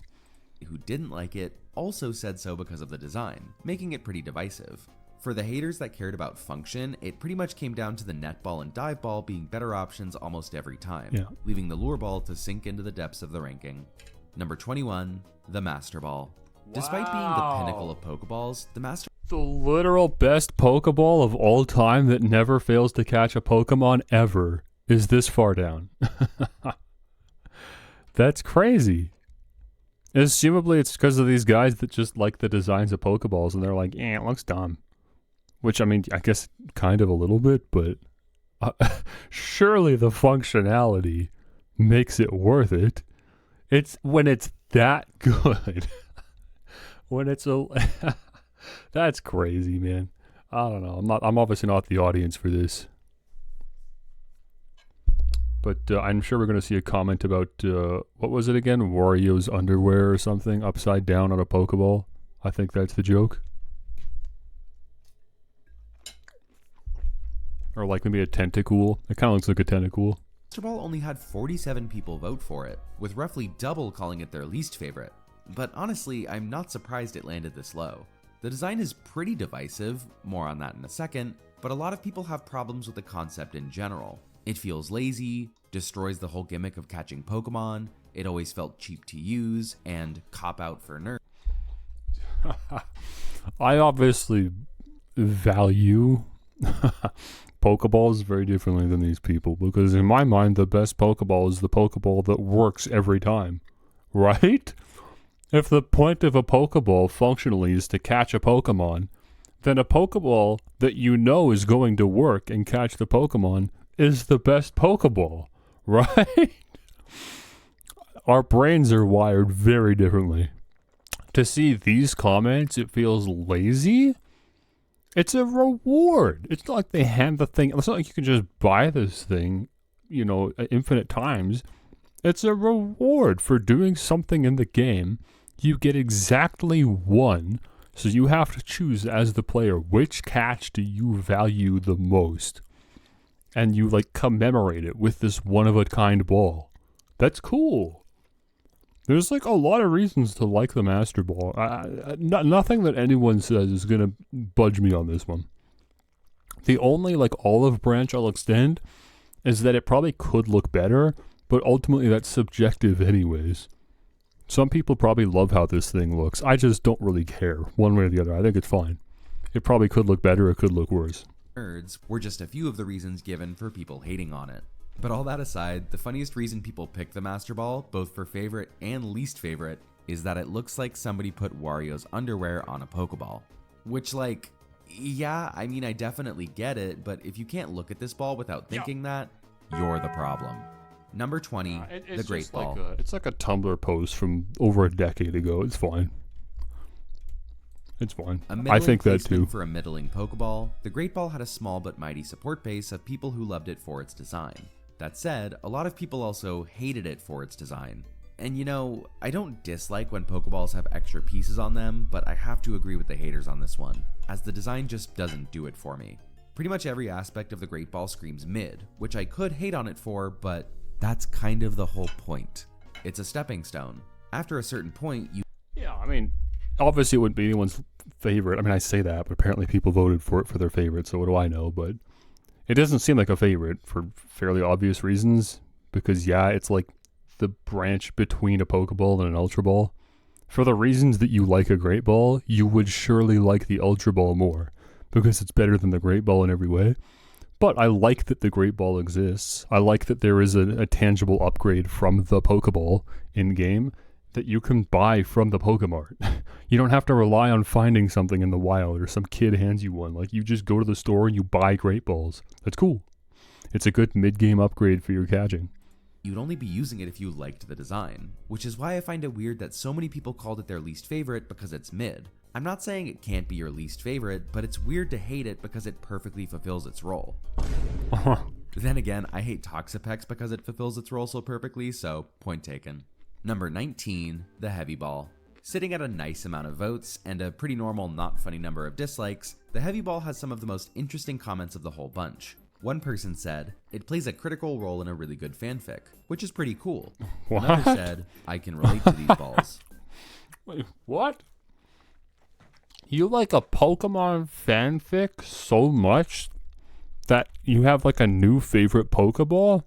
Who's reading Pokemon fanfics, first of all, but how can you get so attached to one that your favorite Pokeball is because some other person decided to make it like narrative relevant in their story? That's really weird. Again, priorities are all over the place here. What a weird poll. Weird people were polled for this. We got a weird community over here on the Shepsky channel. Better have self-burn heal. Then positive again, there was, I'm a weightlifting girly, so it reminds me of a free weight, which I think is awesome. Then, somebody just said, ribbed for your pleasure. Look, I know comments like these are for the memes more than anything, but some of y'all need clinical help. Number 18. No, the shiny hunters need clinical help. At least that's funny. Honestly, I'm with that guy. At least then we're trying to identify a functional use for the ball's existence. Because otherwise that ball's useless. Like, famously, that ball is glitched. It actually doesn't work unless you're catching, I think, Lugia and one other Pokemon in the whole game. Otherwise, it's actually the same as a Pokeball. It's like a glitched mechanic. It doesn't work properly. The Heavy Ball's busted. At least if you can find somewhere to shove it, there's a use case. The friend ball. Here we have the first of the 4 Pokeballs on my YouTube banner, in case you've never seen it. The friend ball gained 73 positive votes, with nearly double calling it their least favorite. Design was a big point of contention, as many people both love and hate this ball for its design specifically. And regardless of where you fall on the spectrum of loving the color green, or thinking it looks like a peacock sat on it, dirty butthole and all, ew, I have to admit that its function is underwhelming, as all it does is boost friendship after a Pokemon is caught. That said, let's take a moment to throw out an 07 for the person who has personal beef with it because they're red-green colorblind. Probably the most justified hate of the entire list. Number 17, the Strange Ball. If you're unfamiliar with the Strange Ball, I can't say I blame you, as a lot of people didn't even know it existed before filling out this survey. For those unaware, the Strange Ball is the result of transferring a Pokemon to a game that doesn't have the Pokeball it was originally caught in. So for example, if you caught something in a Gigaton Ball in Legends Arceus and transferred it to Scarlet and Violet, it would then be in a Strange Ball. I think this is a cool concept, but it's not like it carries the ball that far in terms of popularity, with only 77 votes in its favor. And yet again, a lot of people dislike it because it overwrote the ball they used initially, which was a big reason why it had 94 votes against it. Where's that animation from? What is this here? This Legends Arceus, I guess, promotional Because art? it overwrote the ball they used Because, like, I've seen this picture before, but this is animated. Who the heck Officially. animated the picture? Is this official? It kind of looks like it. Huh. That's cool. I want to see that in, like, non-extremely crusty GIF format. initially. I don't know if it's AI or if it's official. It's probably not AI. I don't think we're quite there. AI is getting real good with the animations. I don't think we're quite here because it's doing like hold frames. Like the pan is moving more often than the actual animation frames are. So I'm going to say no, this is real. I just never saw it. Used initially, which was a big reason why it had 94 votes against it. I don't blame those people for getting frustrated, but personally, based off color scheme alone, it's easily one of my favorites. Number 16, the Jet Ball. Right at the halfway point, here we have the last of the Legends Arceus specific options, with 81 people calling the Jet Ball, or the Feather and Wing Balls, their favorite. But the actual note Why was he green? is that the Jet Yeah, I Ball wasn't variants sure have the either. I least guess like amount he's of least shiny. favorite votes of the Is shiny entire list, Dragonite puke with only green? 18. And honestly, a few of those were simply due to skill issue.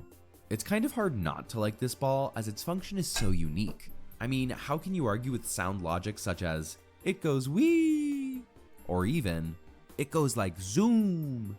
Your Honor, I rest my case. Number 15, the Love Ball. I'm a bit surprised that the Love Ball I don't know what this is. There's a love ball?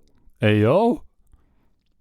I think you're catching Pokemon for the wrong reasons if you're looking for the love ball. What does it do? I mean, I can only assume that it raises the friendship of the Pokemon that it catches, but there's already 2 Pokeballs that do that. The Friend Ball and the Luxury Ball. Surely there's not just a 3rd Pokeball that raises friendship. Why is there like a hole? What is that? There's like a protrusion on the heart. Oh, this must be a Kurt Ball. This must be a Berry Ball that I'm just forgetting about. outranked options like the Master Ball or Friend Ball, as I don't hear people talk about it very often. Yet in spite of that, 83 people said it was their favorite, mostly because of design. It's kind of cute, which I totally guess. get, but ironically, the Love Ball has the highest multiplier of any Pokeball, outside of 8x? What? 8 times. If used on a Pokemon of the same species, but opposite gender. What a stupidly niche use case. That's insanity. The only practical use for this would be like... what am I thinking of? Like a Ralts? Like if you had a female Ralts or a Curlia or a Gardevoir, right? Let's say you've got a Gardevoir and you specifically want to get a Gallade, then you, I guess, would have to lead the battle with Gardevoir, so you're in battle with the Gardevoir, and then you could throw a Love Ball at a male Ralts. That's like the only time you would ever do this. That's so fringe. Because otherwise you would just use a repeat ball if you were someone that liked catching multiple Pokemon of the same species. Obviously, this has a higher multiplier, like way higher than a repeat ball, but still, it's just such a weird use case that you're specifically focused on the gender of the Pokemon. Because, yeah, that only applies for, like, an extremely small handful of Pokemon evolution lines that would incentivize you to catch multiple genders of the same line, right? Wario's underwear, of course. That said, nearly 150 people called it their least favorite, and while some of that's due to its niche function, or one person's claim that nobody loves them, which I can't confirm or deny, there were quite a few folks that hated the ball because homophobia. What, Game Freak? Two rufflets can't ruffle each other's feathers? Homophobia. I guess, yeah, I can understand why. I don't think it's homophobic, it's just, hetero, I don't know if there's a word for that, but it's not like an anti-homosexual, it's just excessively pro-heterosexual to the point that it comes across as homophobic. So I can at least sympathize with that. Well, hey, maybe this says more about me, but my brain was not thinking about that when I was looking at the love ball and reading the functionality. That didn't even cross my mind. Two Miltanks can't milk each other's tanks? Two Volbeats can't beat... apologies for that last one. Number 14, the Dream Ball. Next up, we have a permanent reminder that the Dream World in Black and White is never coming back. Nonetheless, 97 people still prefer the Dream Ball above all others, a cool looking with ball. very few having negative reviews. And while this is almost exclusively due to design or nostalgia, I do appreciate that Game Freak made it good for catching sleeping Pokemon as of Gen 8. Fun fact, this includes Komala because of the ability Comatose. Oh yeah, you can get one from the Dream Ball. You can get the Dream Ball from the what was his name? Why did I forget his name? Just the Pokeball guy in Sword and Shield. You can get exactly one Dream Ball. But yeah, the point of the Dream Ball originally had something to do with the Dream World in Gen 5, which was some kind of online functionality. I don't know. And I'll never know, because obviously it's dead now. The DS Online communications have died. They don't exist anymore. But there was something called the Dream World in Pokemon Black and White. Maybe we'll watch like a video on it when we're actually playing Pokemon Black and White. I'd like to do that. Remind me when we get there. Maybe we will. But yeah, I'm sure in game they'll mention the Dream World functionality, and then it'll be worth looking into. Most reasoning centered around frustration about the Dream World, as without dreams, their worlds are a nightmare. Number 13, the Heal Ball. Our first Pokeball to pass 100 votes for favorite. Most fans of it either love the kind aspect of healing the Pokemon upon its capture, or its cutesy girly pop aesthetic. In fact, wait, what is it? What is happening here? I don't remember this. When the heck did this happen? It might have been a Gen 3 episode. Why is he dressed like a... Oh, I think he looks like a Skitty. Yeah, oh, yeah, it's definitely a Ruby and Sapphire episode. He's painted to look like a Skitty, and for some reason he's also holding a heal ball. In fact, one person even brought up how they do girly pop Nuzlocks, where one of the rules is to catch all Pokemon in heal balls. Repeat the clip where I was talking about brain damage in the Pokemon community. I don't need to say it again. This is great and all, but it doesn't paint the full picture, as over 300 people called it their least favorite. Well, that's what I was saying. When I just, at the beginning of the video, and I was like theorizing what my least favorite ball would be, it might be the heal ball. It's right down there.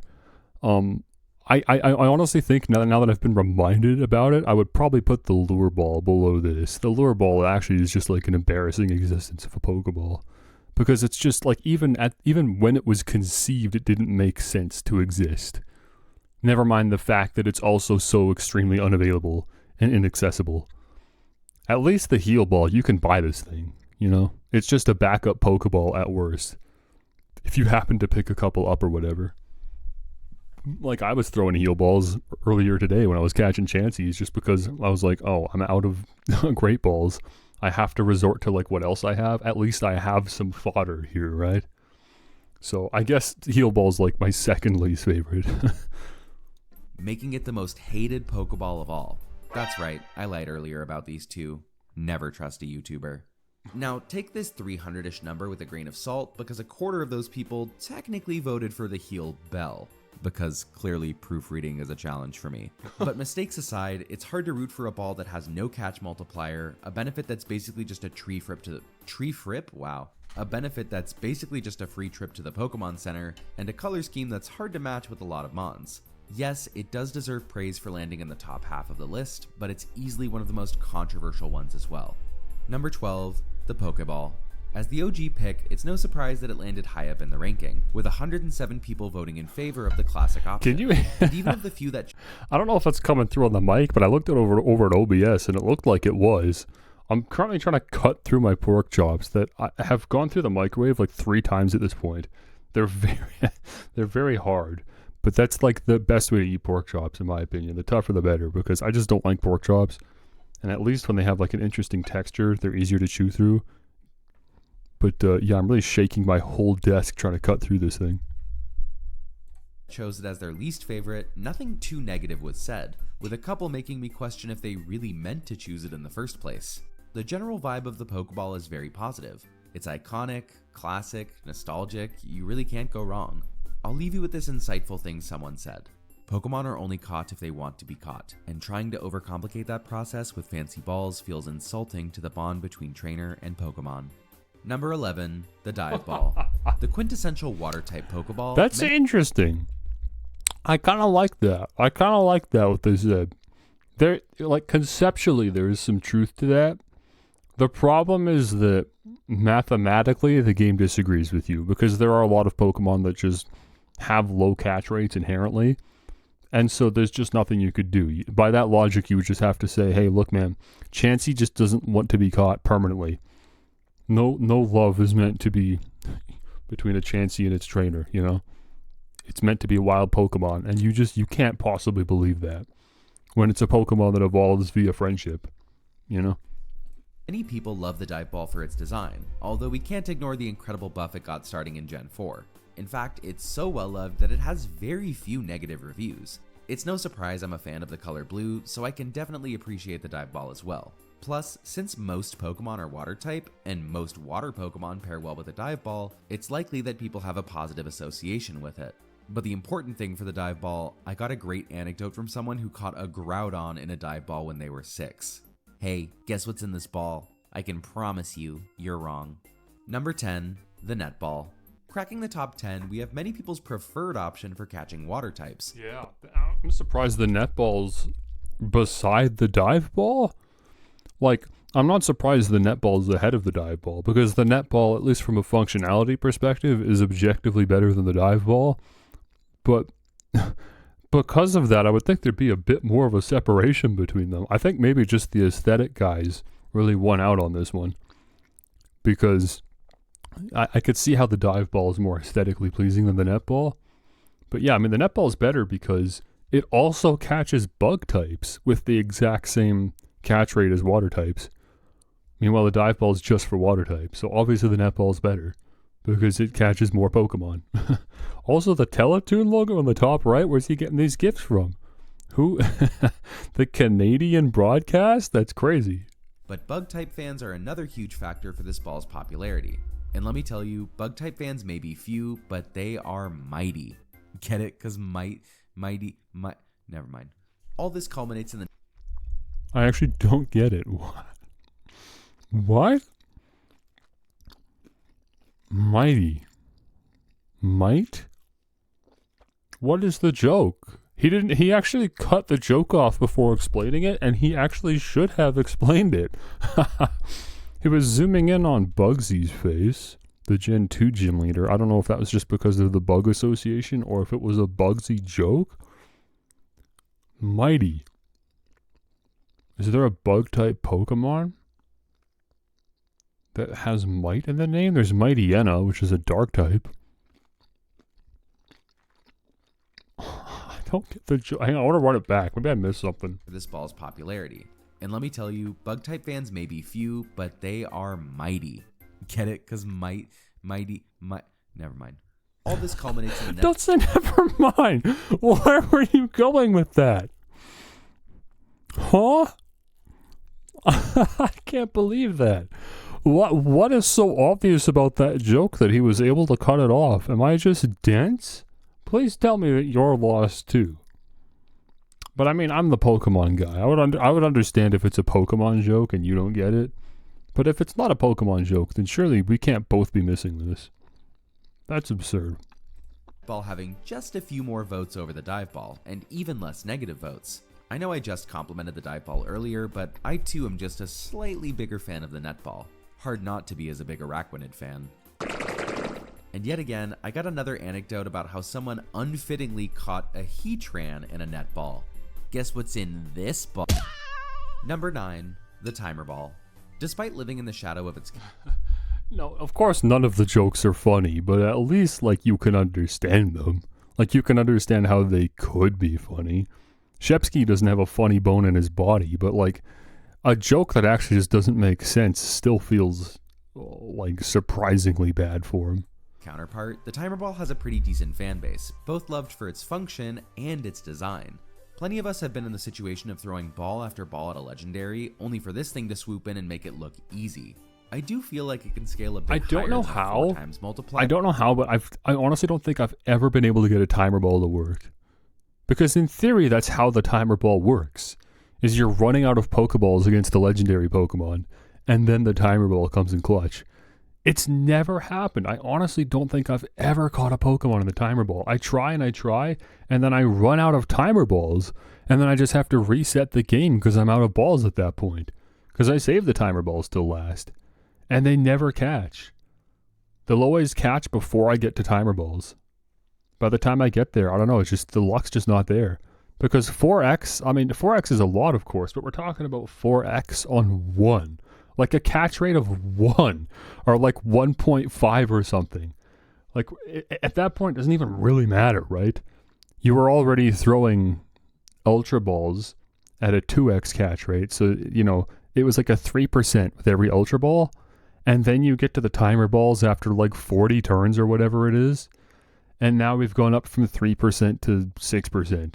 It's still exceptionally low, and it's not making the difference. So, I don't know. Timer balls, I feel like they would be more helpful if they kicked in sooner, I guess. But hey, it's a lot better now than it was upon its introduction. A lot of people enjoyed the clock effect, others think it's a fun catch with Dialga, and one just said, a quiz show on Delicious James. Yeah, fair. I can't blame the subset that dislike it. I don't know who that is. Its scaling should be improved considering the amount of time you have to spend in battle for it to get to that point. But all in all, I think just inside the top 10 is appropriate. Number 8, the Ultra Ball. The most preferred option of the original 4, it's no surprise the Ultra Ball ranks so high, as it's a simple 2 times multiplier, no restrictions. It may be outclassed in a lot of specific situations, but you can't go wrong with these being your go-to option for catching things later in the game. Plenty of people liked its design as well, with black and yellow being a great color combo. And just like the last two, it had very few least favorite votes as well, although I do side with the person who's confused as to why there's a big H on it. But there were many more positive comments, like someone who mentioned they own Ultra Ball bras, which mostly made me want to make this meme, another saying it pairs well with Umbreon, one of the most popular Pokemon of all time, and another simply calling it Ol Reliable. Well said. Speaking of which, Ultra Ball.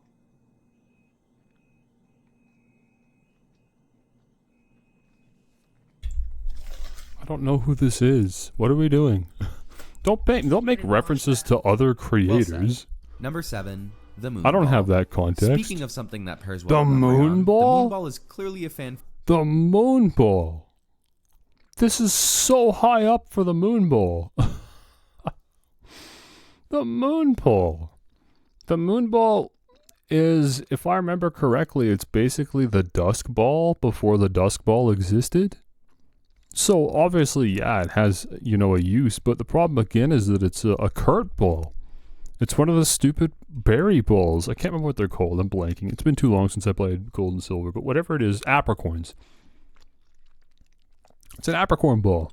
All the apricorn balls are a pain to get, so accessibility is already like at the bottom of the Pokeball, you know, hierarchy. And use case, it's outclassed by the Dusk Ball because the Dusk Ball does what the moon ball does, but also applies to caves. So at that point, the only way it could be this high is because of the aesthetic votes. That many people just love the look of this thing? It's fine, I guess. I don't know, are these just all Umbreon fans? Favorite for its design, with many of the 150 voters pretty much just saying vibes. No joke, not a Vibes. single person who clicked this chose the function button, which on average was nearly a fourth of the votes Yeah, made for why obviously. a ball was someone's favorite. Obviously I not. want you to keep this chart in mind for later, as it paints a big picture. Actually, that is an interesting function.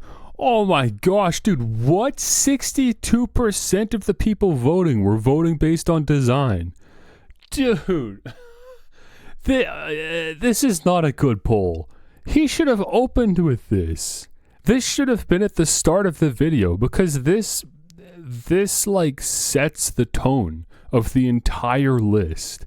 Why are we 19 minutes in and only just revealing this data? I didn't even know he had this data.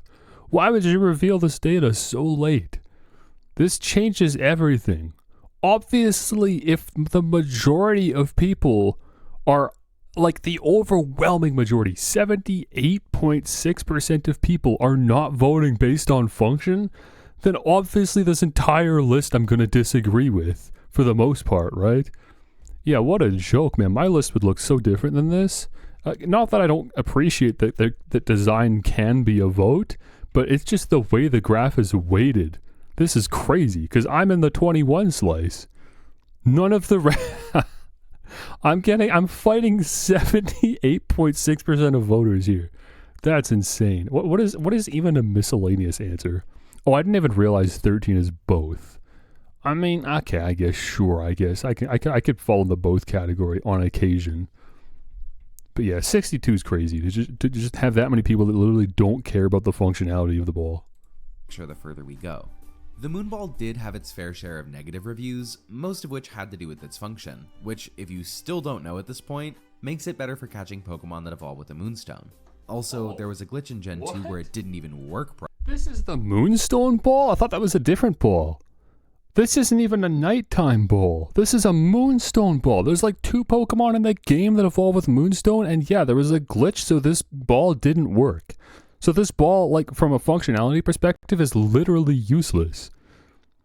This is actually worse than the weight ball that I was whining about earlier. This sucks, man. I wish he opened with that graph. That sucks so hard. Properly due to a programming bug, so that didn't help its case. But despite that, it's still highly regarded, worthy of its spot on the list. Worthy. Number 6, the Cherry. That's worthy. We're calling that worthy, that the ball that literally doesn't work is the 7th highest ball on the list.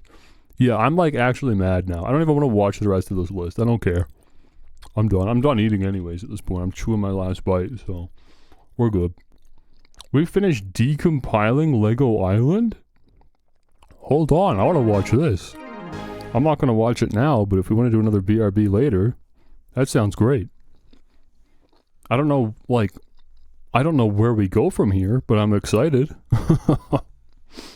I want to play the 4K like rebuild of Lego Island.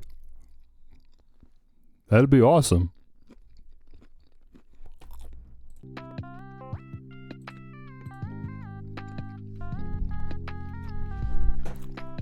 All right. I'm going to go take my plate upstairs and all that. I'll be back in a few minutes.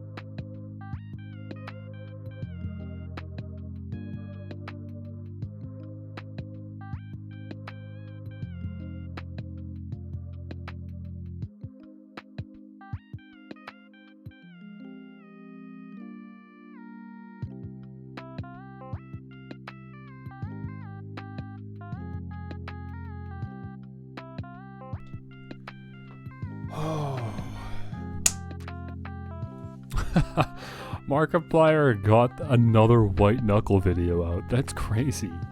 You know White Knuckle, right? You saw that game on Steam? Markiplier, for some reason, found it and got obsessed with it.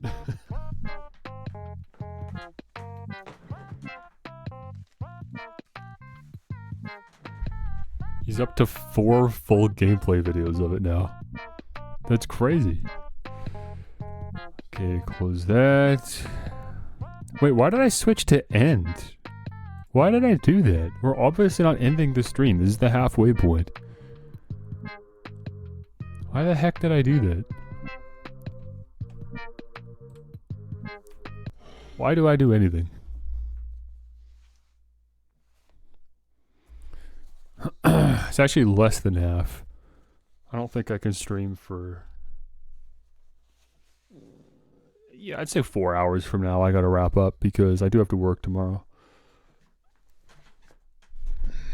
Gotta take time to make food and just wind down in general. Maybe supper? I don't know, maybe I'll just actually end when it's time for supper. Because otherwise what, I'm coming back for an hour? I don't know, I wish I wasn't working tomorrow, but I shouldn't be complaining that at least I do have work once in a while.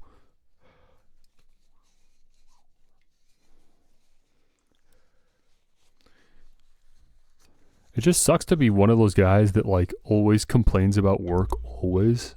I don't want to be one of those guys, but I never have anything positive to say about work. Every single time I have to wake up for work, I just think I don't want to go in today. Every single time. It sucks to just have one of those jobs and be one of those guys.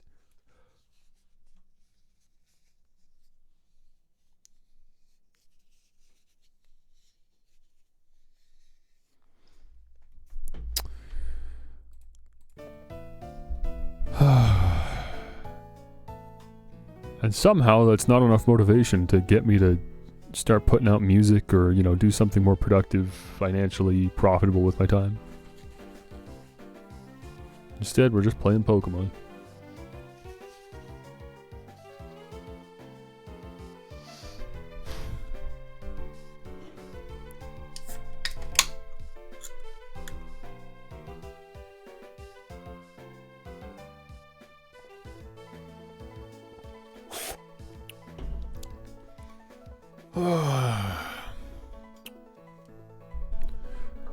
Okay, who am I leading with? Torterra. Let's switch to Gliscor. Because I believe we have a battle with our rival just around the corner here. Does Vaporeon still have the XP share? Surely. Yeah.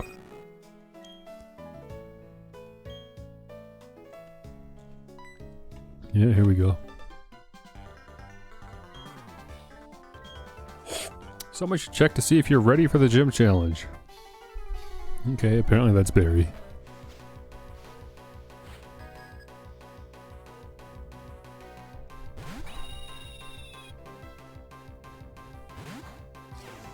Herp derp. Uh-oh.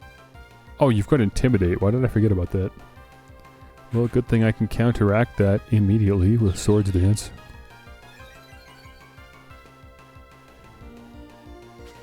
Double team? It's funny I led this fight thinking I would do Thunder Wave, but if you're just gonna spam double team, then I've got a better idea.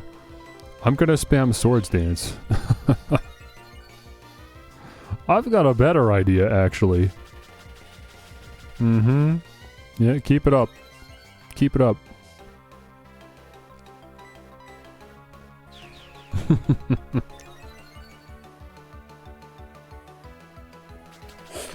Really? You're doing it again. You are incredibly greedy, Barry. Double team, of course, is making it very difficult to hit him, but I have Aerial Ace, a move that never misses. So we're just gonna do that. And Barry has just handed me the victory. Because my attack is up 5 stages. There's no way I don't one-shot every single one of his Pokemon. It's game over. I might as well just fast forward at this point. Unless he can outspeed and one-shot me with an Ice-type attack, it's game over. And he already had his shot with a Floatzel that could have had Ice Fang, but evidently didn't, because he just used like a water move or something.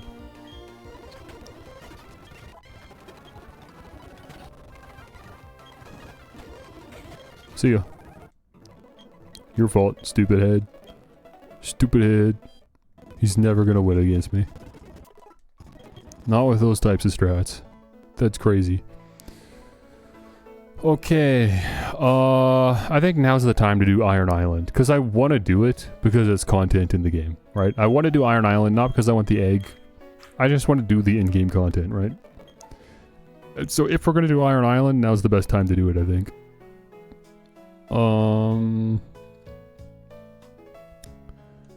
Let me think. What was in this house?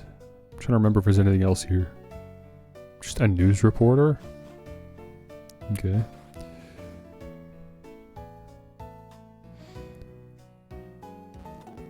Down here I think is the TM for U-turn. Yep.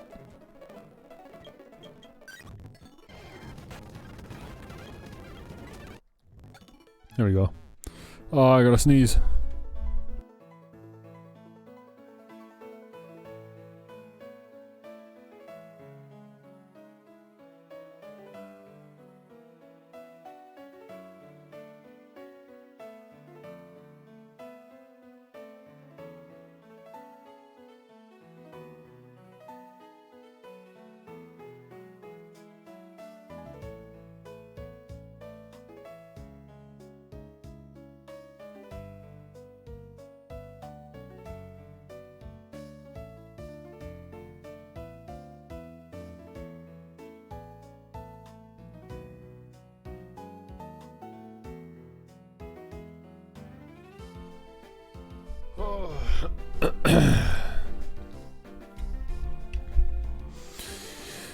You're still playing catch up? You weren't that far behind, right? It was just Maylene and Wake you had to fight. A couple gyms. It's not crazy, so I'm sure you'll be back by the time I'm... I don't know, it's sometime during the Team Galactic stuff, surely.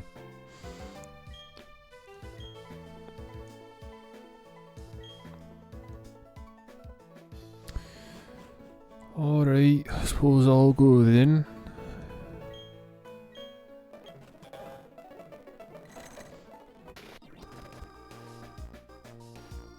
Was there an item here? Yes, there is. That house is empty? Oh! What are you doing here? I don't remember you being outside the cave. That's a platinum change for sure. You are? Okay, you're Spike. I'm Riley. You may remember me from the movie Lucario and the Mystery of Mew. I'm a trainer, and yes, it is a bit odd that I would be training here. Anyway, it's always nice to meet another trainer. Here's a gift. Wait, what? He gives you an HM? What is HM for? I had to come to Iron Island? This wasn't even an option? You literally have to come here, because you need strength to beat the game. That's hilarious. I had no idea.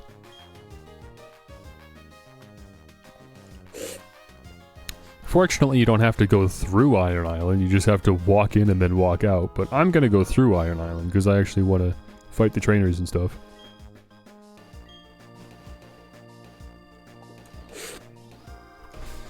Cool. Well, who are we teaching strength to?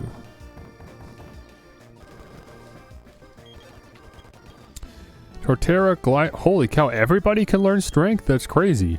Obviously, I'll just teach to Licky Tongue, I guess, but it's honestly a decent move. But everyone else already has more than decent moves. They've got great moves. So, by comparison, strength is a little underwhelming. We gotta teach it to Licky Tongue.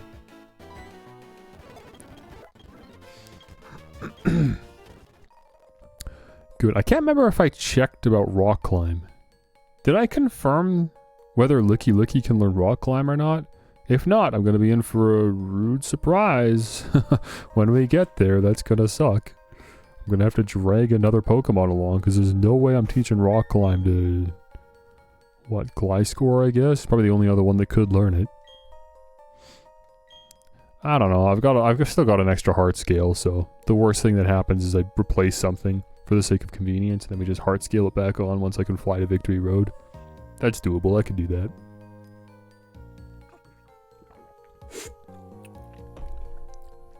I don't think I'm gonna hunt for hidden items out here in Iron Island. It's gonna take too long. And I just don't remember where any of them are.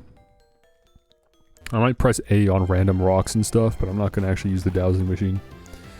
Level 33 Graveler, huh? You know what? I've got the wrong Pokemon to be leading with. I should switch this and throw the XP share on Torterra. We lead with Vaporeon. Vaporeon is gonna eat out here in Iron Island. Oh my gosh. I might have to give you the, what was it? The Splash Plate I think I found? Or no, I'll give you the Shell Bell for sure. There you go. I give you the XP share, right? Yeah. Yeah, that's perfect. This is gonna be great training grounds for Vaporeon. All of these Pokemon will be one shot. Every single one.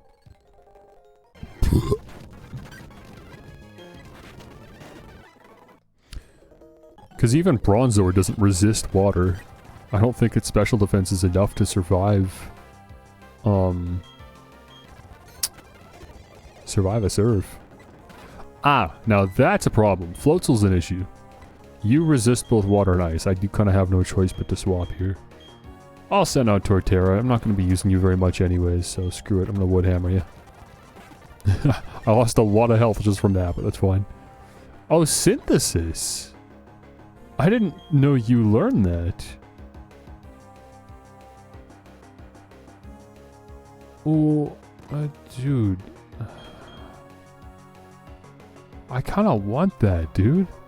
I kind of want to get rid of Curse for Synthesis.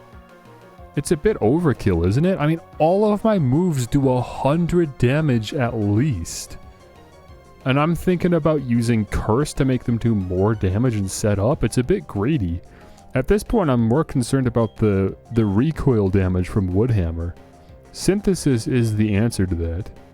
I didn't even know you learned that. That's like such an interesting surprise. But that, I was talking earlier about like, you know, it's too bad I can't, like as in a couple streams ago, it's too bad I can't give him like Mega Drain and stuff because his special attack doesn't really lead to that being worth it, I guess. But Synthesis bypasses that completely.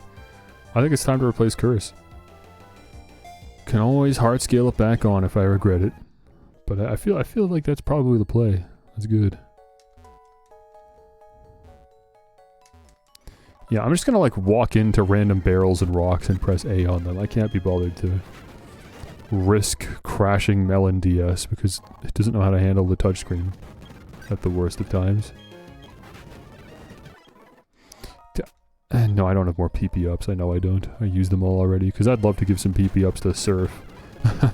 15's not quite enough. I'm gonna have to switch to Brian here because I know that'll one-shot too. Maybe here? Random dead ends.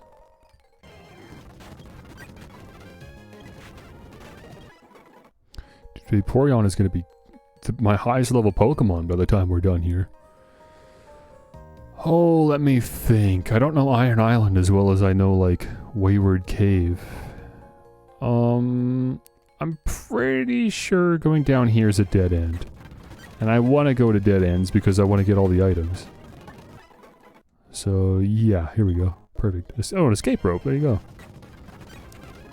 That shouldn't matter anyways, though. Iron Island is designed in a way that you exit by going through it, which is really nice. That's how all dungeons should be in video games. I'll forgive Wayward Cave specifically, though, because the whole point is to go into the deepest parts and then backtrack with that girl. Like, her being there justifies the design of the dungeon, I think. But if she wasn't there, then yeah, I would have complaints. Well, I guess the second half. There's a second Wayward Cave, the hidden entrance. Yeah, that should be designed in a way that you... I mean, it kind of is, though. In a way. Like, not completely, but I mean, even when you get to the end room, there's a, Oh, of course you paralyzed me off that one quick attack. Static is brutal. There's a ledge you can jump off of in the secret entrance, so that makes it better. Over here is the dead end, I remember that.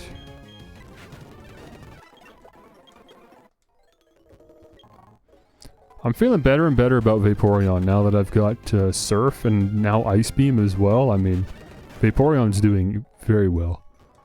And not just because these are rock types that are obviously getting one-shot, but I don't know, just generally feels good.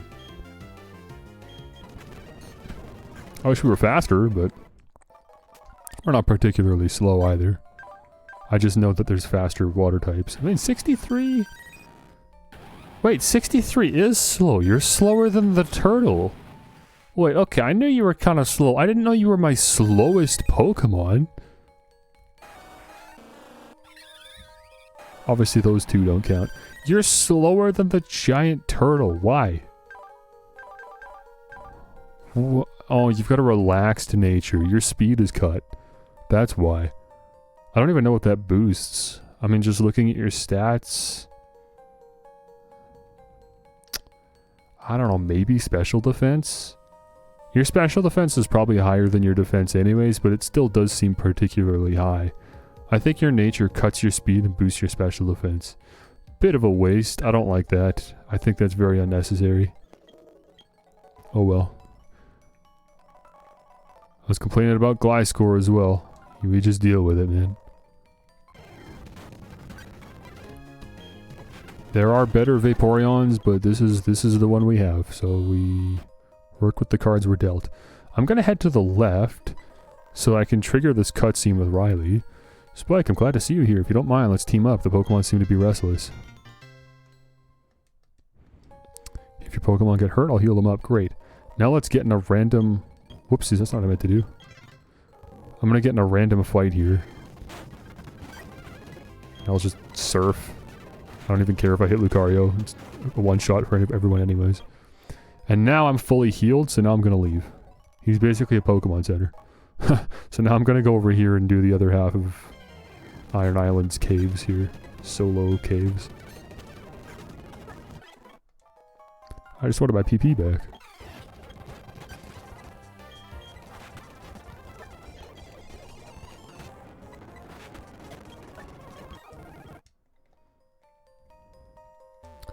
What's this guy? Elixir. Nice.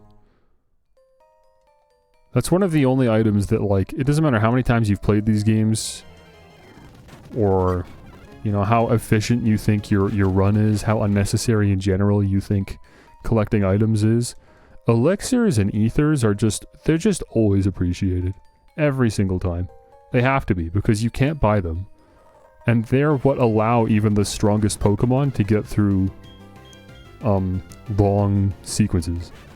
Big dungeons, or like the Elite Four, or whatever. Even if you're one-shotting every Pokemon, you can only use your moves so many times before you need to heal, so... Yeah, your elixirs, your ethers, it's good stuff. I was thinking about it, man, because apparently I've been thinking about it non-stop for a very long time now. About, like, if I was to learn ROM hacking, which is of course never going to happen. This is just a fantasy that I'm entertaining. There's no practical reason for me to learn ROM hacking. But I certainly want to. I would love it if I could snap my fingers and know it. It just doesn't feel like an achievable skill that I could learn. Okay, come on. There's definitely a hidden item here. Where are you? There you go. But anyways, if I was going to make my own Pokemon game, I think it'd be really cool to reintroduce what Pokemon Stadium does with color variants on Pokemon. So that Pokemon of the same species just have slightly different color tones. It's just like a personality thing. Just a slightly warmer or cooler shade to each color tone, really. That's cool. It's not a shiny thing, it's just that no two Pokemon are quite the same, right? It just adds a little bit more uniqueness and personality to everyone. Cool, look at that, man. Just fighting with Vaporeon and throwing the XP share on Torterra, I've already equalized the experience points across my team.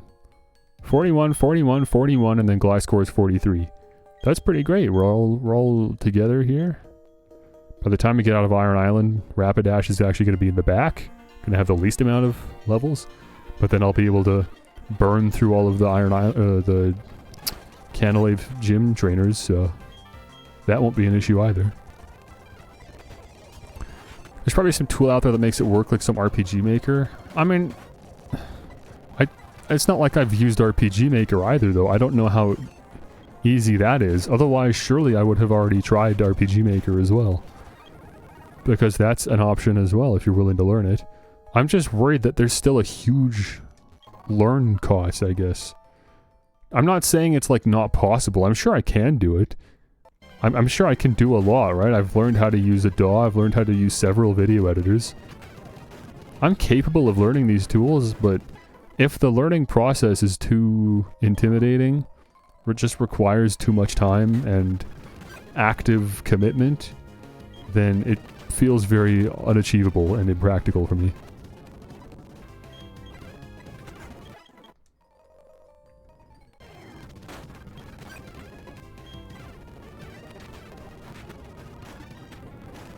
But who knows, once I start playing my own fan games, maybe that'll be the thing that pushes me to do it. Because I find a lot of the time the thing that makes me want to make music is simply by listening to music. Like DJing and stuff, especially. Because that's... DJing also requires me not to just listen to music, but to like really dissect it and think about what I'm listening to. And so naturally that leads to me coming to the conclusion like, well, I could do that too. I can make that music. And then that is at least enough to get me to open my DAW and start working on something. So who knows, once I start playing fan games, maybe that same thing happens.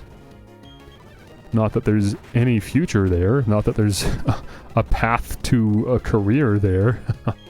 That's purely just as a hobbyist, it would be fun to do that.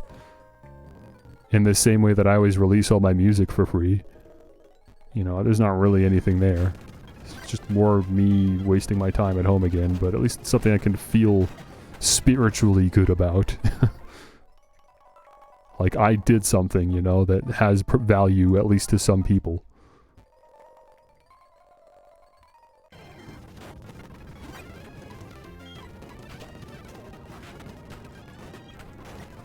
I wonder how many times I'm gonna kill Lucario here. I'm not keeping track of it, but it would be kind of funny to get a counter. Just to see how many times I end up knocking out my own teammate here. With Surf, just because I do not care about this stupid Lucario.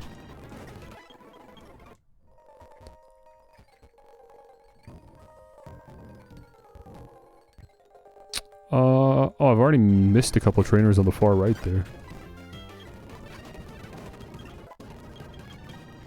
What does Vaporeon want to learn? Aqua Ring? That's kind of cool. I'll take that over Quick Attack, I think. Especially if we're talking about, you know, survivability. Water's already got good defensive typing anyways. And we've got a lot of HP.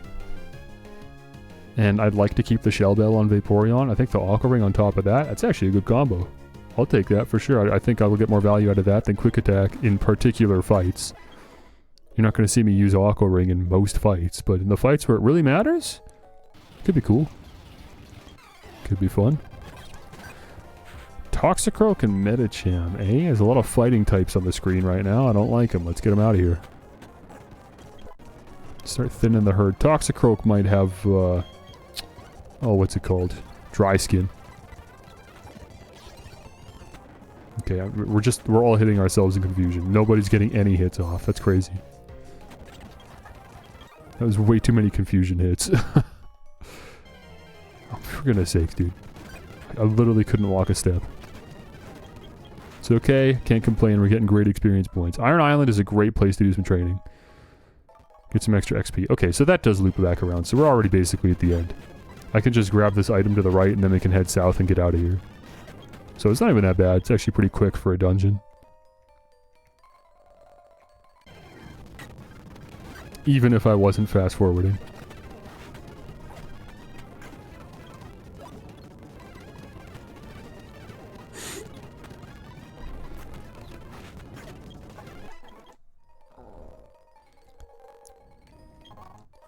Ultra Ball, cool. Probably won't use it. Probably won't use it because we are done team building. We're locked in. We have our members at this point. I've made room by getting rid of Rotom, but like I just decided to put Staravia there because of convenience. Being able to fly on the fly. There's enough value in that I don't even want to put another Pokemon there.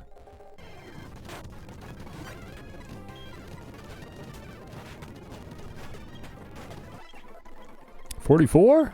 Jeez. I mean, I would lead with Rapidash, but there's just... I mean, what is Rapidash going to do against all these rock types? I could throw the XP share on, though, because Torterra is definitely high enough at this point. It's funny, I've put, like, items on everyone, and I just have to keep taking them off because I'm juggling the XP share around. Just a waste of time, really. Yeah, what's this over here?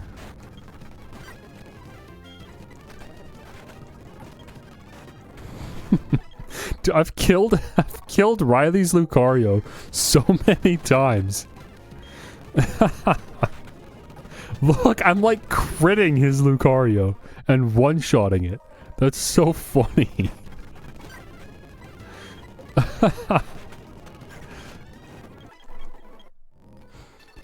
In the last games, in the Game Boy Advance games, Surf didn't hit your own teammates. It was like it would only hit the opponent's Pokemon. But they changed that, and it makes sense, I think. It is kind of silly that the idea that your like teammates' Pokemon would be impervious to Surf, just inexplicably.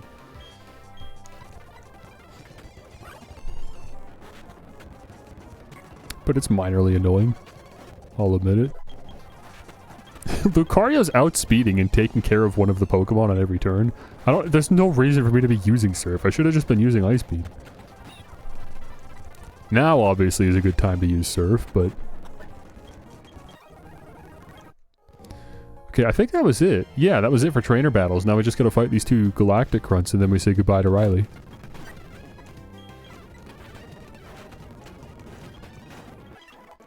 $45, dude. Nice.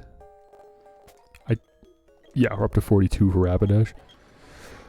Yeah, the Grunts are causing a problem. Let me guess, there's no changes from Diamond and Pearl, right?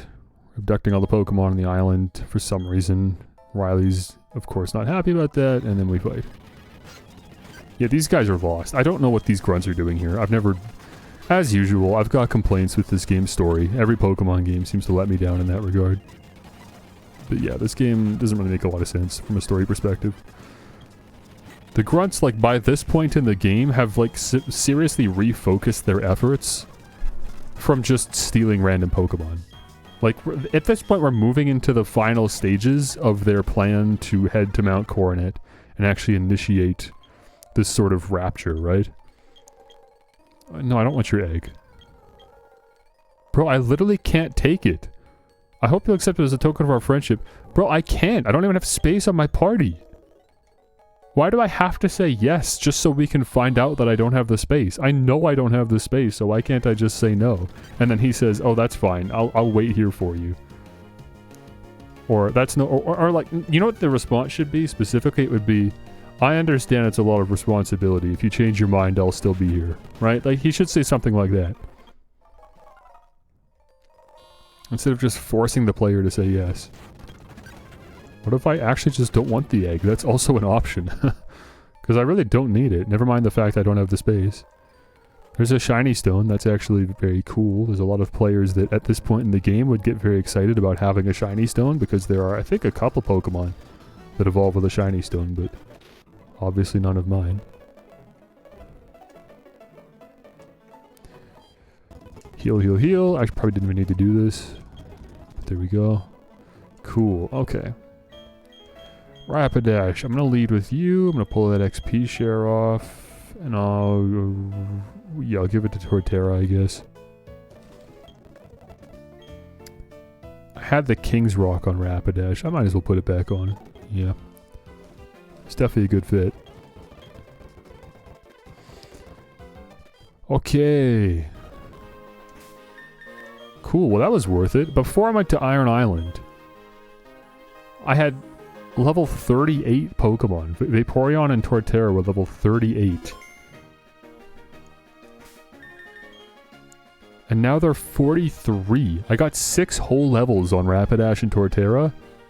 Or on Torterra and Vaporeon? No, I got 6 levels on Torterra, 8 levels on Vaporeon, and 2 levels on Rapidash. That's excellent. That was so worth it. Yeah, that's a great little grinding session. And now I'm probably higher level than all of the gym's Pokemon. I don't know what his levels are, but I can't imagine they're higher than maybe like mid-40s tops. Gym leader uses steel types. I don't know why I'm talking to you. Let me just get out of here. Let me find these trainers. You obviously have nothing to say to me and my heroin horse. Yeah, this gym, I can't imagine is any different than it was in Diamond and Pearl.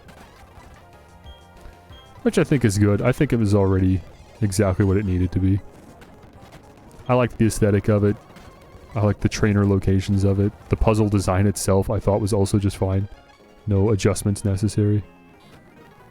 So I'm okay with this being... It's okay, it's...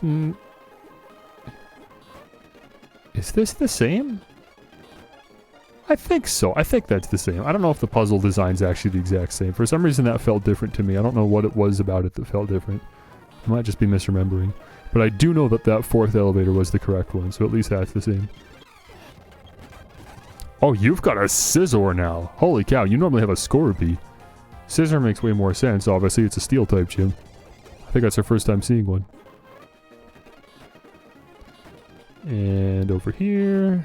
And this is a dead end normally. Yep. And this leads to a trainer normally? No, that's a dead end too. I guess this is the trainer. I think I just misremembered that one. More Magnemites. Can't complain about that. Easy, easy. I haven't even been hit yet. We're killing it. The speed plus the Okos.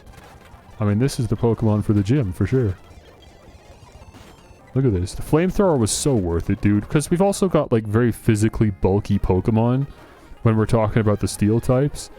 So it just makes a lot of sense having Flamethrower. Even if my physical attack's higher, there's no way Flame Wheel would have been worth it as my only Fire type attack. Or like that and... What was it, like Fire Blast? Good call going for Flamethrower. It is kind of crazy to pull 3 Bronzors into the Steel type gym and have all of them weak to Fire. What's wrong with you? What was that all about? The only reason to have a team with multiple Bronzors is if you're taking advantage of the fact that Bronzor has 2 abilities, so like one of them could be resistant to Fire and one could have Levitate, so it's invulnerable to ground. That's what you do.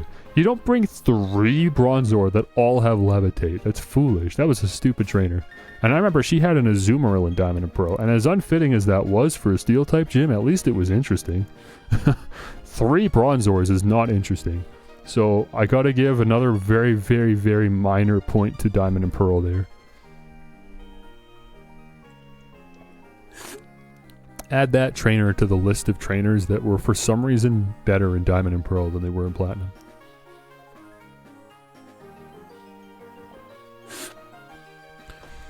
Okay, well I feel exceptionally good about this gym fight. Gliscor is actually falling behind. That's crazy. Gliscor was the highest level Pokemon when I entered Canalave City.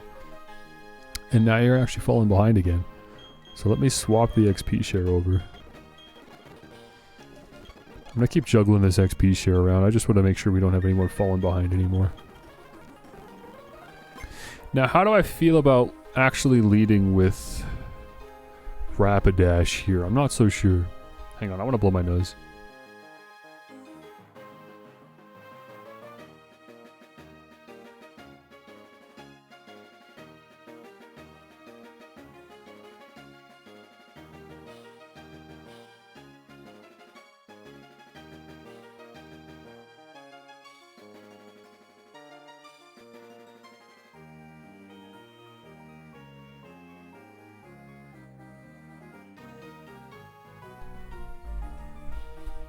So, Byron, let me think. In Diamond and Pearl, your team is a Bronzor, Steelix, and Bastiodon. I don't know. I mean, what Steel types were added with Platinum other than Scizor? There's no way you have a Scizor. That's not a good representation for the Steel type, especially being 4 times weak to Fire, a very common Steel weakness. That doesn't really make a lot of sense. If you had an Empoleon, that would actually be so sick. I actually don't think the game has the balls to give Byron an Empoleon. But I wish they did, because that would be super cool. So, his Bronzor might be a Bronzong. But I actually don't think they want Bronzong yet. I think they're holding off on Bronzong. They want your first Bronzong to be probably in the Elite Four against Lucian, right? Like, you might run into some wild Bronzong in Mount Coronet, but I don't think they want to drop a Bronzong quite yet. So, it's probably the exact same team. I don't think there's been any changes. And if that's the case, I don't think they rearranged the team, in which case he's still leading with a Bronzor. In which case, I personally believe it's got Levitate and not Heat Proof. In which case, I'm leading with the perfect Pokemon. That was a lengthy thought process just to come to the conclusion that yes, in fact, I do want to be leading the Steel-type fight with the Fire-type Pokemon. Let's see if that was a good call. In place of my son, Rourke, I, Byron, will take your challenge. I like that there's a family dynamic there. Doesn't really add anything to the game, it's just kind of fun. Okay, he's got a Magneton, so I was entirely wrong about all of that. Although I guess I haven't seen a Magneton yet, have I? I don't think I saw one in Fuego Ironworks, so... yeah. Sure, I'll buy that. Fortunately, it should still be a one-shot with Flamethrower. Even though Earthquake would have done way more damage. It probably would have been overkill. Flamethrower should still kill.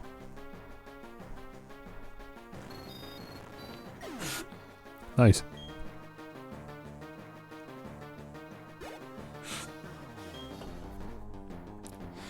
Still has the Steelix, that's no surprise. Would Vaporeon do more damage than Rapidash?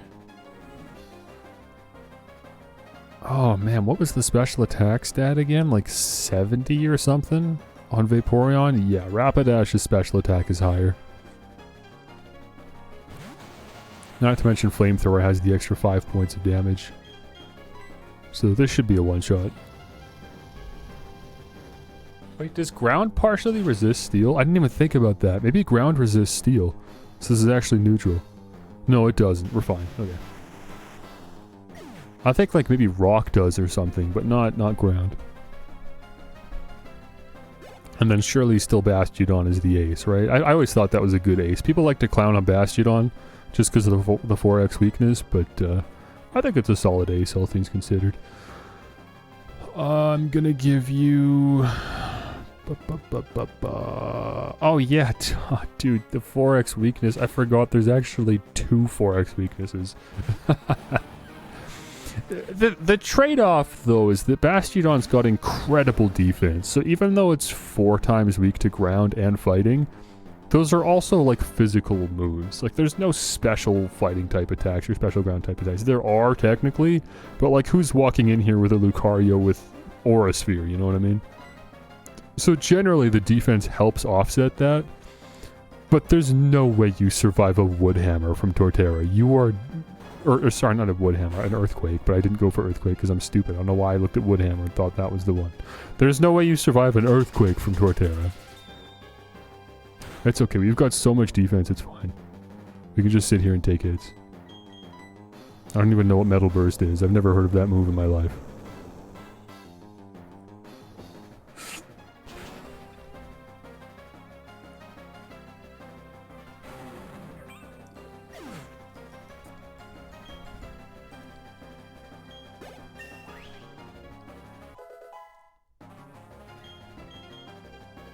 Crunch? Absolutely not.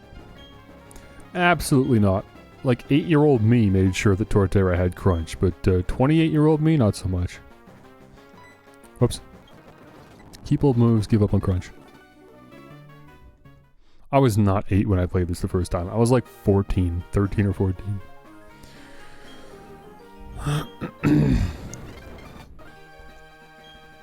Okay, so that opens up Strength. Got it. Oh yeah, I should know that, because that's how you get Gibble. In Diamond and Pearl. TM91 is Flash Cannon, I think? Yeah. That's a good move that none of my Pokemon can use.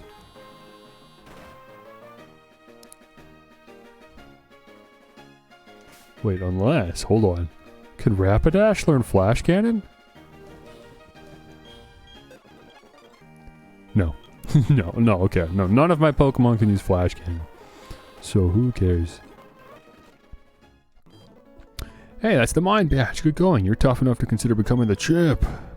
Okay, this is the same as Diamond and Pearl. I'm not going to read through all of this. There's a decent chunk of story here. I don't want to read through because it's all redundant. I know what happens. Well, let me lead with Gliscor since you're now starting to fall behind.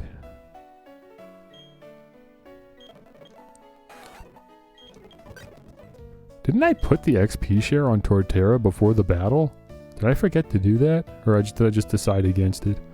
I don't know. It's fine. Alright, Barry, let's go to the library. Any interesting books we want to read? Come on, dude. Not here. Not here. I don't know why they even put books in the library if like half of the bookshelves just do nothing. More than half. Almost every bookshelf has no readable books. Okay, Rowan wants to talk to us about evolution for some reason. His research is going nowhere because he's bad at what he does. He wants us to go check out the lake Pokemon. He trusts us. And then an explosion happens. That is so big. Oh, apparently it's on TV. Wait, that was new. I didn't expect that. Wait, was there always a TV in here? I think they put a TV in the library just so there would be that little cutscene where you look at the TV and visually see what's happening, which is cool because there were TV reporters, like camera operators, blocking your access to Lake Valor earlier in the game because they were filming something at the lake. And now here you're actually getting to see that because they were there, they were able to live feed the explosion on TV. That's kind of cool. I like that. And remember, in the original game, they were like Team Rocket scientists that were blocking the lake, which was really, really lame. That's cool. It was taken by a cameraman who happened to be there. It's certainly impressive. Who knows what the explosion could expose at the lake? Okay, that's not really the question we should be asking. We should be asking if anyone was harmed. But why at Lake Valor? Let's get outside. I mean, it's kind of lame because I want to go read the books at the library. And they didn't let me do this until after like an explosion happened. It's like a little unfitting now to just be like, I'm gonna read some books. But like, they don't let you read the books until this point. I don't know why you can't read the books like on the shelves that are on the lower floors of the library. I mean, I guess I could have gone in the library earlier. I didn't have to wait until now to come here. But this is the first time the player like is forced to go to the library. And so while you're here, it's like, well, might as well check out the books. Let's see. Train out your anger, lest someone will come. Weep not with sorrow, or someone will draw near. When joy and enjoyment come natural as the very air.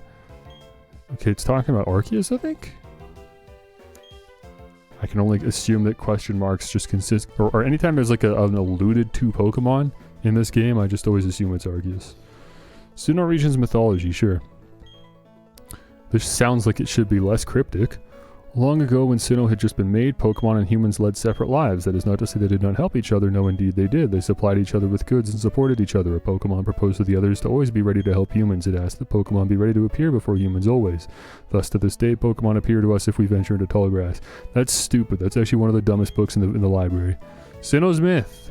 3 Pokemon there were. Into the lakes they dove, deep, deep, drawing no breath. Deeper, deeper they dove, into suffocating depths they dove. Deeper than deepest they alight, from the lake floor they rise, bearing within the power to make vast lands they rise again. Another dumb book, it's nothing. Veilstone's myth. Is there a book here that doesn't feel like a waste of time? A young man, oh right, this one's good. A young man, callow and foolish in innocence, came to own a sword. With it he smote Pokemon, which gave sustenance, with carefree abandon. Those not taken as food he discarded with no afterthought. The following year no Pokemon appeared. Larders grew bare. Would you like to keep reading? Yes. The young man seeking the missing Pokemon journeyed afar. Long did he search, and far and wide too, until one he did find. Asked he, "Why do you hide?" To which the Pokemon replied, "If you bear your sword to bring a harm upon us, with claws and fangs we will exact a toll. From your kind we will take our toll, for it must be done. Done it must be to guard ourselves, and for it I apologize." To the skies the young man shouted his dismay. "And having found the sword, I've lost so much. Gorged with power, I grew blind to Pokemon being alive. I will never fall savage again. This sword I denounce and forsake. I plead for forgiveness, for I was but a fool." So saying, the young man hurled the sword to the ground, snapping it. Seeing this, the Pokemon disappeared to a place beyond seeing. Cool. And you won't say anything because you're freaked out about the explosion. The original story, what was this one?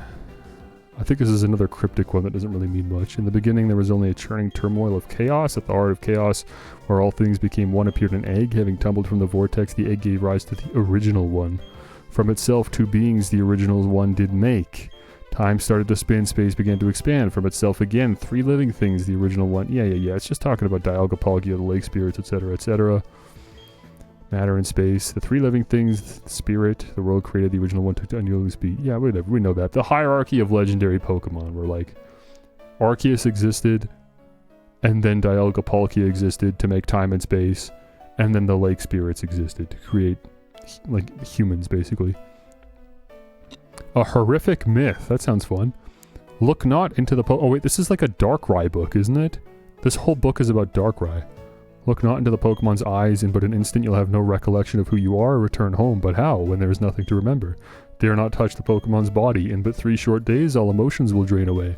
Above all, harm not the Pokemon. In a scant 5 days the offender will grow immobile in entirety. This book is titled Sinnoh Folk Stories. There's 3 of them? Sinnoh Folk Story 1. Pick clean the bones of Pokemon caught in the sea or stream. Thank them for the meals they provide and pick their bones clean. When the bones are as clean as can be, set them free in the water from which they came. The Pokemon will return fully fleshed and it begins anew. I have zero clue what that means, but that is one of the funniest books in the library. The idea of like fishing up a Magikarp, eating every single last morsel off of it, and then just throwing the skeleton of a Magikarp back in the river, and it just pops back into existence for the next person. That's horrific. That's a Ship of Theseus situation. Is it even the same Magikarp anymore if you ate every single part of its body, and then just a new one forms from the bones? How is that even the same Magikarp? There's like some real existential, conflicts you'd have to work through as that Pokemon. Am I even the same Pokemon anymore?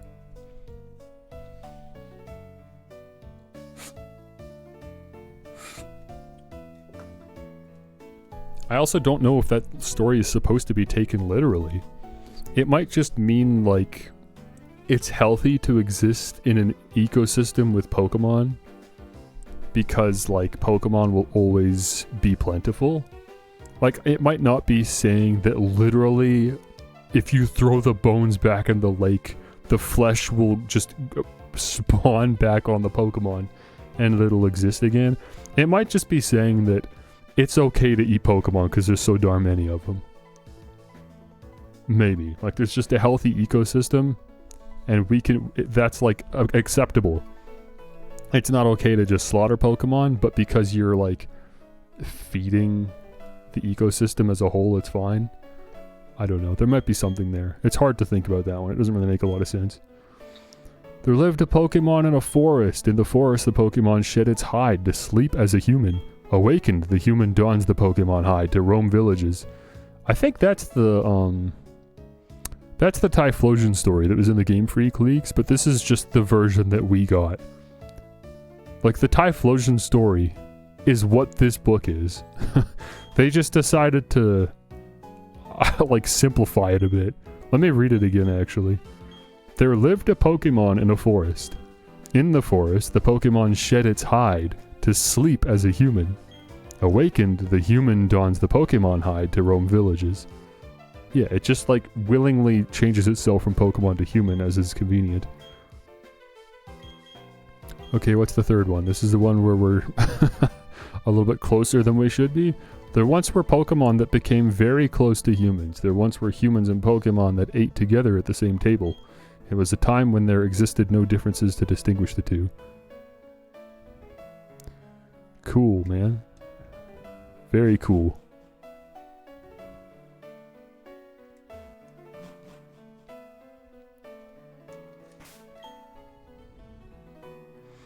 I'm sure someone's already done this, but that, like, if you just remove all the weird connotations, that actually could make for a cool fan game, right?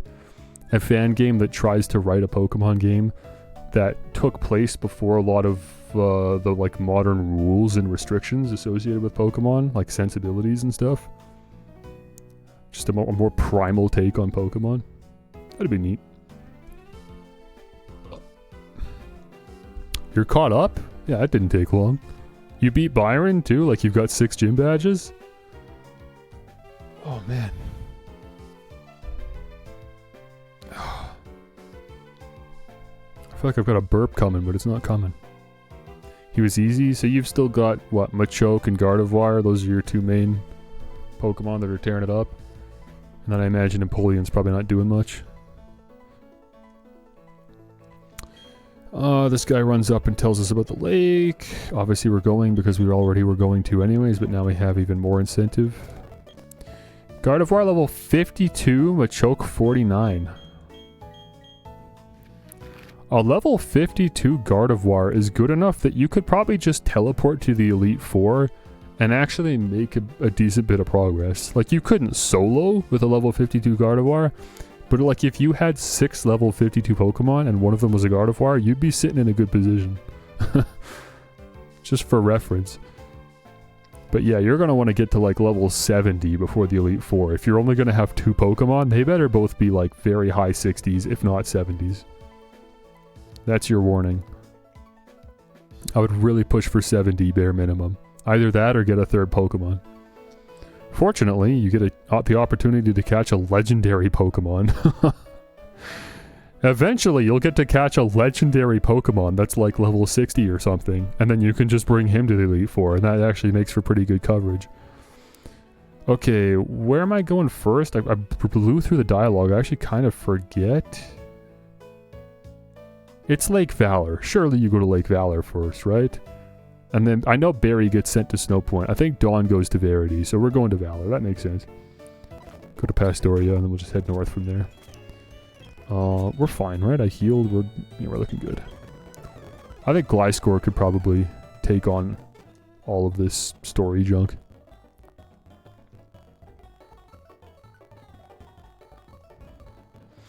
Seeing just how much time I saved by fast forwarding, I can't not fast forward at this point. It's so nice just knowing that we can get through these games in a reasonable pace. Like, no more than like a week for each of these Pokemon games sounds awesome. I don't know if you can fast forward 3DS games like this, but if I can, I might have to do that too. Next stop, Lake Verity. The closest civilization is that hick town called Twinley. If we can roll in there completely unopposed. Could you imagine? Floppy Magikarp everywhere. Obviously there really shouldn't be any problems here. Other than the fact we are a Gliscor with cut attack, so we're really not one-shotting anything without Swords Dance. Over here there's a hidden item, I remember, and if you don't get it now, you'll never be able to get it. There it is. It's an HP up. Okay. Who needs HP? Rapidash? Probably. Yeah, that feels like that's probably the best fit. Oh, I have a protein? How long have I had a protein? Who needs more attack? Gliscor, I guess. I can't keep fighting that. Honestly, I'm tempted to go to the department store and just buy a bunch of Gliscor. I have 2 HP ups? Hello? Or did I just not use it? Did I press the B button or something? I don't know. Doesn't matter. It's done now.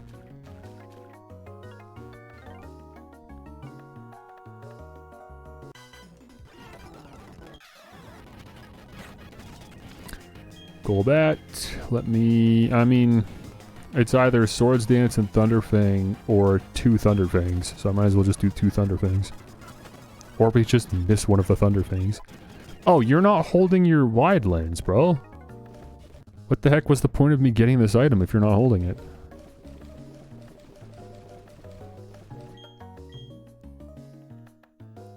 What are you holding? Oh, the XP share. Oh man, it's hard to juggle that around, man. You've got 4 Pokemon. I'm gonna Swords Dance.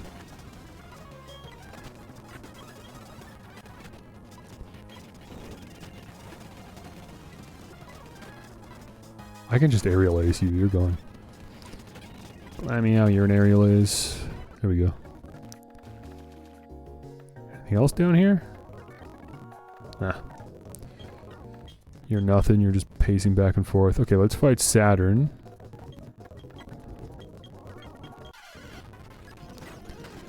Unfortunately, you guys just don't have anything interesting to say. Otherwise, I would actually read your dialogue. But unfortunately, Team Galactic is largely unchanged from Diamond and Pearl. There's still at least a couple sequences I'm going to want to slow down and read, but I know that Saturn doesn't have anything of value to add to the conversation here.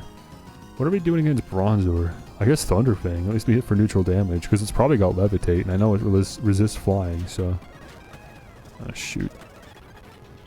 Thunderfang still barely did anything. Aerial Ace is super effective here. Oh, and Earthquake. You're a poison type. Oh well.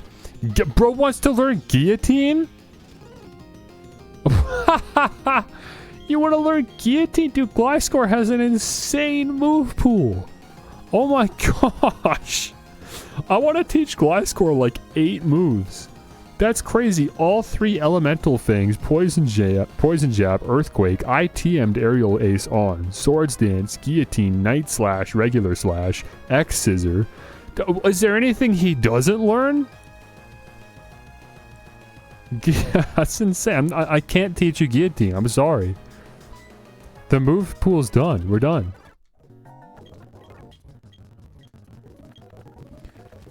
That's nuts. Okay. Now we go to Lake Verity.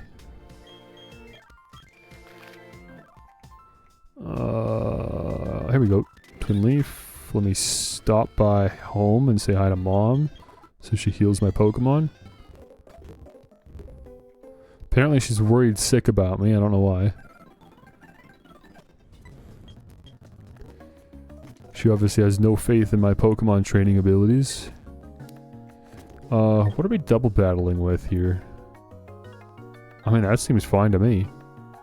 Torterra can Earthquake, Gliscor can Aerial Ace to clean up anything that's left. Although, you do move first, so I have to be predictive. It's fine. It's obviously the best double battle partner for Torterra at the very least. Yeah, use... Wait, who threw out the one Pokemon? It was just the Krogunk, right? That's why it's level 37. Might as well just Swords Dance then. Because Earthquake's gonna knock them both out. Oh, Fake Out. Incredible. Awesome, man. Might as well Swords Dance again then. Screw it. The plan hasn't changed. Let's just 4x the attack.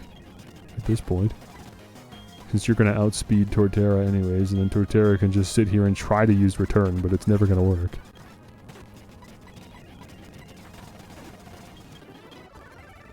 There. Same strategy again. Nothing's changed. You area... dude, Earthquake's gonna one-shot both of them again. There's just not even a point. Swords Dance. Earthquake.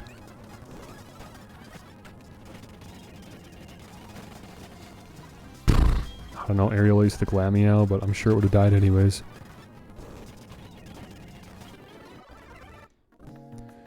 Do we double battle with Dawn here?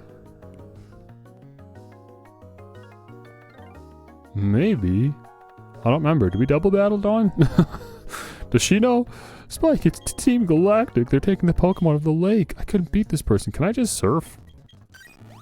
I can just surf right now because they didn't blow up the lake. Are you here? No, they've already got Mesprit. That's fair. You know, it's fine. There's something down here, isn't there? Like a TM? Yeah, there's something here. Level 2 Starly, that's cool. Fire Blast TM, okay. I don't know if the implication is, you know, to teach that to Mesprit. Maybe that's why it's here. That face, it brings back bad memories. I'm talking about the Windworks. I don't know why I'm reading this. I already know it's the same. And yeah, it's not a double battle.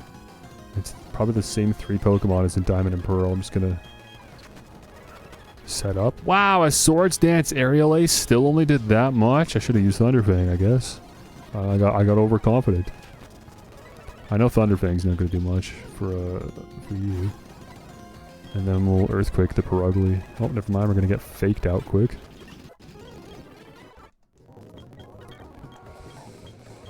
Dude, where is Sharon? Yeah, you caught them all. Okay. Another legendary caught. Check on Umberry. Okay, it's the exact same dialogue. Well, then, let's head to Celestic Town.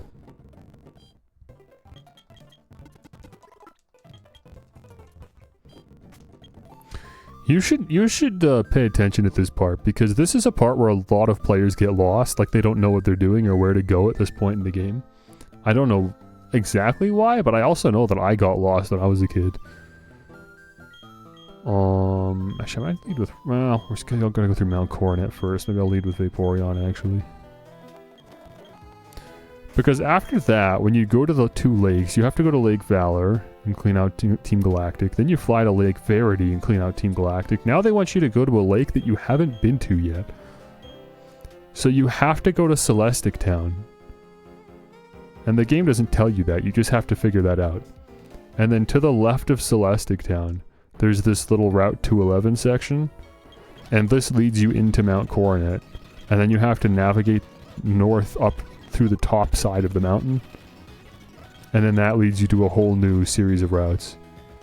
And that takes you to the next section of the game you need to go to.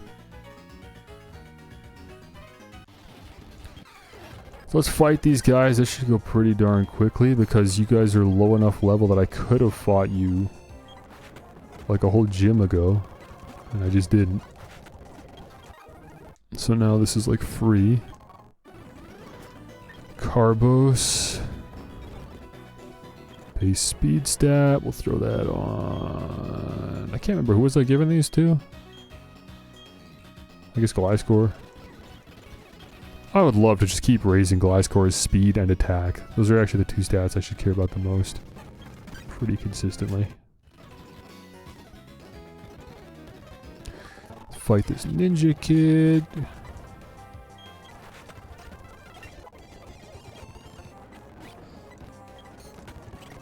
By the way, Vaporeon is level 46 and still has not learned 1 water type move from level up. I taught it Surf and Brine.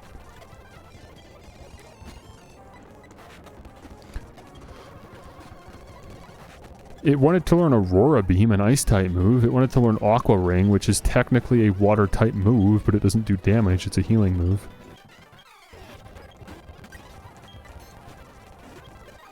I guess maybe there's a chance it actually learned Brine via level up and it just skipped it because I'd already taught it via TM.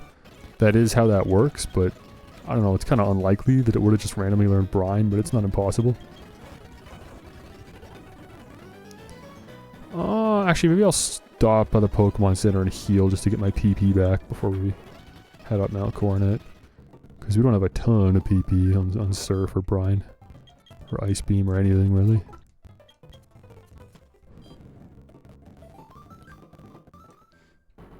Go this way.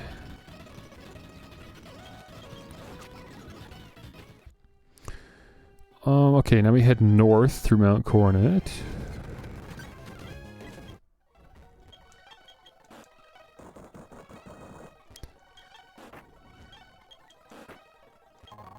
Air Candy, don't mind if I do. Defog moment.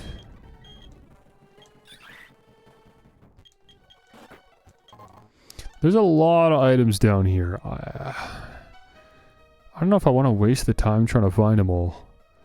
I'm sure they're not actually worth it, but I don't know, I'm here.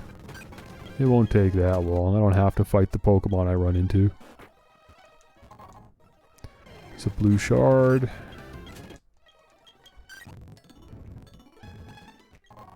Light clay. I think that's the one that... shoot, what is light clay? Yeah, it's not bright powder, it's light clay. Okay, this extends your barrier moves, your screen moves, I mean. Okay. That can be useful, but I obviously don't have any screen moves, so I won't be making use of that.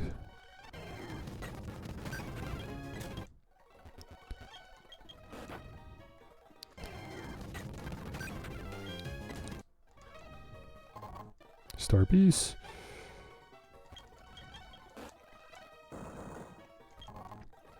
Revive. More star pieces. If I get more star pieces, I can go get more shards too. If I ever find that I'm short for the move tutors. I think the second one was on this route. Oh, a Clefairy. Yeah, I guess I am in Mount Moon. That makes sense. Not Mount Moon. Mount Coronet.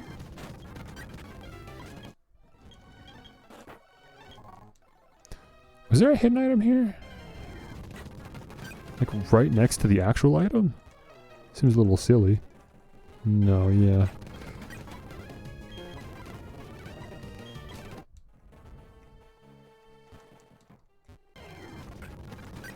Ah! There's Nose Pass. I think right here, this is our first wild Nose Pass. I don't remember seeing a Nose Pass before. And it'd be kind of fun to have one. I've never had a Nose Pass, but again, just way too late, man. Way too late. The team's built, bro. We're not looking for new recruits. We're done.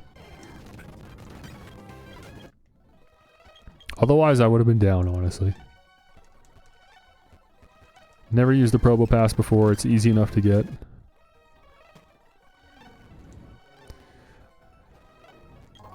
Never melt ice. Won't be making use of that.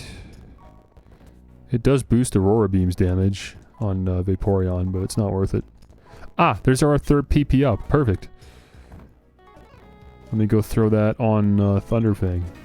Funny enough, it actually hasn't been an issue since I gave it the 2 PP up, so the third one might have been unnecessary, but I just don't want to leave it unfinished, I guess. Might as well use all 3. And then once we get a PP max, I'll save that for Vaporeon Surf. Wonder if there's anything else. Gliscor's Earthquake, maybe? But probably not. How much did Flamethrower have? 15? I mean, that's no better than Surf, but you also have Flame Wheel. And just plenty of options in general. Vaporeon's got fewer options. Surf just seems to be the default. Every time I have Vaporeon out in the field, it's just like very obviously it's time to Surf. Except right now, because I forgot to swap Vaporeon out now that we're out of Mount Coronet, so that was a mistake. What are you about to use? Probably not a water or ice type move, so Gliscor should be a safe switch. And then we just go for... Alright, Thunderfang's not going to one-shot, is it? Oh, it just disabled Thunderfang. That's fine. We can finish it off with an Release. Rapidash. Well, now I can switch back to Vaporeon. That's fine.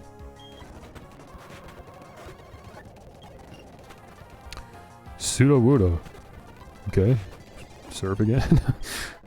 Cool. Up to 47 now? Vaporeon. Wow, you're really pulling ahead. Okay, let's switch to Rapidash then. I'm sure we'll run into more Ice-type Pokemon on average, now that we're on an Ice-type route. In a snowy zone.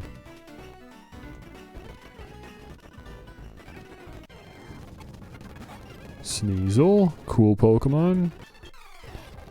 But I'm good. Hey, there's our first Ambipom. I've always...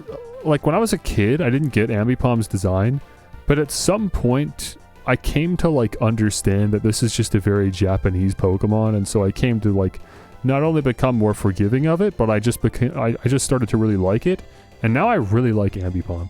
Something about it is just so distinctly Japanese, but despite that, I don't actually, like, know like what it is. Like, what is the inspiration for this? This like the bowl cut and the twin ahoge? What are those called again? The little hair pieces. The big grin on its face. I mean, when you look at the actual artwork for it too, the drawn artwork and not just this pixel sprite, it also becomes more obvious looking at it. It feels like it's inspired by some traditional yokai design or something, and there are a good handful of Pokemon that are all yokai inspired. I can't believe Flamethrower didn't one-shot. I mean, I know I didn't have a type advantage here, but gee whiz, Ambipom. That's some good special defense you got there. Porygon 2. What the heck do I have for a Porygon 2? Not really anything. I'm just going to brute force through it with Earthquake. Wow, it even resisted that. Oh my gosh. Yeah, you're a tough little guy. Wait, does it have that ability? I think it has an ability that like converts it into the type of the Pokemon that it's facing or something, so that actually wasn't very effective. Or maybe that's just a move. That's what Kecleon has. So they probably also gave it to Porygon, right? So yeah, you would want to hit it with something that it's neutral to, right? No, if it had what Kecleon has, then it would have been a normal type when I hit it. So it's obviously not the exact same thing. So it either triggers like immediately, or I'm just entirely wrong. It just has good defense. I mean, fortunately, I don't really have to figure it out, because we're not really going to run into many Porygons. That's probably the last one we'll see for the whole game. But, yeah, it's interesting, for sure. What do you have? Are you the one with the... Yeah, I was going to say, are you the Tropius trainer? The psychopath who brought a grass and ground type Pokemon onto the ice type route? That's incredibly irresponsible. I don't know why you did that. I'm also surprised that Rapidash is alive right now. Uh-oh. Hold on. I cannot fight you right now. Let me switch to... Wow, this is a little bit risky, but yeah, I'm going to switch to Gliscor. That was definitely risky, because that's a Sneasel. Uh-oh. Are we going to survive whatever this thing hits me with? Probably not. Good thing I was able to one-shot it with Earthquake, so I didn't have to worry about it. Please allow me to heal in this bed. No, I thought you might be the one that teaches you moves.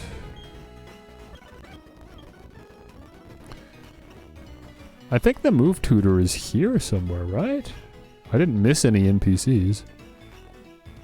You're a trainer, I know that. They might be on the next route. In one of the lodges on the Blizzard route. That would make sense, I guess. I would believe it. Mr. Mime? Megahorn. I don't think I've missed Megahorn yet, which is pretty good considering it's 85% accurate. So far it's 100% accurate. Dusclops! I definitely have not seen Dusclops yet. That's kind of cool. You're a tanky guy. There's basically nothing on my team that could one-shot a Dusclops.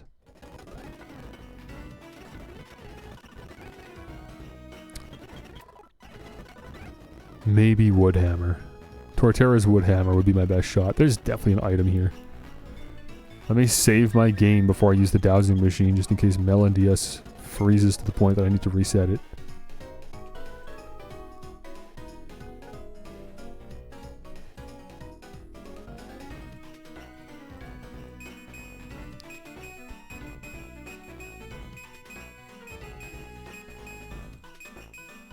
Nothing? There's just a giant patch of grass here with no items? Okay, there's just a giant patch of grass here with no items, so be it. Well, that's okay, there'll be plenty of items coming up. Wait, I'm sorry, what is Maylene doing here? Why? I do not remember this. And she remembers me? Oh, Spike.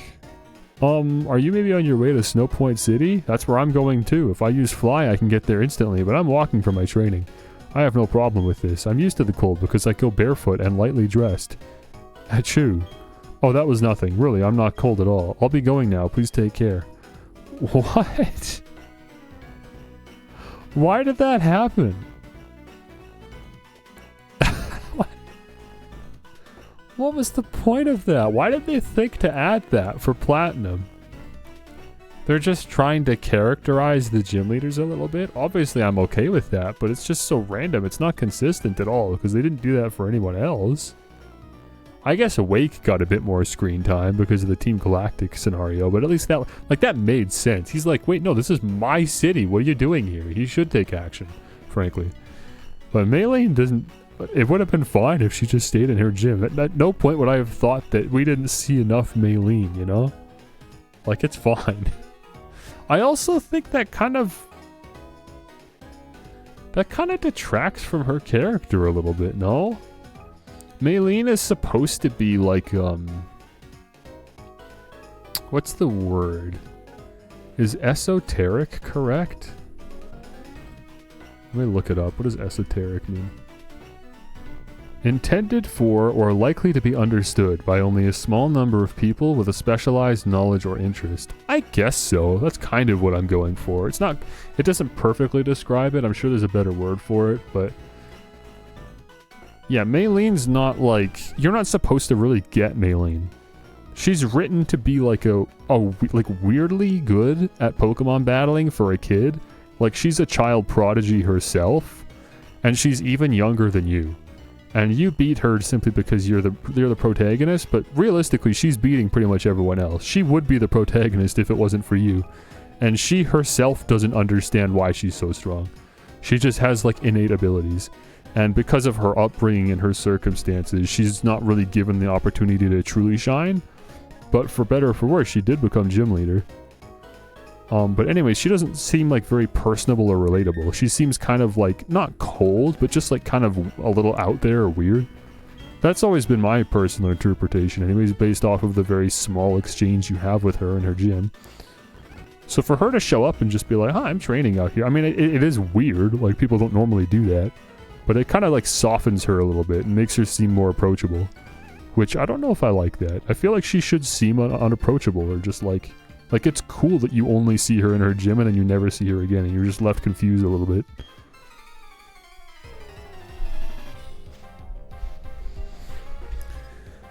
Okay, Dalton. What's bro got? Electabuzz. That's kind of cool. I don't think we've seen one yet. That's a platinum edition. Electabuzz was not in Diamond and Pearl. Probably go for the flamethrower. Yeah, I didn't think that would kill, but I understand. Oh, and of course I'm paralyzed and I'm going too slow, and we're definitely not fighting a Magmar. Let's get out of here. Unfortunately, Vaporeon is not an ice type, otherwise I wouldn't have to worry about chip damage. And unfortunately, I still don't have the leftovers item, so we can't combat it. Dude, I'm just gonna turn around and heal. The heal house is just right here. There's no reason to start dumping healing items yet. At a certain point we'll have to, because the upcoming route is very long and arduous with many trainers. And the hail chip damage is brutal for survivability. But as long as the heal house is within reasonable walking distance, I'm gonna use it. Another shard. What are we up to? What's our shard count? Dude, I'm so glad I'm fast forwarding. This game, so many little things in this game become so much more annoying when you can't, like, time X speed the game. Just navigating the bag. Look how much slower this goes. Look how long it takes to get from the top of the bag to the bottom when I don't fast forward. That takes so long! I just wanted to quickly see how many shards I have. It's like the only reasonable way to do that is just to blast through. Gotta use the DS screen. That is true. That actually does go faster if you spin and rotate the Pokeball on the touchscreen. You are correct. But that's not really reasonable for me just because every time I click in on the window, LNDS has a little spasm. But on actual hardware, at least there was a way to slightly alleviate the speed. Snorunt, good to see you. One of the only Ice-type Pokemon in the game, really. And you weren't even in Diamond and Pearl, which is an actual shame. There's no reason for Snorunt not to be in Diamond and Pearl. It is absurd that you didn't get any Sinnoh time until Platinum came around. What a joke. I should really be leading with Vaporeon. No, never mind. Ice Beam doesn't get a boost in the hail. That's not how it works.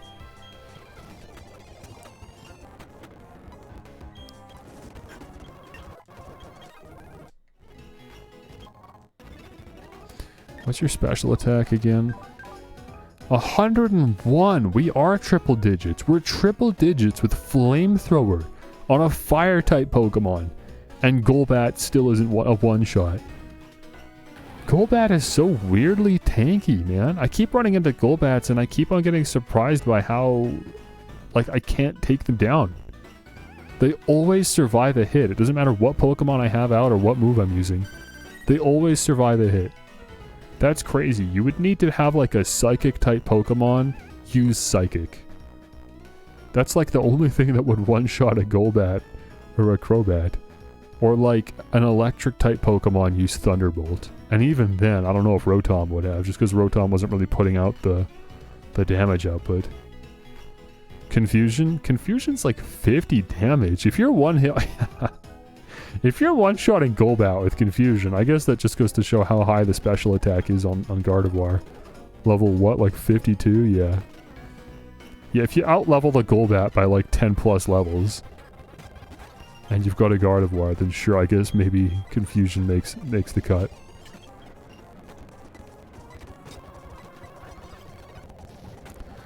I'm actually wasting PP on Snover by using Flamethrower. Flame Wheel easily one-shots a Snover. I don't know why I'm using Flamethrower. Let's see, were there any other items here? I'm not going to go hunt for hidden items here. I'm only going to grab the ones I remember. It's a nightmare looking for stuff on this route. Iron's defense. Who needs defense? Vaporeon. Oh, it won't have any effect. That's the first time we've seen that. So Vaporeon's EVs are maxed out. At the very least, its defense EVs are maxed out, but I assume just stat-wise, all of its EVs are maxed out, so I actually can't give it vitamins anymore. Okay, let's try Rapidash. I'm surprised. I didn't think Vaporeon would get there before, like, Rapidash. I've had Ponyta since the beginning of the game.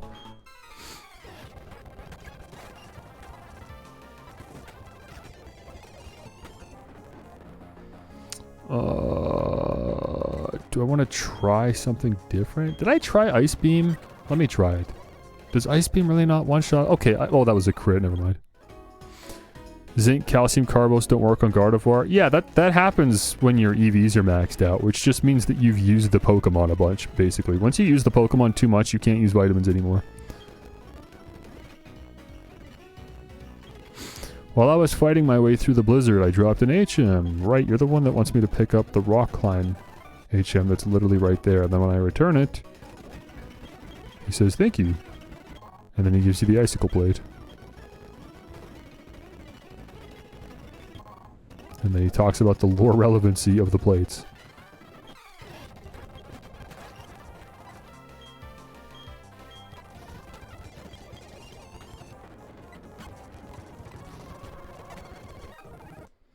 Okay, Rapidash is getting pretty low on health here. I'm not going to switch to Torterra. Yeah, it's worth healing. Let's use this last Super Potion. From now on, we use Moo Moo Milks. I can't remember, do you? It's a little dark in here. You want to turn a light on? A person? A rare sight. Thank you for visiting. A gift. Okay, thanks. The spell tag. It intensifies ghost type moves. Yeah, I already have one. May it serve you well. So weird. That's weird that she gives you the spell tag when you already get a spell tag from the Lost Tower. Very redundant. Wow, this lady's actually using the dowsing machine. Good for her. I'm worried about the health of my save file, so I'm not going to be doing that. Pyro's fine. Oh man, you know what? I really like using the dowsing machine in Heart Gold and Soul Silver. It's gonna suck to not do that. I'm gonna have to switch emulators over. Or at the very least just downgrade my Melon DS version. Again, I'm not sure what it is, I'll look into it. But I have to have this problem solved by the time I get to Heart Gold Soul Silver. There's actually like several points in the game where it would be detrimental to my experience if I wasn't using the touchscreen. So it's not even an option at that point. We have to get this fixed. Glaceon, our first time and probably only time seeing a Glaceon. I can't imagine we're going to see another one. Also a pretty cool evolution, I can't hate.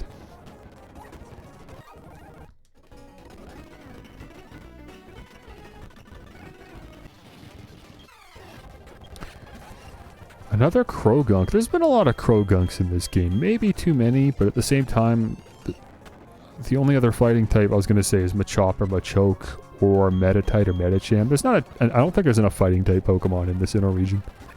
Not quite. Oh, there's a Riolu though. That's kind of fun. That's kind of fun. We don't see any of them. We probably wouldn't have if I didn't hatch that egg, so I guess it was good that we saw that. Mega Horn on that Curlia, get it out of here. Seeking, yeah, we're gonna swap on that. Sure, Torterra, let's go a little crazy. Use Wood Hammer and just accept the recoil. Baneri? You've got a Baneri? Why? We've fought Lopunny already a couple times. Why do you have a Baneri? That's so, unnecessarily, like, timid for this point in the game. To be giving me a Baneri to fight. Acuity Lakefront, I guess there's no point in coming here yet, even if that is where the story wants us to go. Because unfortunately we don't have rock climb. Oh wait, there's actually nowhere else to go. Never mind, I have to go up here. Oh hey, there's Barry. Hey Spike, what, you finally come along now? Slow, way too slow. Listen Spike, see how the rocks are all lumpy here? You can't climb those rocks until you get the Snow Point Gym badge. Anyway, I'm off. Team Galactic, I'm coming for you. I mean, he's pretty slow, honestly. He's only just going to the lake now. I've already gone to Lake Valor and Lake Verity. So he had 2 whole lakes ahead of me. And I'm actually caught up now, so arguably I'm going way faster than him. I would say inarguably I'm going way faster than him. Ultra Ball. Is that it, I think? Probably. There might be some hidden items there, but again, I'm not interested in messing with the touchscreen right now. Okay, let's get a nice heal off. Oh, there's Maylene. Again, for some reason. I don't know why they really wanted to add some more character from Maylene specifically. Brr. Oh, hi Spike. Are you taking the gym challenge now? I'm hoping to see Candace soon, but I'm staying put until I warm up again first. Oh, you should know that Candace is a user of Ice-type Pokemon. No! I really admire Candace. She's so studious. She wanted to practice against me to learn about the fighting type. It's because the Ice-type matches up badly against the fighting type. I mean, maybe they're friends, and that's why she's here. Okay, maybe, I guess. Could be something. I'm just going to keep leading with Rapidash. I don't have a better Pokemon for the Ice-type gym. I mean, Vaporeon matches up really well defensively, but I don't really have an answer for Ice-types myself, especially like Ice and Water types. Ice and Grass types, of which there will be 2 of, that Rapidash will completely destroy. So, I don't know, I'll just keep leading with my Heroine horse. Got no reason to change it up. No reason to go to the Pokémart.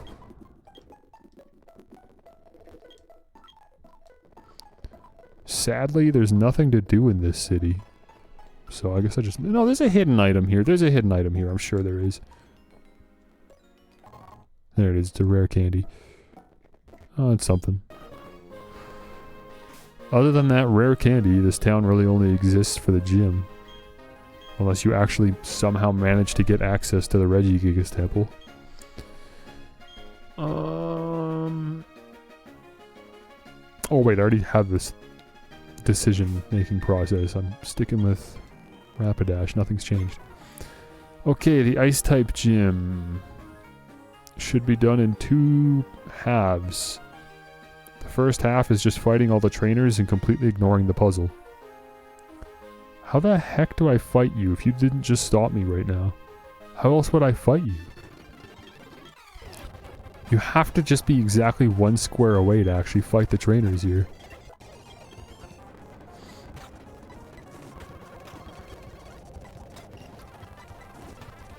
A little late to throw out the snow run. That's not really how snow warning works, lady. You need some coaching? I can help you out.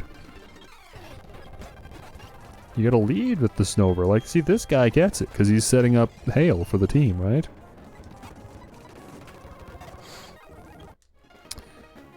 Dude, how do I fight this lady? Unless I can approach from the right. That must be it. Yeah, you can.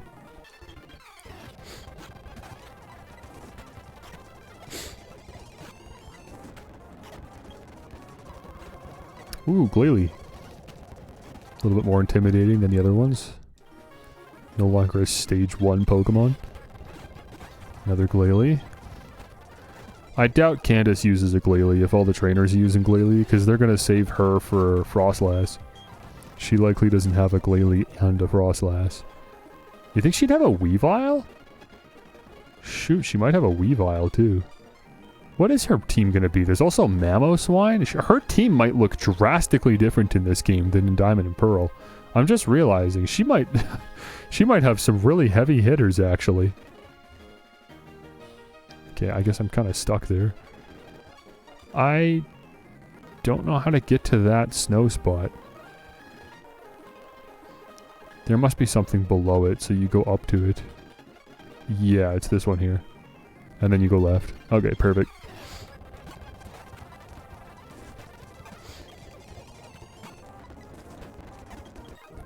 Okay, there we go. So I fought all the trainers, now I can leave, go heal. I didn't even really lose any health, but I guess maybe the extra PP could be useful. Probably not. I probably would have been just fine. But whatever.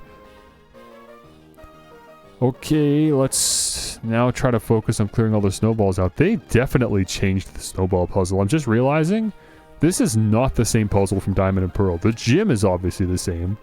Like the physical location that I'm in is the same. But somehow they took the physical location from Diamond and Pearl and made a new snow puzzle with it. Man, they love their ice puzzles, don't they, over at Pokemon headquarters. Most people hate ice puzzles. Fortunately, I actually like ice puzzles, so I don't mind, but there's a lot of people that kind of hate ice puzzles. And for them, I'm sure they're not happy about it. Let's think. We gotta hit that. Oh, we can go up to the top. And then just go down. And then push that. And I think that's all of them, right? Am I missing anything? No, we're good. Glalie? I mean, okay, I can see where you're coming from with calling Glalie ugly. But I don't think there's anything wrong with an ugly Pokemon, because it's not a bad design. I like Glalie's design. I think it's cool. I can agree, though, it's got kind of an ugly look to it, but ugly can be cool, too. Okay, Rapidash is level 49 now. Surely.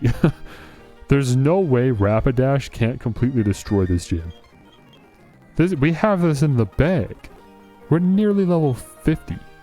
You want to challenge Candace? Sure thing. I was waiting for someone tough, but I should tell you I'm tough because I know how to focus. Pokemon, fashion, romance. It's all about focus. I'll show you just what I mean.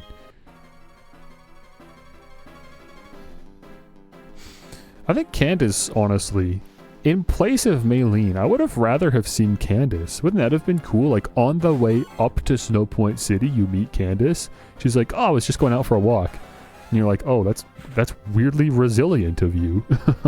And you don't know who she is. It's just this girl you've never met, and she's just out on a walk. And then you meet her in Snow Point City, like, oh, you're the gym leader. And you specialize in Ice-type Pokemon. No wonder you're comfortable out here. I think I would have liked that more. Plus her personality is just more, I guess, like I said, approachable. It seems fairer, more fitting to run into her. Obviously Sneasel was a non-issue. I can't believe they gave her a Sneasel. I thought surely they wouldn't give her a Sneasel, because Sneasel's such an underwhelming Pokemon that you fought like 20 times already.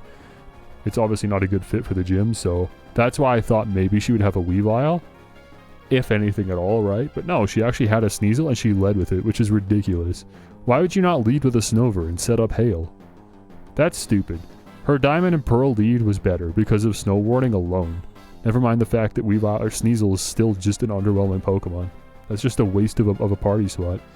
Piloswine, dude? Not even Mamoswine? Dude, they've got no balls. We're on gym leader number 7, man. This isn't the 3rd gym. This is the 7th gym in the game. And her Pokemon aren't even evolved. This actually might be the most disappointing gym. Piloswine, man.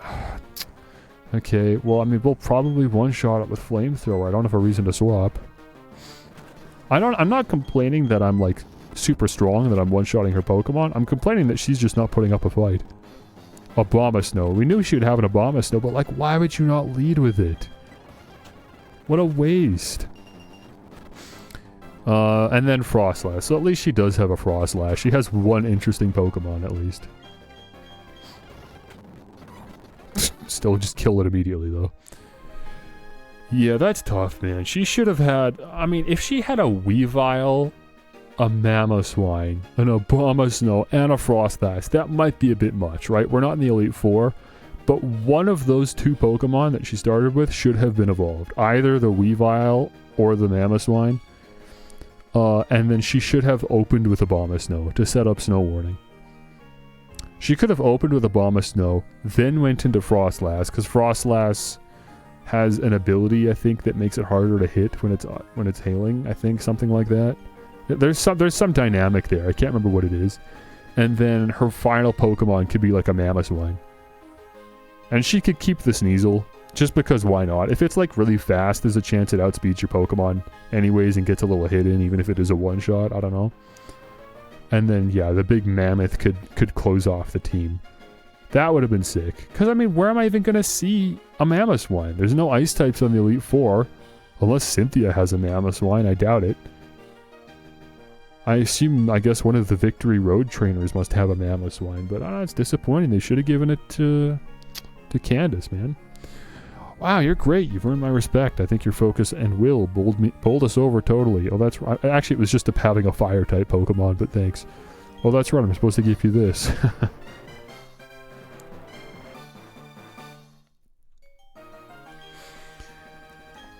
Okay, now we just need to get the HM for Rock Climb. Oh wait, we have that already. What am I thinking? I don't know why I didn't even really consider that until just now, but yeah, I have the HM for Rock Climb. I picked it up on the last route. I should really teach that to Licky. Licky Tongue, I mean. Not Licky. In fact, you will never be a Licky because I've just replaced all of your 4 move slots with permanent moves that can't be deleted. I'm curious, what happens if you level up a Pokemon that only knows HM moves and it wants to learn a move? Does the game just automatically skip over that screen, or does it still ask you if you want to learn the move, and then you have to go through the tough realization that, oh, I literally can't learn this, and then you just force yourself to not learn the move? Because frankly, the game should just recognize it can't learn anything anyways and then skip over it. Gliscor and Torterra are both my least leveled Pokemon now, so I'm gonna give Torterra the XP share. While leading with Gliscor.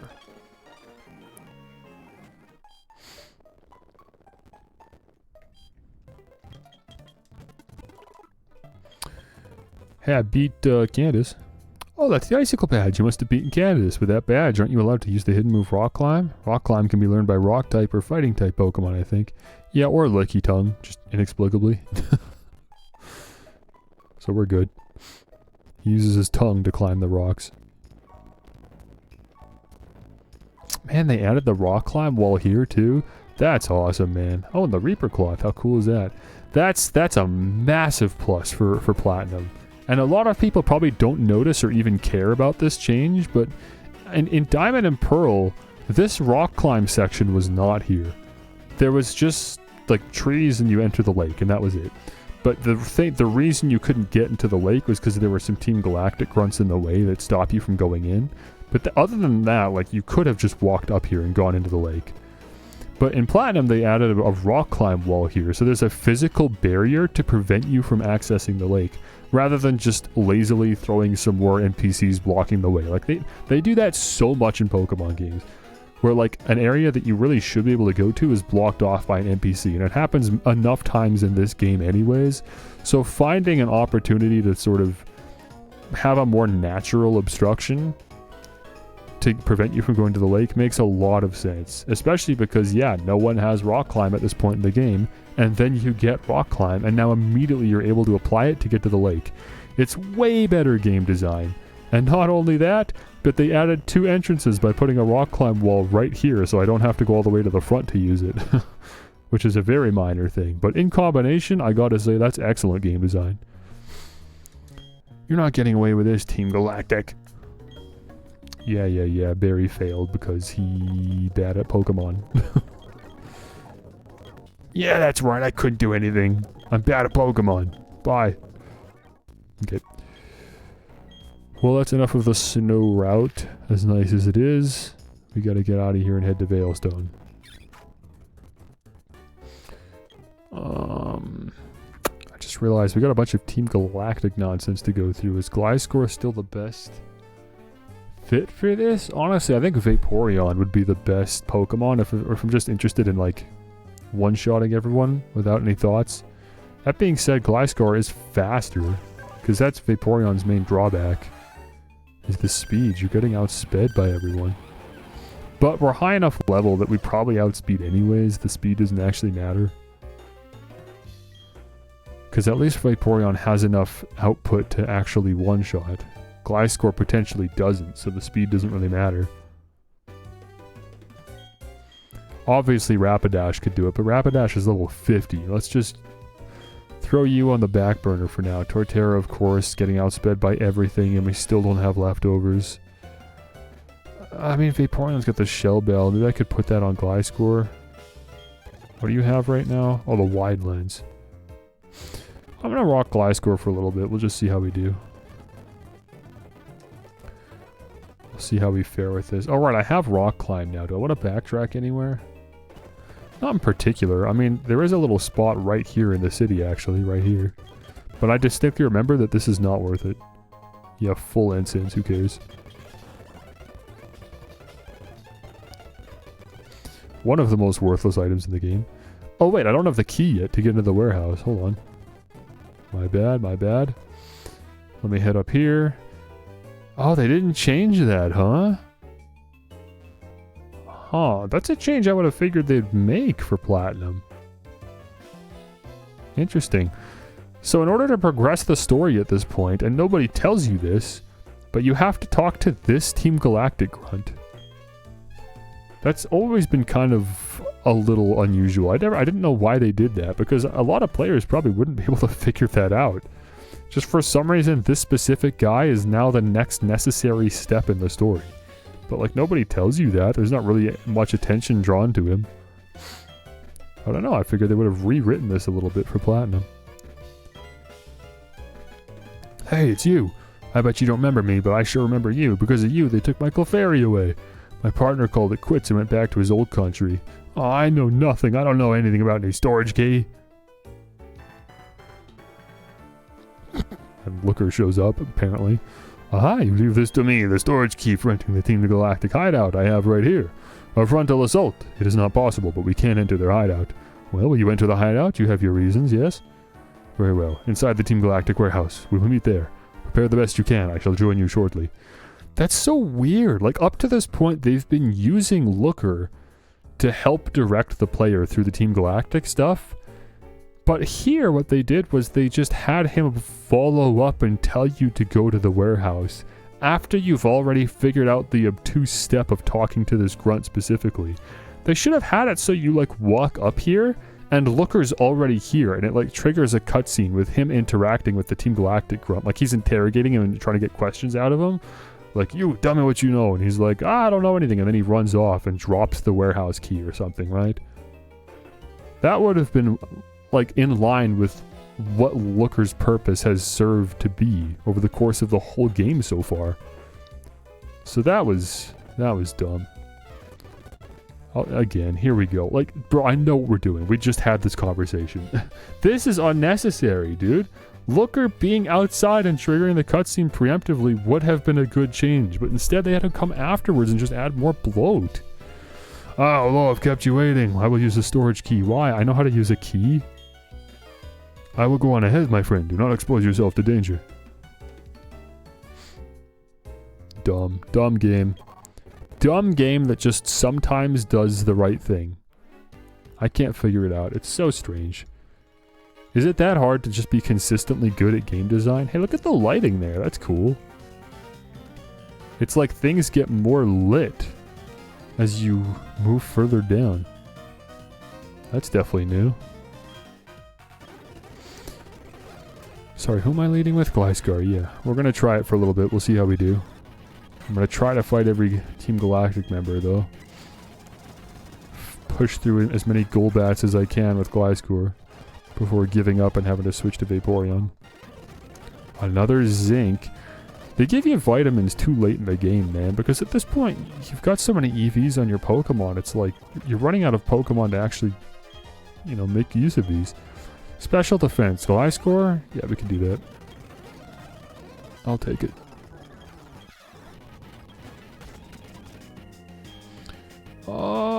Yeah, Earthquake's the only super effective move. Guess it's fine. Murkrow's gonna survive a Thunder Fang, but it's the only other Pokemon, so might as well. Oh, it didn't survive somehow. Okay, good.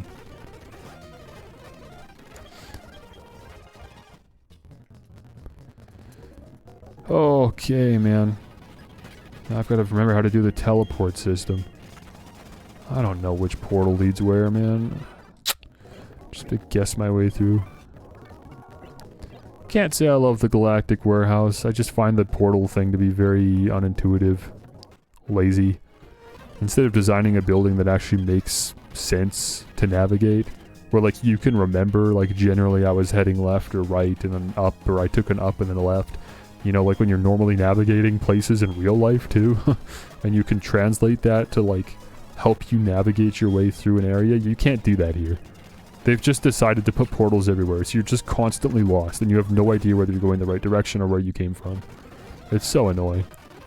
Is this progress? I don't know, because this room is completely detached from every other room. I have no idea. Am I going forwards or backwards right now? It's so annoying. I don't know why they did that.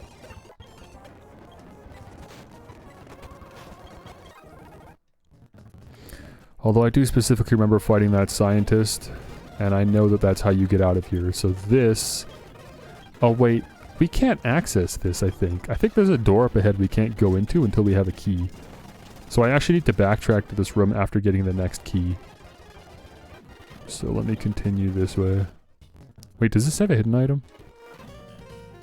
No. I don't know why I thought it did. Oh, there's an item here though for some reason. That's new. Dubious Disc. Again, I'm not going to be able to use it because I don't have a Porygon.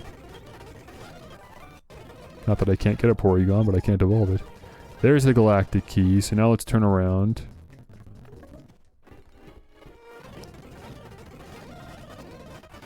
Go up here.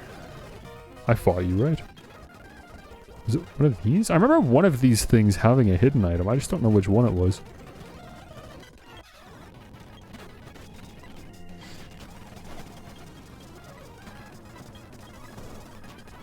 Gliscor's got a great moveset to deal with Team Galactic. It's just the damage output sometimes isn't doing it. This is Dazzling Gleam in BDSP. What the heck is it in Platinum? Oh, it's Frustration. Okay.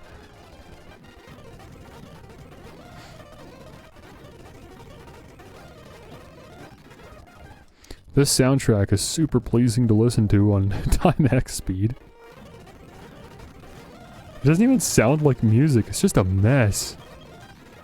It doesn't sound like a song that's being sped up. It's just like random noises. The melody's too fast. Oh, a double battle. That's fun. Yeah, screw it. We'll do this. With Torterra. Yeah, sounds great. Level 35, man. Level 35, bro.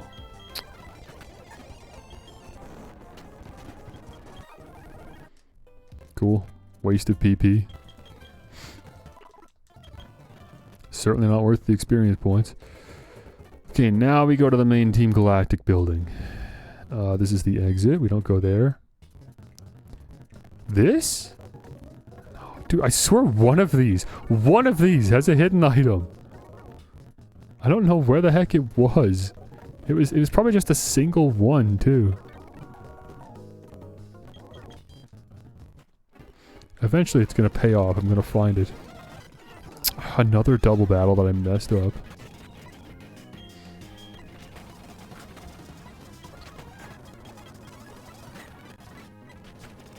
If I saw there were 2 Pokemon, I would have opened the Swords Dance. My bad, my bad. Okay, you've got 2 Pokemon, because this was a double battle, and the other guy had 2 Pokemon.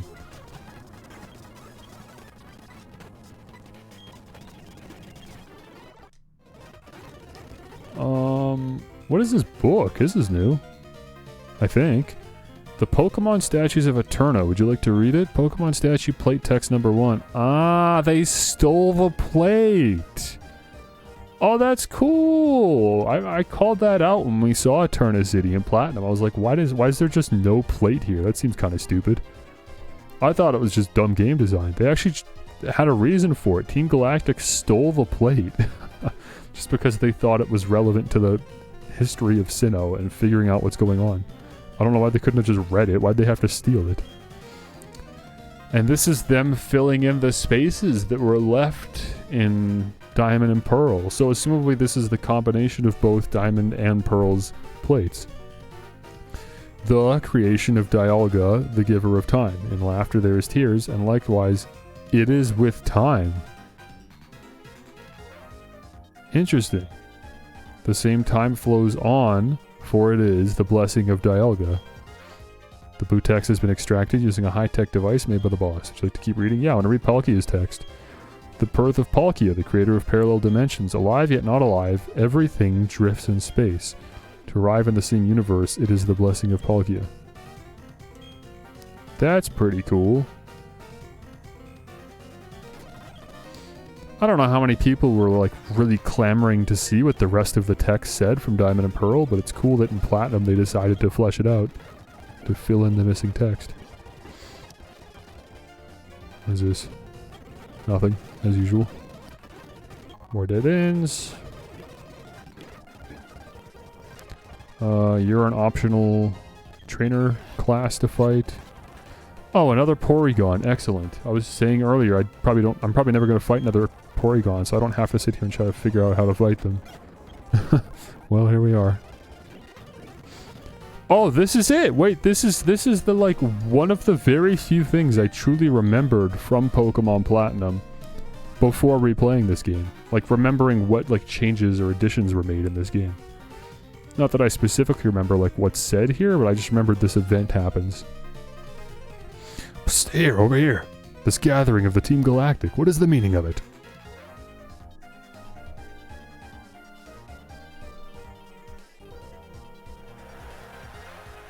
Cool. Fellow members of Team Galactic, hear me.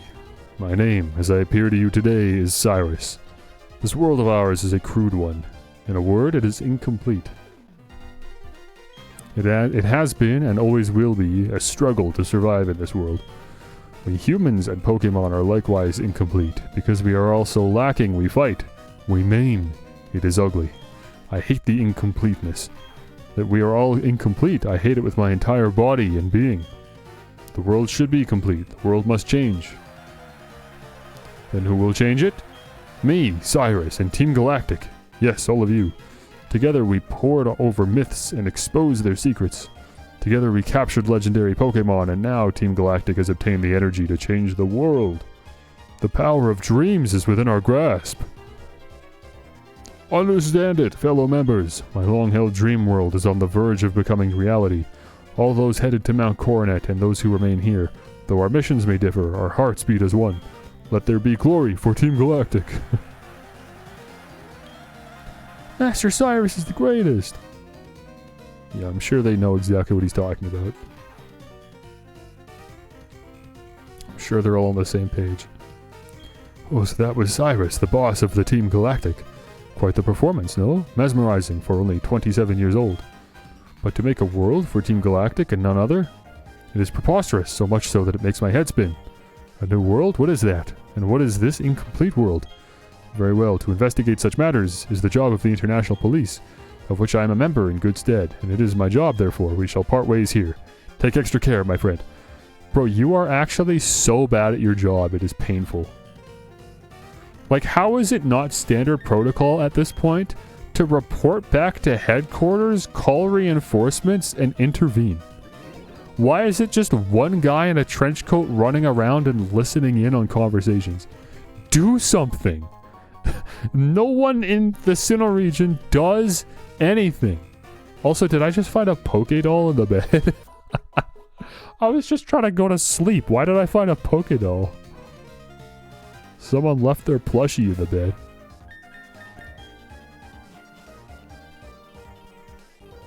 And I still don't know what Cyrus is talking about with an incomplete world. He doesn't really elaborate. Incomplete doesn't feel like the right word that he's looking for. Flawed, maybe. Imperfect, but not incomplete. What is incomplete about flaws, right? Flaws are just part of the picture. They're inherent. Are you enjoying your unescorted, unauthorized, and unsettling tour of Team Galactic headquarters? Oh yeah, this is finally a double battle. That, like, I didn't mess up. There were some at the lake, but those were forced. I think this one I actually could have messed up, so this is the first one I didn't. And yet again, both of these Pokemon are weak to ground, so there's not really a point in Gliscor even doing anything. We'll just let Torterra Earthquake and clear them both out. And it's just the same Pokemon, but they swapped positions. Gliscor is just dead weight. He's not even doing anything. Here, Aerial Ace the Glameow. Get it out of here. There. One of them just had an extra cat for some reason. Here's 3 portals. And that one was a dead end that had a protein, at least. Gliscor's base attack rose. Max Elixir. This looks like a hidden item spot, no? There we go, another Elixir. Ah, here it is. This is our Cyrus fight. Okay, what does he open with? Sneasel? Weavile maybe? Something like that? I think so. I don't think he opens with Gear. No, he opens with Murkrow, I think. So, Vaporeon in either scenario might be the best lead. I think so. Did Gliscor have the wide lens on? Yeah, and Vaporeon's got Shell Bell. So everyone's actually got the items I would want them to have, I think. Leave that XP share on Torterra, that's good. Pop a save down, but it doesn't really matter. Okay, what do you have to say for yourself? So, you've come. You heard my speech, I take it. A big lie, of course. It's true insofar as my intention is to create a new world. But that world isn't for the likes of Team Galactic. I seek an entirely new world, solely for myself. If not, it could never be the complete and perfect world. You've seen my minions of Team Galactic. You yourself must know that they are uniformly useless and incomplete. I know why you're here. I can sense it in you. It's about Uxie, Mesprit, and Azelf, correct? You want to save them. I no longer have any need for them. I am finished with them. If your heart aches to save them, go right ahead. I couldn't care less. It will save me the trouble of disposing of them. But I must say you are a remarkable specimen. Those Pokemon have nothing to do with you, do they? But still you came to rescue them out of pity? Such pitifully useless emotions. It's illogical and irrational. Pity and compassion are products of the weak and faulty human heart. You were compelled to come here by such oh, I don't even know that word, dude. Vacus? I think I do know that word. I just don't know what it means. Vacuous? Vacuous sentimentality. What does vacuous mean? I guess it just means like empty or pointless.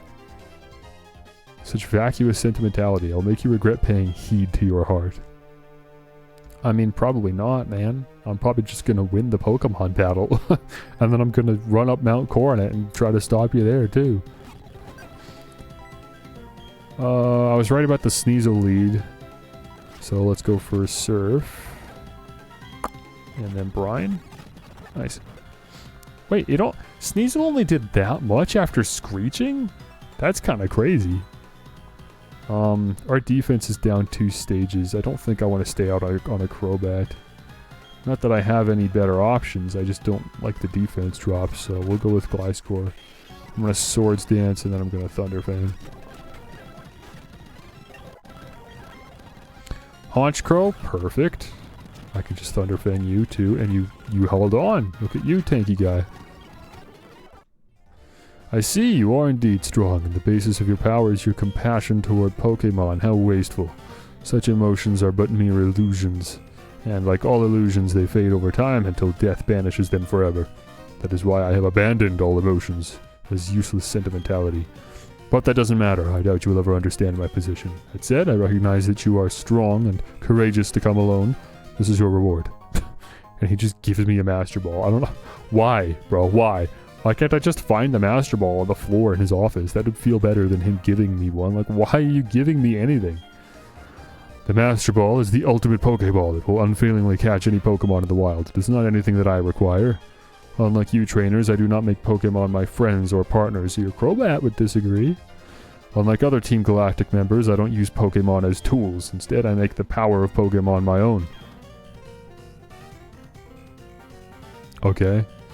If you wish to save the Pokemon from the lakes, take the warp panel ahead. I am off to Mount Coronet. I will ascend the mountain to its peak where destiny awaits me. It is there that I will create my new world. So he had like maybe a couple new lines of dialogue, but nothing that really... Nothing that felt particularly compelling or... revealing for his character. Team Galactic report. Which report would you like to read? I don't know, all of them? Some say the universe originated from a massive explosion. Similarly, Sinnoh is thought to have been formed by an explosion in ancient times. Needless to say, the explosion came from the power of a Pokemon. The Pokemon must have been the mythical creature considered a deity by the ancients. Our aim is not to capture the mythical Pokemon, but to obtain its power. The mythical Pokemon. According to myths, the Pokemon created Sinnoh with its power. However, capturing the Pokemon with a Pokeball prevents it from using its full power. But with the red chain, the Pokemon can be shackled, and its power can be used without restraint. That's cool. I don't remember reading about this in Diamond and Pearl, but that particular line is interesting. The Pokemon of the three lakes in Mount Coronet are somewhat connected. Somehow connected. Capturing the Pokemon of the lakes will free the Pokemon of Mount Coronet. From the Pokemon of the lakes, crystals can be extracted to create a red chain. Using that red chain, the mythical Pokemon can be summoned and shackled to do as we command. How? Where did the crystals come from? I'm sure there's a nugget in here. I just can't remember where. So I'm pressing A on random stuff until I find it. I'm certain there's a nugget hiding in this room. At least in Diamond and Pearl there is. Here maybe? Where the heck is it? No, dude, I'm not leaving until I find the nugget. I'm gonna use the dowsing machine. I don't need the money. I just know there's something here and I want to find it.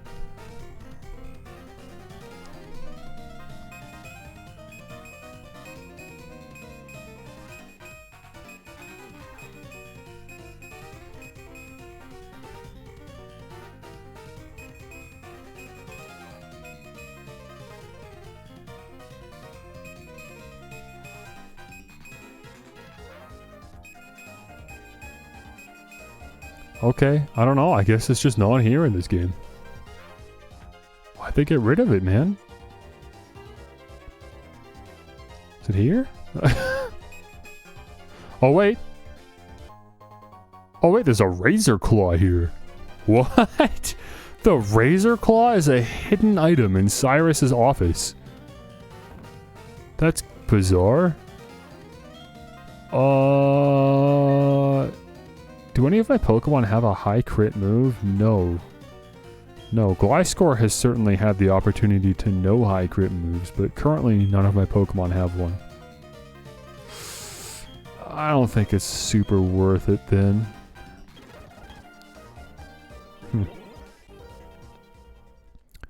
And like, why does he have... Wait, why does he have a Sneasel? If he also has a Razor Claw in his office. That's so silly, man. That's so silly. Why did they put that there? I strongly disagree about that, item placement. And so far I've had mostly nice things to say about the item placement in Platinum, but that's a weird one. I don't like it. Well, we haven't had an opportunity to heal. So we're in the same condition as we were at the end of this Iris fight, but fortunately I'm not too worried about this fight. He leads with Bronzor, it's got Levitate. They always seem to have Levitate, so I'm going to lead with Rapidash. And we'll figure out where to go from there. Looks he is sealed inside. It appears to be suffering with eyes squeezed shut. Of course, Mespert's up here. Elzelf's here. I guess the chains are on, the gems rather, the crystals are on their head. But like, they're still there. I can see them. So surely the red chain still needs to be made, right? You're new. Charon, this is the first time we've seen him since the Windworks. Our new Platinum member for Team Galactic. Who so far has added absolutely nothing. And has just introduced questions as to why he's even here. Yeah. Or something. I don't know how to make that laugh. Those Pokemon of the lakes, where do you suppose they would go? What are you trying to say? Nothing. Pay it no heed. A new world isn't overly interesting. What of it? If Cyrus is right, then Team Galactic will rule that new world. That's when it will be interesting. A chance to enjoy its sweets. I surely hope that our visionary Cyrus realizes his dream. I look forward to whatever our beloved leader has planned atop Mount Coronet. Gramps, our boss can do without your kind of moral support. Why is he here? What an unnecessary character, at least up to this point, but there's not much story left. There's not a whole lot more space or opportunities for him to have a point. We're almost done with the story. At what point does your addition become, like, justified? What a weird character. You came all the way here just to save some Pokemon, though it's nothing new. I can't say I understand our boss. I already let a kid like you come and go freely. We, Team Galactic, take all that we need and eliminate what we do not. But anyway, you've taken the trouble to come. Let me welcome you. Consider it payback for you insulting me at the lake. Yeah, I didn't even read his dialogue at the lake. We just kind of blasted through that because I knew he didn't have anything to say anyways. Heroin! And we'll Flame Wheel. And I'm gonna die. Never mind, we're good. Bronzor. Now you're leading with the Bronzor. So he led with the Golbat. I don't know why I don't remember that. Toxicroak. Let's head to Torterra and just use a good old-fashioned Earthquake. Tried and true. Oh, what makes you so tough? Fine, do whatever you want with these 3 Pokemon. Press the button on that machine to set them free. Thanks for the tutorial. Saturn and even Cyrus fall to a mere child. Team Galactic's state of affairs is worrying. That plan of Cyrus is atop Mount Coronet, too. Who knows if it'll work? Perhaps another option needs to be considered. One befitting the genius of Charon. I'm gonna talk to this guy every opportunity I have. I need to figure out why he's here. Press the button, for goodness sakes. Our boss crafted a red chain from crystals he took from the 3 Pokemon, except he forgot to take them because they very clearly are still on the Pokemon. That red chain is what he needed to shackle something on Mount Coronet. It's also apparently needed— Wait, something? Even you don't know the full extent of the plan? It's also apparently needed for creating something, but that's all I know. Who knows what he's planning to do up there? That's crazy. And you're just awkwardly still here. What the heck? What is with this guy? Easily one of the biggest questions that I still want answered. Probably the only question, I guess. Because, you know, I know the game's story and where it's going. Well, that being said, I also know we have to go to Mount Coronet, so let's fly to Orberg. It's probably the closest entrance. What time is it?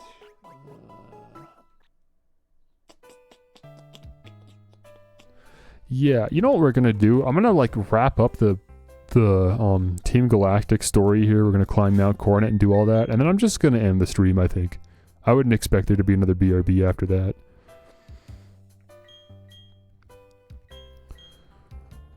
I guess Vaporeon's as good a lead as any if we're gonna be going through a cave. Just keep that XP share on Torterra. I want to get Torterra back in the lead as my highest level Pokemon if I can.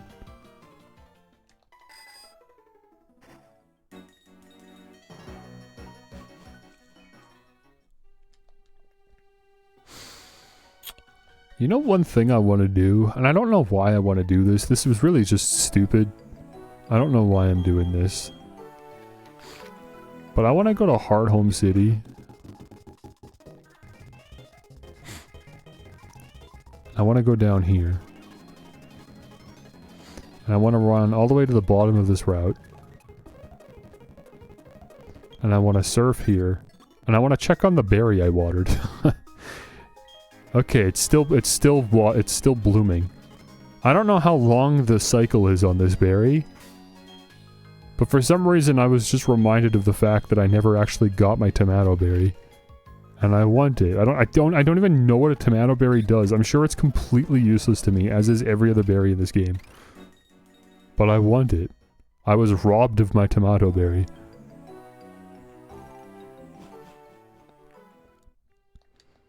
I can't let it go. This is a stone, right? Which one?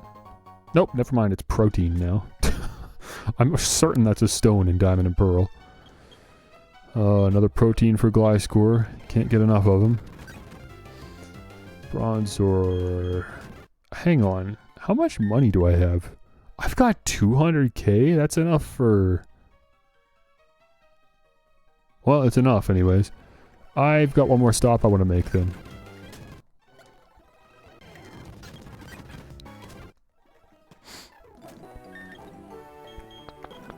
I'm gonna fly to Veilstone. Go to the department store. Let's go to the next floor. Actually, yeah, I think this is the right floor, isn't it? Yeah, here we go. So you sell proteins. I'm gonna buy one at a time, and I'm gonna keep feeding them to Gliscor until he won't take any more. Sorry, where the heck did it go?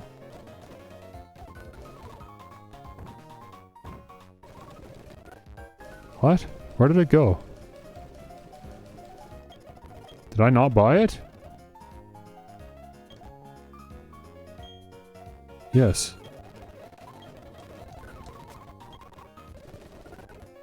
Okay, I guess I somehow messed up my menuing. I don't know how I did that. It won't have any effect. Okay, I was exactly one protein away from maxing out. So, that's it now. We're done with Gliscor. Okay, might as well give this to, I don't know, Torterra? Sure. Okay, well I guess that's all I needed to see. I just needed to know for certain that's it now for Gliscor. He can't raise his attack any higher. And it's at what? 100? Okay, hey, we hit triple digits. For what it's worth. That's not bad.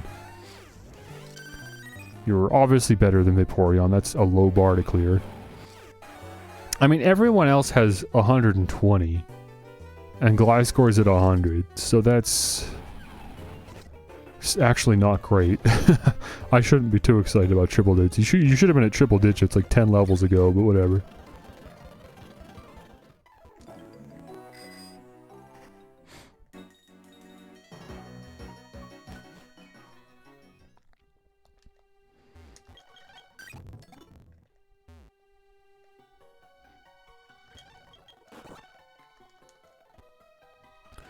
Okay, let's see if I can remember my Mount Coronet climb. See how well I remember the maze. I certainly don't remember the items, but...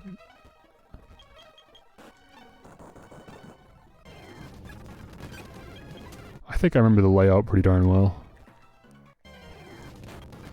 I should really have repels, honestly. There's gonna be so many wild Pokemon here. And I have the money. Is it worth it though? I mean, I'm already here. I'd rather just push through. I wish I remembered, but I forgot. And at this point, it's too late.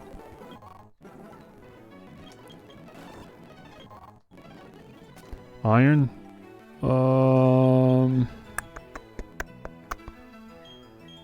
Vaporeon? No, we already decided that you're done, so I guess Rapidash.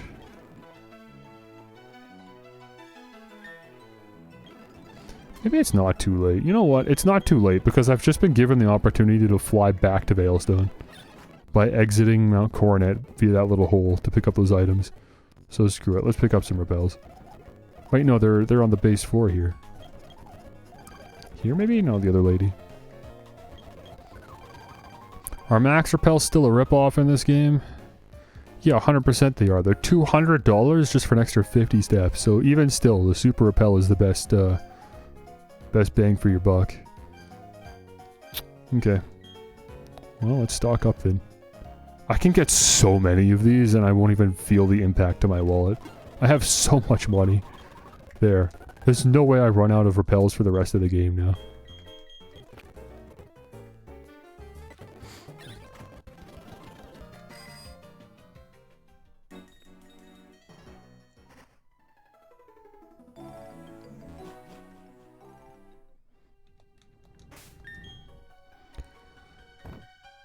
Now, where are they? They're probably close to the top. There they are. Let's actually put them at the top. Oh, do I have an escape rope? I've got 4 of them. Perfect. We're gonna want one once we get to the top. Because I ain't gonna run back down through Mount Coronet. Forget it. Or maybe they made it so you can fly. That'd be nice. A very welcome change. One of those subtle but very welcome changes that demonstrates a real attention to detail and thought on behalf of the player would be letting me fly from Spear Pillar. I would really appreciate that. Ah, there's Looker. I was wondering if we were actually going to see you again or not. Observe, if you will, that hole. There was once a cave painting that had blocked the way to the summit. But the wall, it is no longer there. It lies in pieces, do you see? Ever since the 3 Pokémon of the lakes have been captured, something terrible is happening. But what exactly, I do not know. I could just tell you. As the player, I've actually been given plenty of information about this case. There is but one cause, Team Galactic Cyrus. And now we are all caught up. Now, to the next step. Calling home base and calling reinforcements, right? Looker? Are you, trainer, enough to advance? Show me if you will. Ha, you can relax now. You see, I understand. You are far superior to me. As are the Sorry, what was any of that? As are the commanders. Cyrus too, naturally. Team Galactic is beyond my reach. Please, you must stop them, for only you are able. Why, bro? I'm a kid. What are you talking about? I don't understand. Just call for backup. All I can do now is give you this. It is a little something I've obtained in an investigation. The Black Flute. I think that keeps wild Pokemon away. It's a little late, bro. I'm stocked up on repels. You should have given this to me before I spent like $2,800 on, or $28,000 on repels.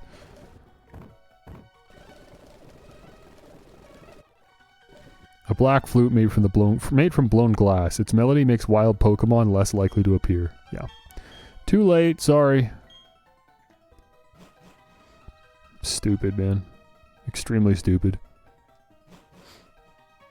Very stupid to give that to the player after they've already started on their journey. I should have got the black flute back in... Well, first of all, I don't know why Looker's giving it to me, but honestly, that would have been a cool gift from Cynthia's grandmother. After stopping that guy, instead of her giving you the HM for Surf, I never really got that anyway, she should give you the black flute. It feels like ornamental and something that an old person would just have that might have some kind of sentimental value, but she has no use for anymore. I was standing beside this Team Galactic grunt, waiting for them to turn around and find me, and they didn't do it. I had to press A. I don't know why, they just kept looking everywhere but to their right. So I just talked to them myself. Okay, Stunky. Uh-oh, Stunky.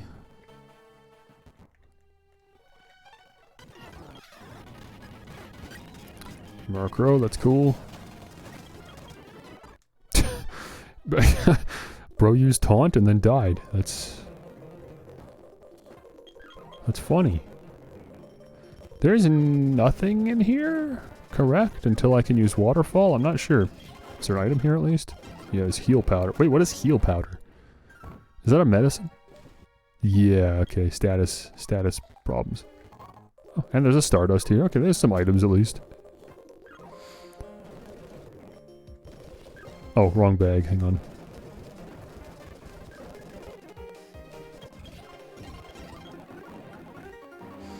Another area that has a melody that goes way too fast for me to speed up through. Just sounds like nonsense.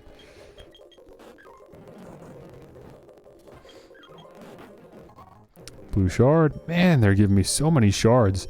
I really hope I can find a move tutor. Wait, I never found the move tutor on the way to Snow Point City. Was there not a move tutor there? Maybe they were in Snow Point City and I just couldn't find them.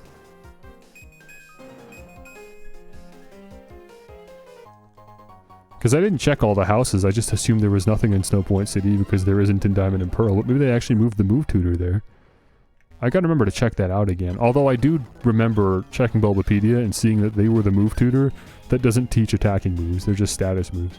So there's a decent chance they won't be able to teach anything I'm interested in anyways, but I'd still like to check it out.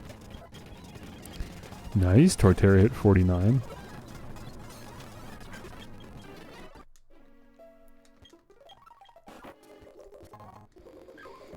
Sunstone. Not many Pokemon evolve with the Sunstone. That's a weird one. I don't think there's any Sinnoh Pokemon that evolve with the Sunstone. As far as I know, Sunstone is just for Sunkern and Gloom. I don't know a single other Pokemon that evolves with the Sunstone, and neither of those Pokemon are available in Sinnoh. Huh. I must be forgetting something, because otherwise, just why? Why would they even give you that?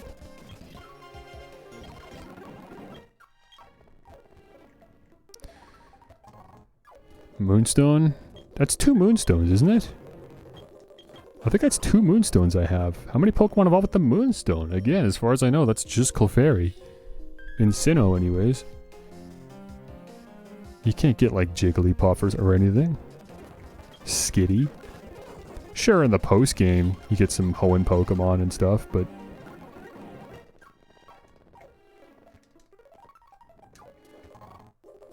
Another Stardust. Holy cow, man. The sell items.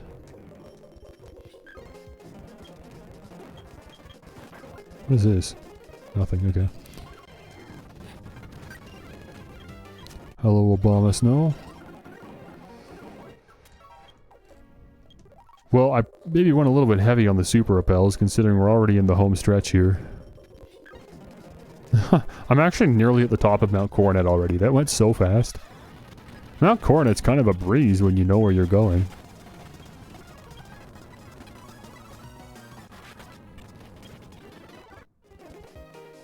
Wait, I forgot to go... I skipped over an area. Hold on. I skipped over like a massive section of the mountain I just forgot about. Hold on. Down here. In this cave. Yeah, here we go. That's why it went so fast. I gotta do all this. I don't have to, but I want to.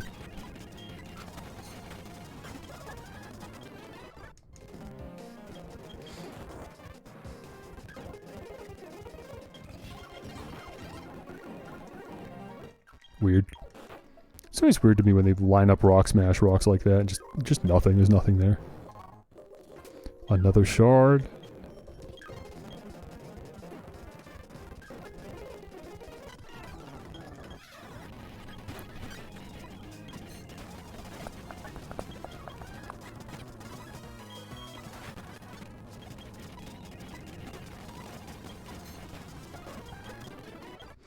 Ribby, how are you doing?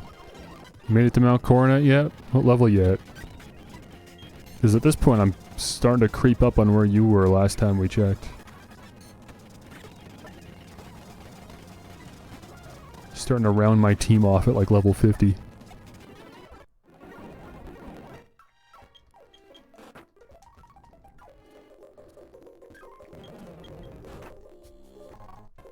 Another shard, oh my gosh. There's so many shards.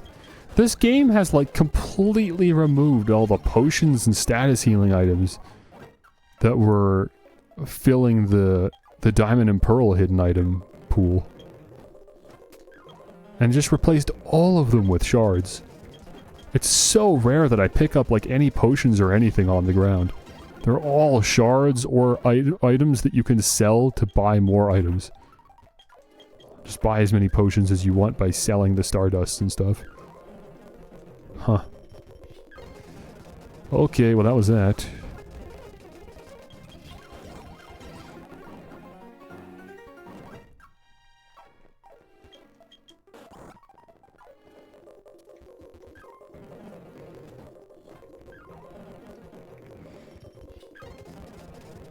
No clue where you are? Just got out of that cave, snow place. Gardevoir's 58, okay. At that point, I don't know if Gardevoir even learns any more moves. Most Pokemon stop learning moves somewhere in the 50s or 60s.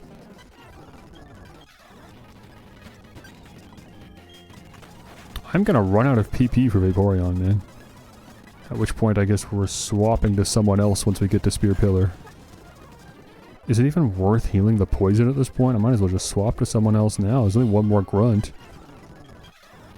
Yeah, let's just do this and then that's it. Man, it feels good to knock out these Crobats with Ice Beam though. Holy cow, at least we finally like out-leveled them to the point where they're not two-shots anymore. Oh, let me switch off for Krogunk. Let's go to Gliscor. Get an Earthquake off.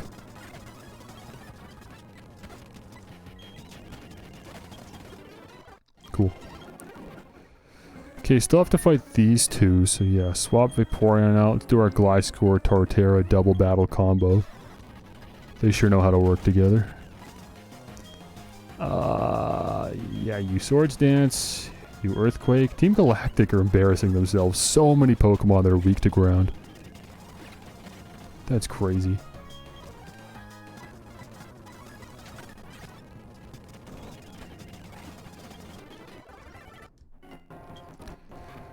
Okay, I'm just gonna leave Vaporeon poisoned. I honestly don't think it's gonna matter.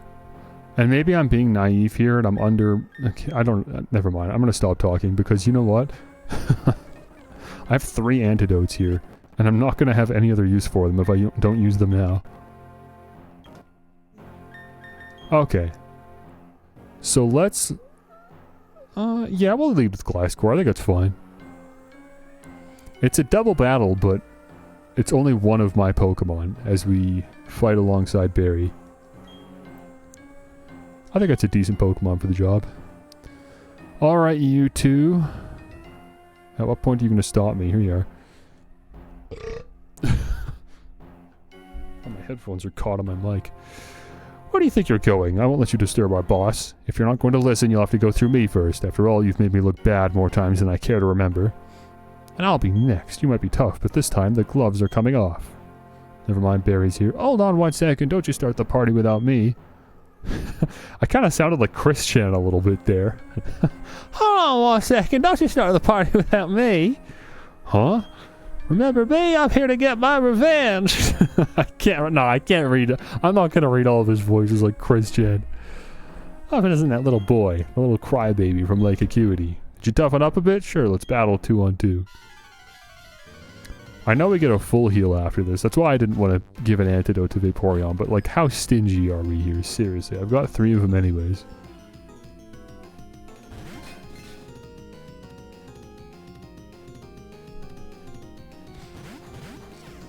Herpaderp.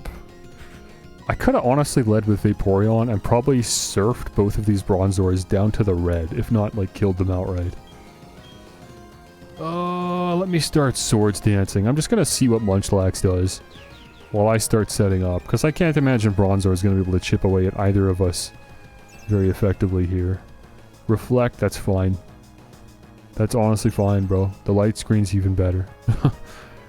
Through 3 Swords Dances, I promise you, the Reflect is not gonna matter, especially if Munchlax starts screeching. Nobody's gonna survive this. Let me get a second one off.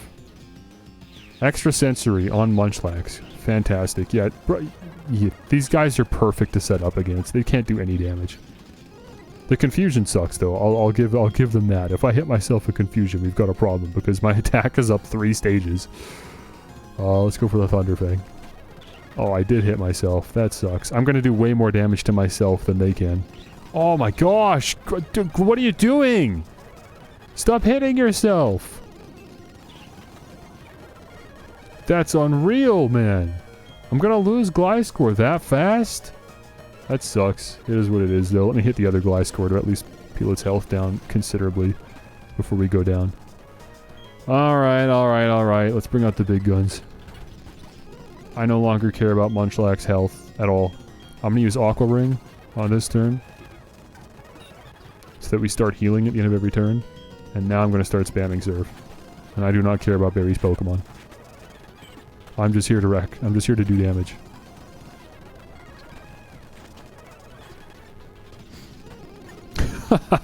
Nobody's attacking me. They're all just attacking Barry. Your Infernape is gone. I'm sorry. I'll see ya. Good double battle. Good battle, team. Well done. We like soloed that whole thing. Gliscor was absolutely no use whatsoever. Oh, my Pokemon are tough, right? I can get even tougher. Yeah, man, they were real tough when I one-shot all of them with Surf. But you know, that's it for us. We've hit the wall. Spike, I'll help you with this. I don't know what he means when he says that. Like, why aren't you... Whatever, man. See ya.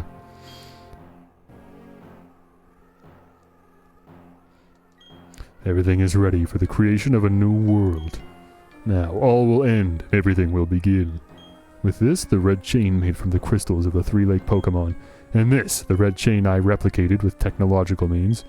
With these red chains, I will so ambiguous. With technological means?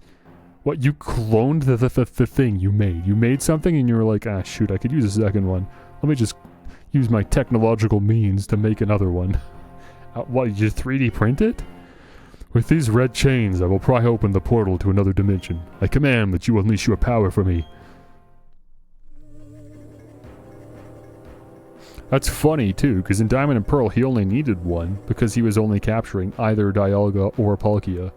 But in Platinum, he's trying to get both of them, so he needs two chains. Dialga, the mythical Pokemon and the Master of Time, and the other, Palkia, the mythical Pokemon and the Master of Space and Dimensions.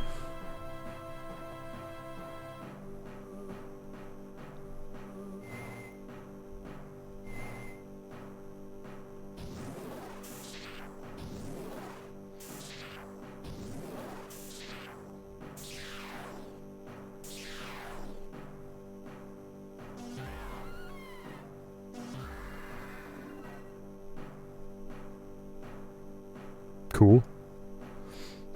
I've waited so long for this moment, Dialga and Palkia. Shaping this world as a double spiral of time and space. Yes, the very things that you have the ability to control. You will do my bidding. I will have your abilities as mine.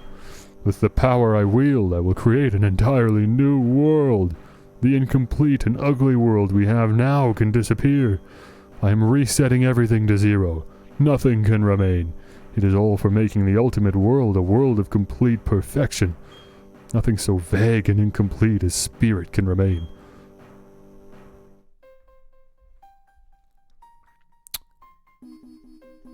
Wait, what's happening on the bottom screen? That's way more interesting than what's happening on the top screen. I'm switching. Okay. Oh, and as it does this, they're like going up into the mountain.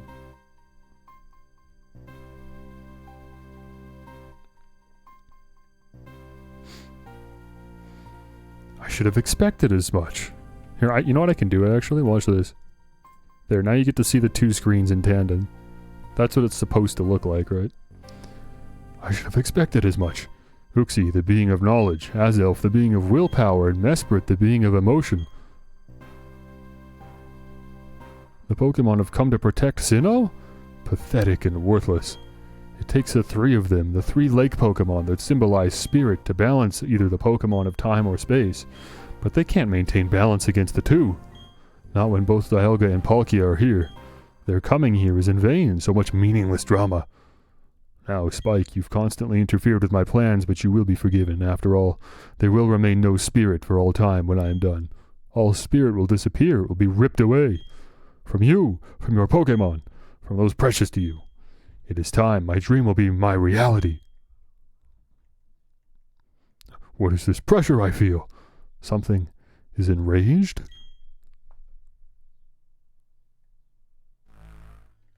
Hold on, this screen's way more interesting.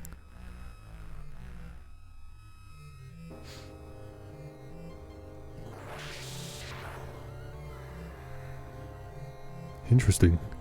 So there is a Pokemon that can only appear as a shadow.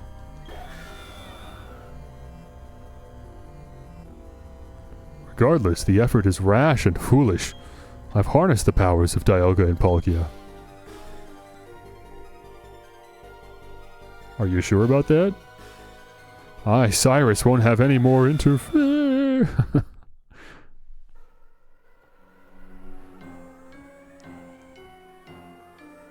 Okay, and that's that. No!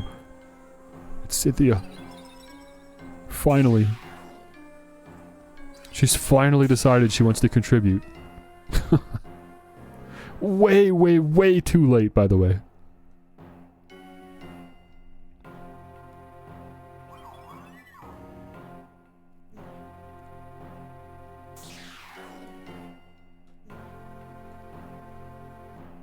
I'm sorry I took so long. Yeah, Arya? I think I finally found the answer from studying the myths. When this world was made, Dialga and Palkia appeared. Apparently there was one more Pokemon that appeared at the same time, a Pokemon with as much power as Dialga and Palkia, but also one whose name was never to be spoken. Giratina. It's said to lurk in another world, a world on the opposite side of ours. That's what the shadow was. It must have been Giratina. The pillars are distorting. Yeah, they are. It's because of that portal. It's joined us to the other world. If it's not closed, the distortion will spread to Sinnoh and beyond. Our world will be destroyed. Are you ready? We have to chase Cyrus. Yeah, sure. We have to hurry.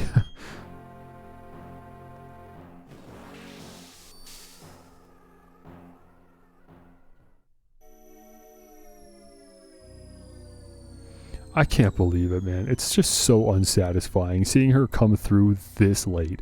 This would have been so cool if she actually was with you every step of the way. She showed an active effort in dispelling Team Galactic. When the explosion went off, you would show up to one of the lakes and she was already there one step ahead of you. And she, like when the explosion went off at Lake Valor, for example, right? And the Magikarp were flopping everywhere, you would walk in there and she's already fighting one of the Team Galactic grunts to show that she took initiative and she obviously cared. You know, there's things like that that would have really helped make her character more believable and come across as more virtuous, but she shows up so late. What could you possibly have been doing that was more important than this? This place, especially after she already came to the realization that they need to be taken more seriously, and she verbalized all of that. And still, she just did nothing until this happened. Can you feel it? There are no Pokemon here at all. Time isn't flowing and space isn't stable. A world where the rules are broken, a space one might call the distortion world. Let's find Giratina. We need it to stop the spreading distortion at the Spear Pillar. It's not even like she told me, I'm off to go do some more research about what's going on. And then she comes back, she's like, I figured it out, it's Giratina or whatever. No, she just leaves. Well, that was Giratina. We have to hurry. If something's not done, the distortion will swallow not only our world, it'll overwhelm the distortion world. Well, at least the distortion world's cool. Because Cynthia sure isn't. Look at this. You get to do fun, weird stuff like this, I guess. I don't know. It's not much different from just navigating your regular old grass path, but it just looks cool. This rock slab, it appears to move if you step on a certain spot. I don't know how you would possibly know that. You didn't get a chance to step on it, otherwise you wouldn't be waiting for me. Will we get to see Giratina if we keep going down? In the distortion world, are we really traveling downward? Don't get all philosophical on me now.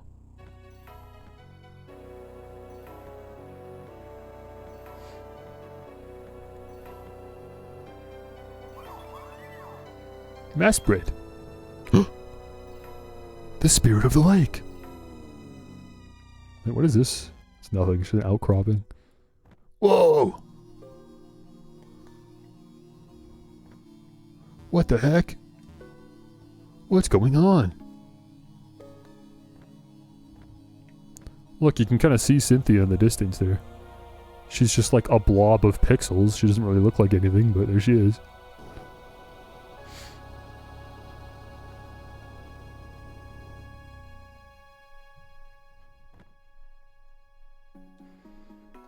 Two Game Freak employees died making this. I mean, I can promise you that their effort was not adequately compensated. Actually, that's not true. You know what? This game came out during an era where generally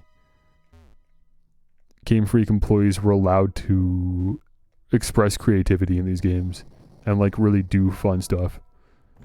Everyone kind of knows that it was around the 3DS era where that kind of got thrown out the window.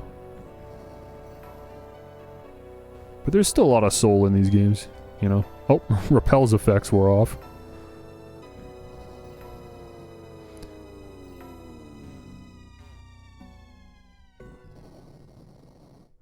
I actually don't know where I'm going, because this wasn't in Diamond and Pearl. This is all new to me, basically. Like, obviously I remember doing this as a kid, but I'm actually lost.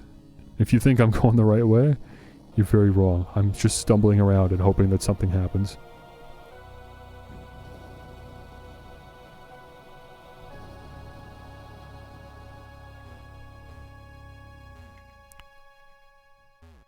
Uh-oh, I found a proper dead end. So now I gotta backtrack.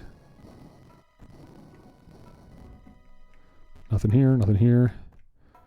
Can I go down? Nope. Okay, I mean, I guess I was supposed to go where Cynthia is. It shouldn't be surprising.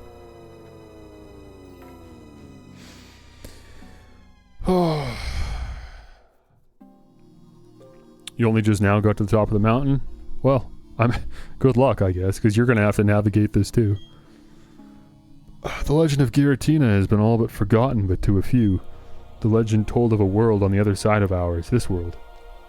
My headphones keep getting caught.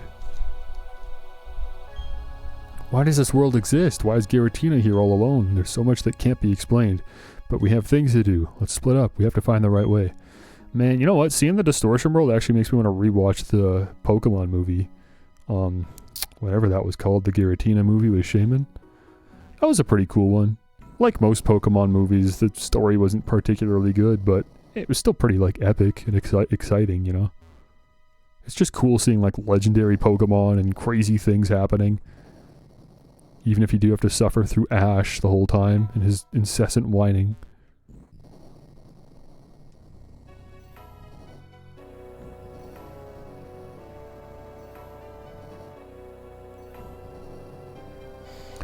Uh-oh, don't give me too many options. I'm gonna get lost again.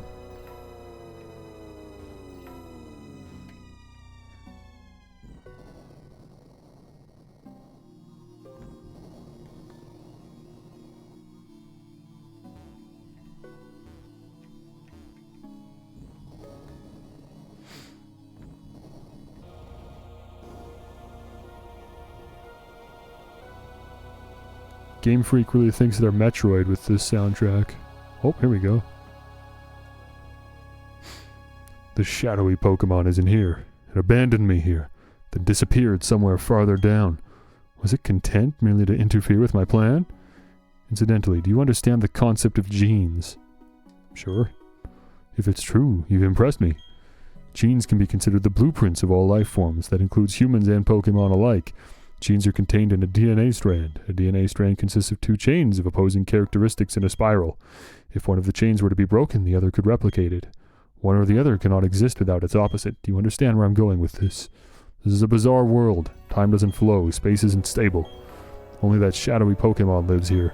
This world is the opposite of our world. Our world I wish to change. It is like the two chains composing a strand of DNA. You're making a lot of assumptions, man. The two worlds must be balancing each other to remain in existence. Without the one, the other cannot exist. The shadowy Pokemon must play a role in keeping the worlds in balance. That is why it must have interfered and brought me here. The shadowy Pokemon must have made this bizarre world. That's why trying to change our world disturbed it and made it reveal itself. But that is all irrelevant. What matters is defeating that Pokemon and making this world disappear. I won't allow it to interfere with me again. With it gone, neither world will be able to revert to its original state. Okay. Again, a lot of assumptions. I'm not going to say you're wrong either, but it's just kind of crazy, you know? Okay, we've got disappearing and reappearing platforms now. Just to add to the confusion of navigating this area.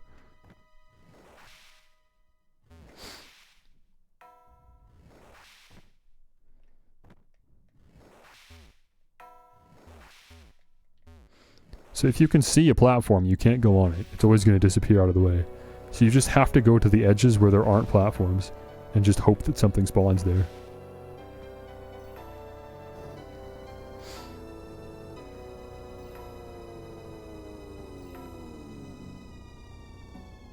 I think I'm getting a headache, man. I'm actually so ready to end the stream. I really want to end the stream. Take a pill and just lie down for a bit. But we're so close to being done. I'm just going to push through. Oxy!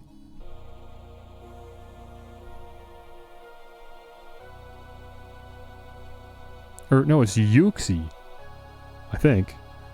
I think it's Yuxi. For some reason there's strength puzzles here. A little unnecessary, but sure. Let me push that boulder down. Imagine coming here and you actually don't have a Pokemon that can use strength. Or surf for that matter.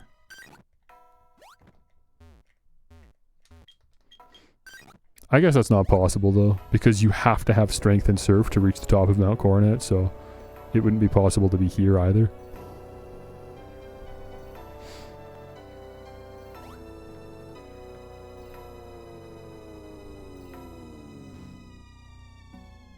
Oh, there's Cynthia.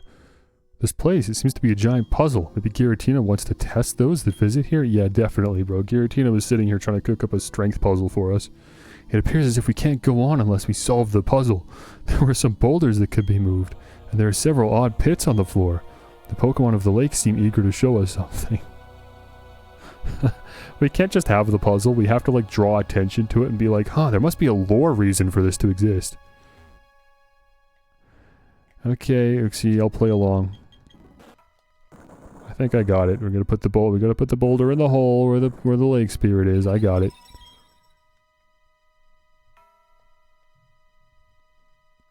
It's over here. Nothing. Just a rock.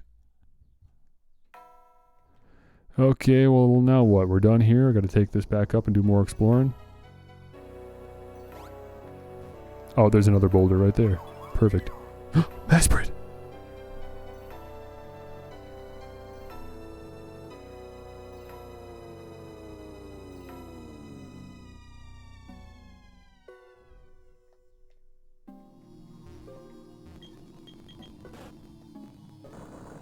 Cool. Before we hop down there, let me look around for more boulders.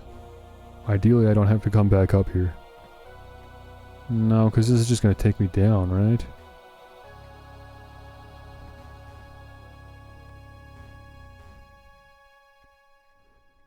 Let's see. What am I missing here? Well, you can't do anything else anyways. Okay. Oh wait, this is taking me up. And we haven't been here. Okay, hold on. Maybe there's another boulder up here. No, but there's alternating rocks for some reason. And Giratina. Oh, and the flowers too. Great, so this is just nonsense then. I have no, like, logical way to navigate through any of this. I just have to run around and hope that it makes sense. Hope that the path reveals itself to me in real time. Oh, we're going even further up now. Okay, this is getting a bit silly. The rocks are supposed to be like 2 floors down, man. Oh, it's these again.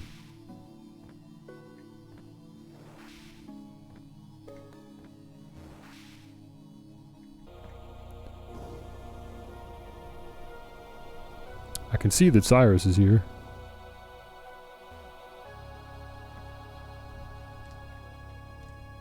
Or not. I guess he's gone. I don't he just left. Maybe I'm hallucinating.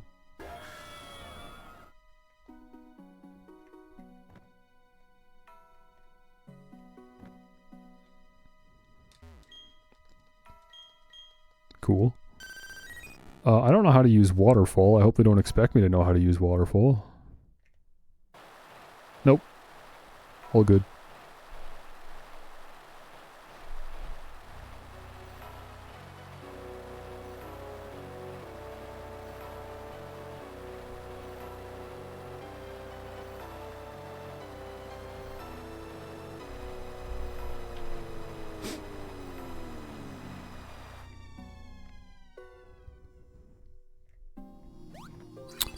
Call that a trailer moment. I promise you, if you go find a Pokemon Platinum trailer from like 2 decades ago or whatever, they definitely had that moment in the trailer. Because they had to do something to show that it's better or different from Diamond and Pearl, so the Distortion World seems like the perfect showcase of that. Wow, look what you can do on the DS.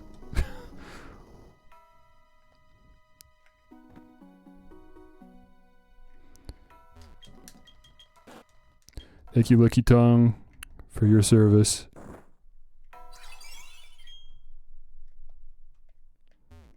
Where's the other one? Over here? Yeah.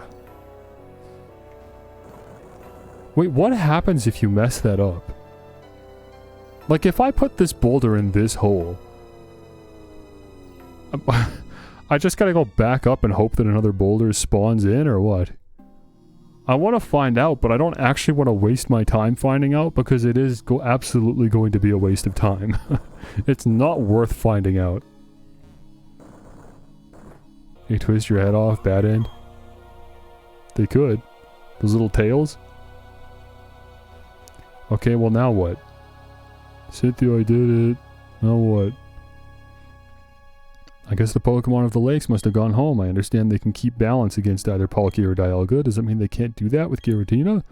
Oops, this is no time for idle chit-chat. Funny enough, that's actually why I came over here, was specifically for idle chit-chat.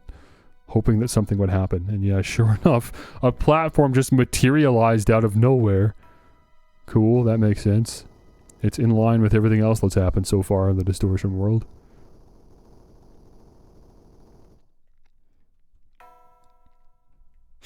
This is it. Giratina's up ahead. It's a little anticlimactic just knowing in the back of my head that I have a Master Ball. So, you were already here. Why do you seek to change the world? If you hate our world, you should just go off somewhere alone.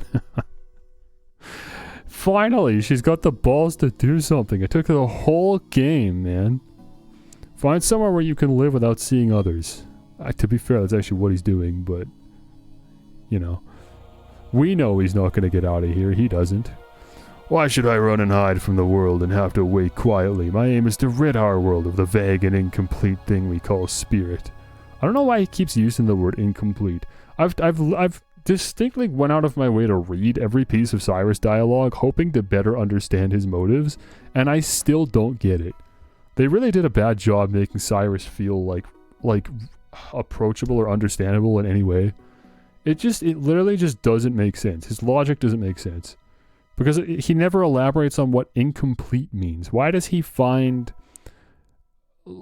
Like, he's just using the wrong word. Again, if he just said, like, perfection. If he was just a perfectionist, at least that would make sense a little bit. You could disagree with him and say that mistakes and errors are what it means to be human, and like that... I don't know, if everything was perfect, an imperfect world has character and meaning and provides purpose and motivations, and I don't know, like there's at least something there and you can like have a back and forth about it, but like you just can't even have that conversation because nobody knows what he's talking about. What does he mean when he says incomplete? What's not done? What isn't finished? What needs to be finished still? What work is there to complete? By freeing ourselves of that, our world can be made complete. That is my justice. No one can interfere. Well, I'm here. I have Pokémon. That's typically how I've been interfering up to this point, so I see no reason to stop now. I won't lose. Not to that shadowy Pokémon. Not in any worthless world. Okay, we're fighting now.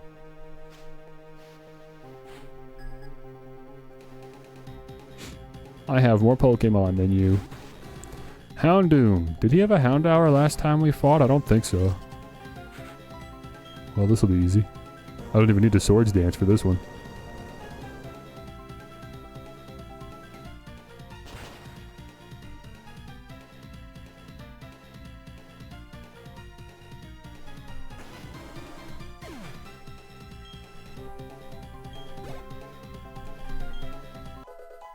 Nice.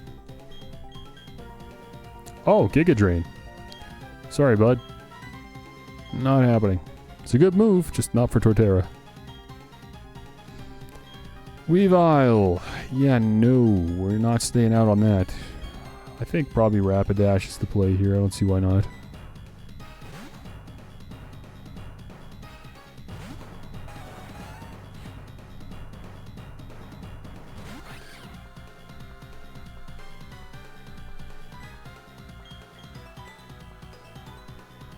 Okay, cool. Just waste my time, I guess.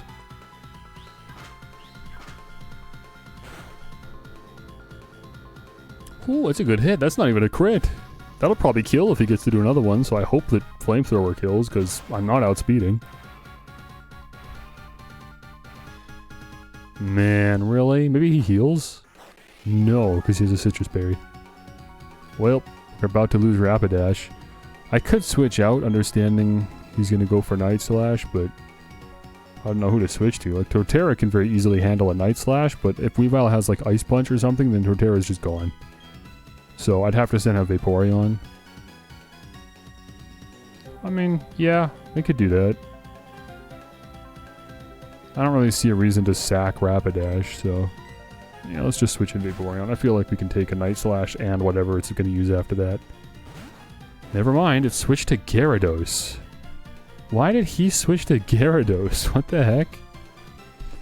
Okay, well, whatever.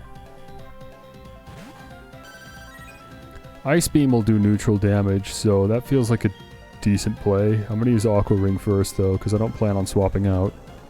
Well, that might have been a mistake, because Earthquake's gonna damage me probably quite a bit. Nope, never mind, actually. We're chilling.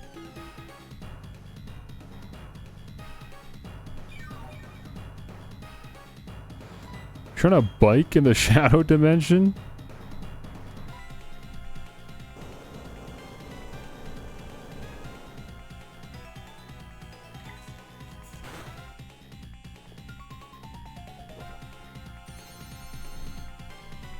If I could freeze Gyarados, that'd be so clutch. It won't happen though. We all know it won't happen. It's the most unreliable status condition in the whole game. We all know it won't happen. Man, Aqua Ring does not heal as much as I thought it did. That sucks. Gyarados is out-damaging me. There's really nothing I can do. I'm going to lose Vaporeon if I don't swap. A crit would kill at this point.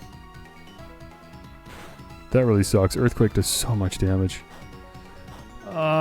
Actually, Brine would do a lot.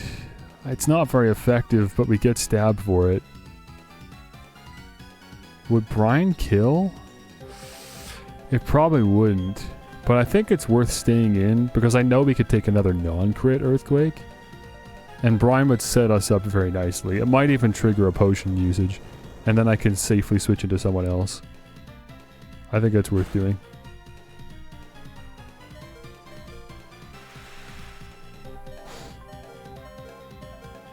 Yeah, it didn't kill, but it sure did a lot.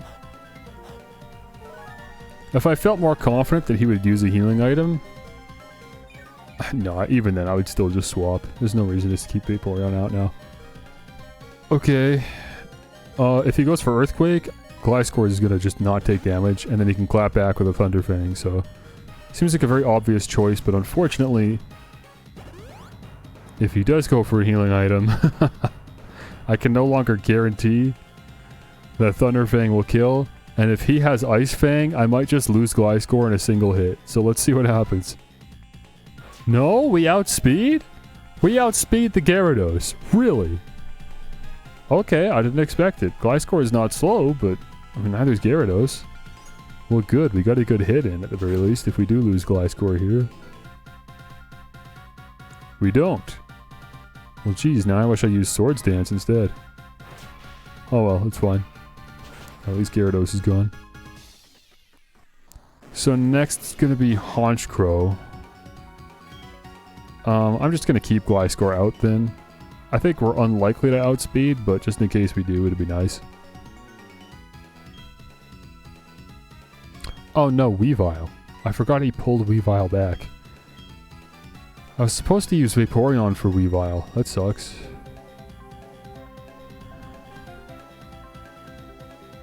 Because surely Weavile outspeeds Gliscor, right? Rapidash has more speed than Gliscor. Yeah, Weavile outspeeds absolutely everyone. I'm actually in a terrible position to deal with Weavile. Because Weavile can outspeed and knock out Gliscor, Rapidash, and Vaporeon. Torterra is the only one that might not go down in one hit. And this is a big risk. But it's somehow also the least risky thing I can do, because everyone else is guaranteed to go down. Torterra at least might survive. Man, that sucks. I should have just swapped. Like, I wasn't thinking far enough ahead. I shouldn't have kept, Ground? Yeah, ground's good.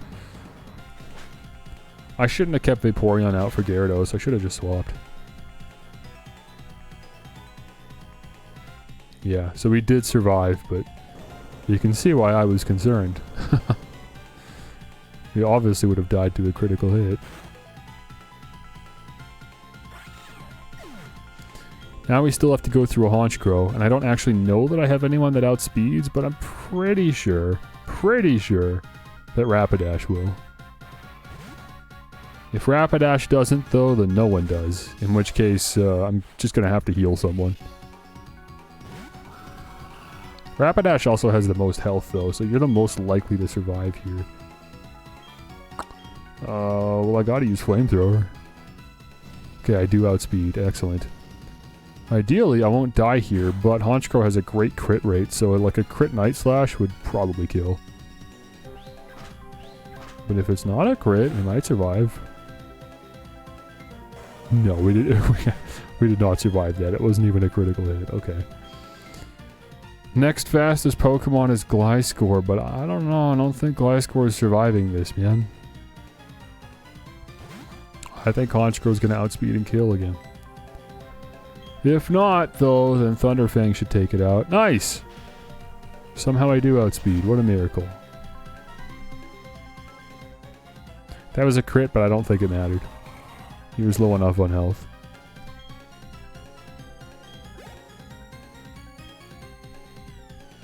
Crobat, you outspeed absolutely every Pokemon in the game.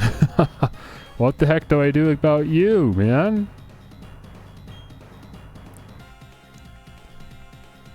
I just gotta heal someone. I don't like doing it, but I mean, I really have to at this point. Either that or I just lose. And then we just go in again. A little bit smarter.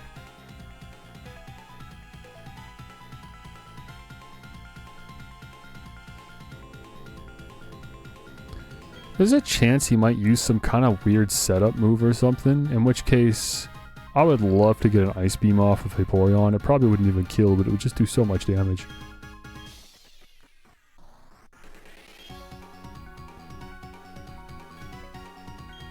I guess so. I feel like that's kind of the best bet here. The only reason to keep Gliscor out is if I felt like I could get a Swords Dance off, which I obviously can't. Then again, Thunderfang could paralyze. That alone makes me want to keep out Gliscor, because Crobat's going to use physical attacks, unless it's got Air Cutter, actually. I don't know, Air Cutter might kill. It's got a heightened crit rate. Or Air Slash? No, I was thinking Air Cutter. I don't know what Air Slash is. It didn't kill, though, so it's probably a physical attack. Nice. Please paralyze. Oh, that'd make the massive difference. Of course not, man. Of course not. Okay, well, we lose Gliscor here. At the very least, we know he's going for a flying type move. Does that help? No, I can't, like, switch anyone in. No. We officially lose at this point. I cannot win this if I don't heal someone. Unless Air Slash has a chance to miss. I don't know what this move is. It might have, like, a 90% accuracy. In which case, that'd be the only opportunity we have to win. Is if it misses on Vaporeon, And we're able to use Ice Beam immediately afterwards. So, obviously we have to heal. Sadly, I just got no other choice. Vaporeon's gotta eat a Hyper Potion for me. As Gliscor goes down.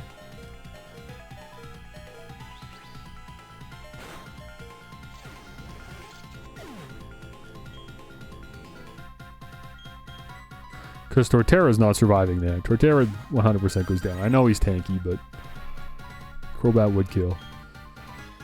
Okay. Cross Poison. That's probably its highest damaging move right there, and it only did that much, so this is a good matchup. Nice.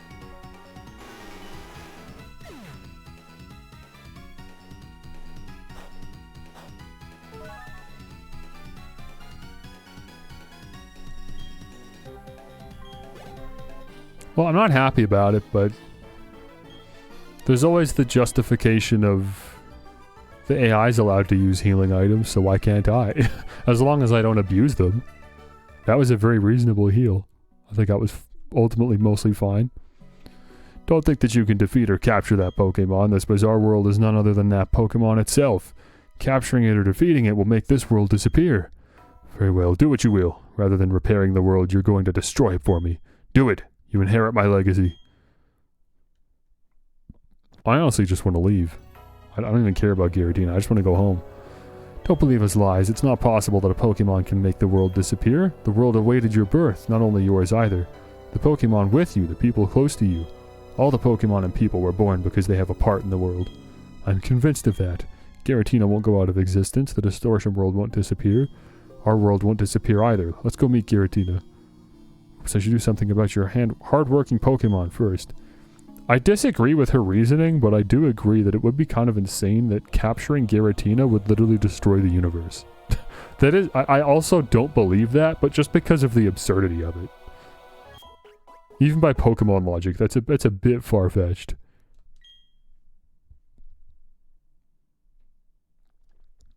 Giratina's enraged because the two worlds are endangered. It has merged the distortion world and our world at the Spear Pillar. That's why both worlds are becoming distorted. But there's nothing to fear. You can defeat Giratina and show the tight bond you share with your Pokemon. I don't know why I'm reading her dialogue. I'm actually getting fed up with it. She's so wordy and she's saying nothing. Or you can demonstrate how much you want it to join you. If you succeed in doing either, Giratina will understand. The distortion of the two worlds will stop. Yeah, I'm just going to chuck a Master Ball and be done with it.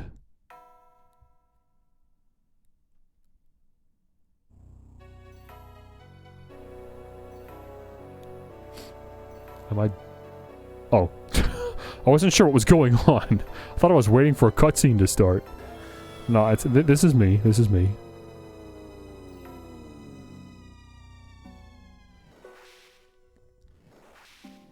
Very dramatic.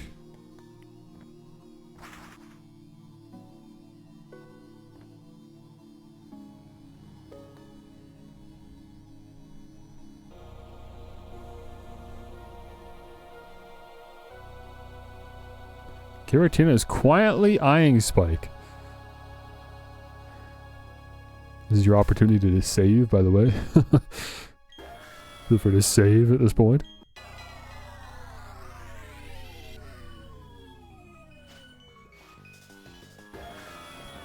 Holy man, it's night and day. Giratina's sprite looks so much better in battle than it does in that previous screen. It looks so flat and awkward. And then you get in battle, it's like, oh wait, that's cool actually. Okay, well no point in even engaging in battle. As cool as this battle theme is, and I would be down to listen to it, I'm ready to get out of here. I have a headache, I'm tired, I want to stop streaming.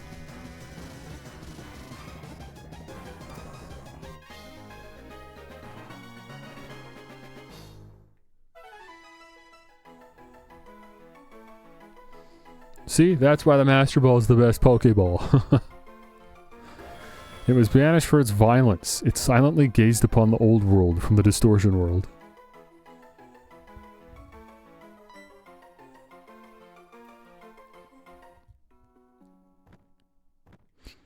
Giratina seems to have understood us. That Pokemon, that shadowy Pokemon was captured? Your doing so means this irrational world will remain in existence. Does that make it impossible for me to create a new world? Even if I made new red chains, the new world can't be made. Why? What compels you to protect the two worlds?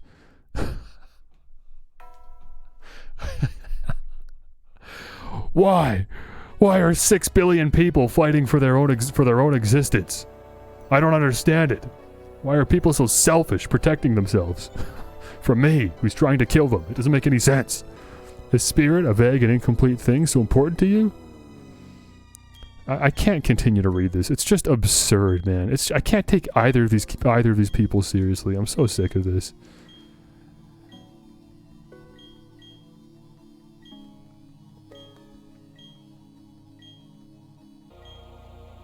I really, really wanted to give the story an honest shot, but I just can't. It's better than the last game, at the very least. It's better than Emerald, but it's still not great, man.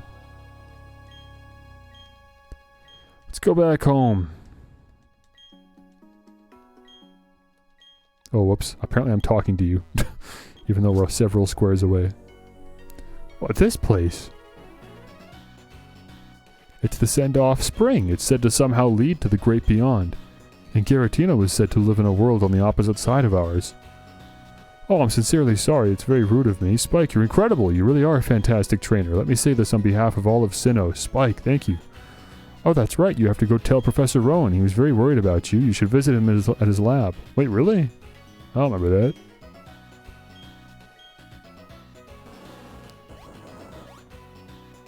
It's kind of cool. I wonder what Pokemon are in Send-Off Spring. Like Geodude and Bidoof. Weasel. Oh, Graveler. Excellent. At least my Pokemon are fully healed. So I can fight all these Graveler. Look at this here. Kind of cool. Doesn't do anything, but it's cool. Wait, how do I get out of here? There's a bee barrel here. How do I leave? Do I have to fly? There's a Dusclops here? There's wild Dusclops in the grass here. That's cool. I actually don't know how to get out of here. Do you have to fly? Surely not. They wouldn't force you to fly because you didn't have to fly to get to Mount Coronet. Did I miss a rock climb section? Yes, there it is. Good, that makes sense. Yeah, here we go. And then it connects back to Route 214, I think? Bit of a path there. Yeah, here we go. Cool. Let's fly back to Sanjum Town then. Screw it. Let's say hi to Oak. Or Rowan, I mean.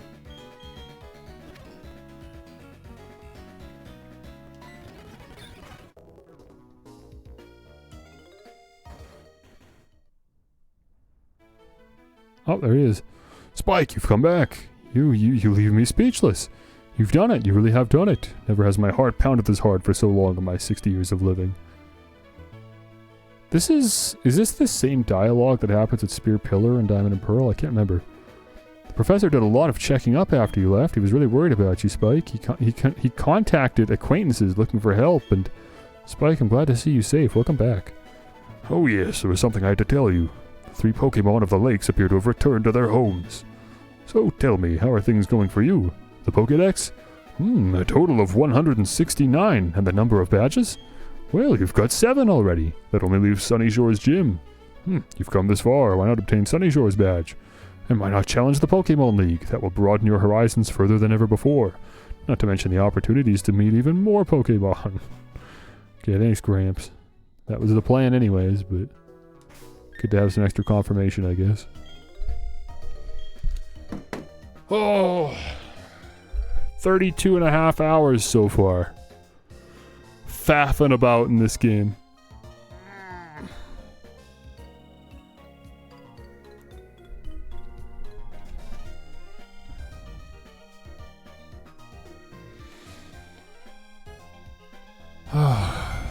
There we go.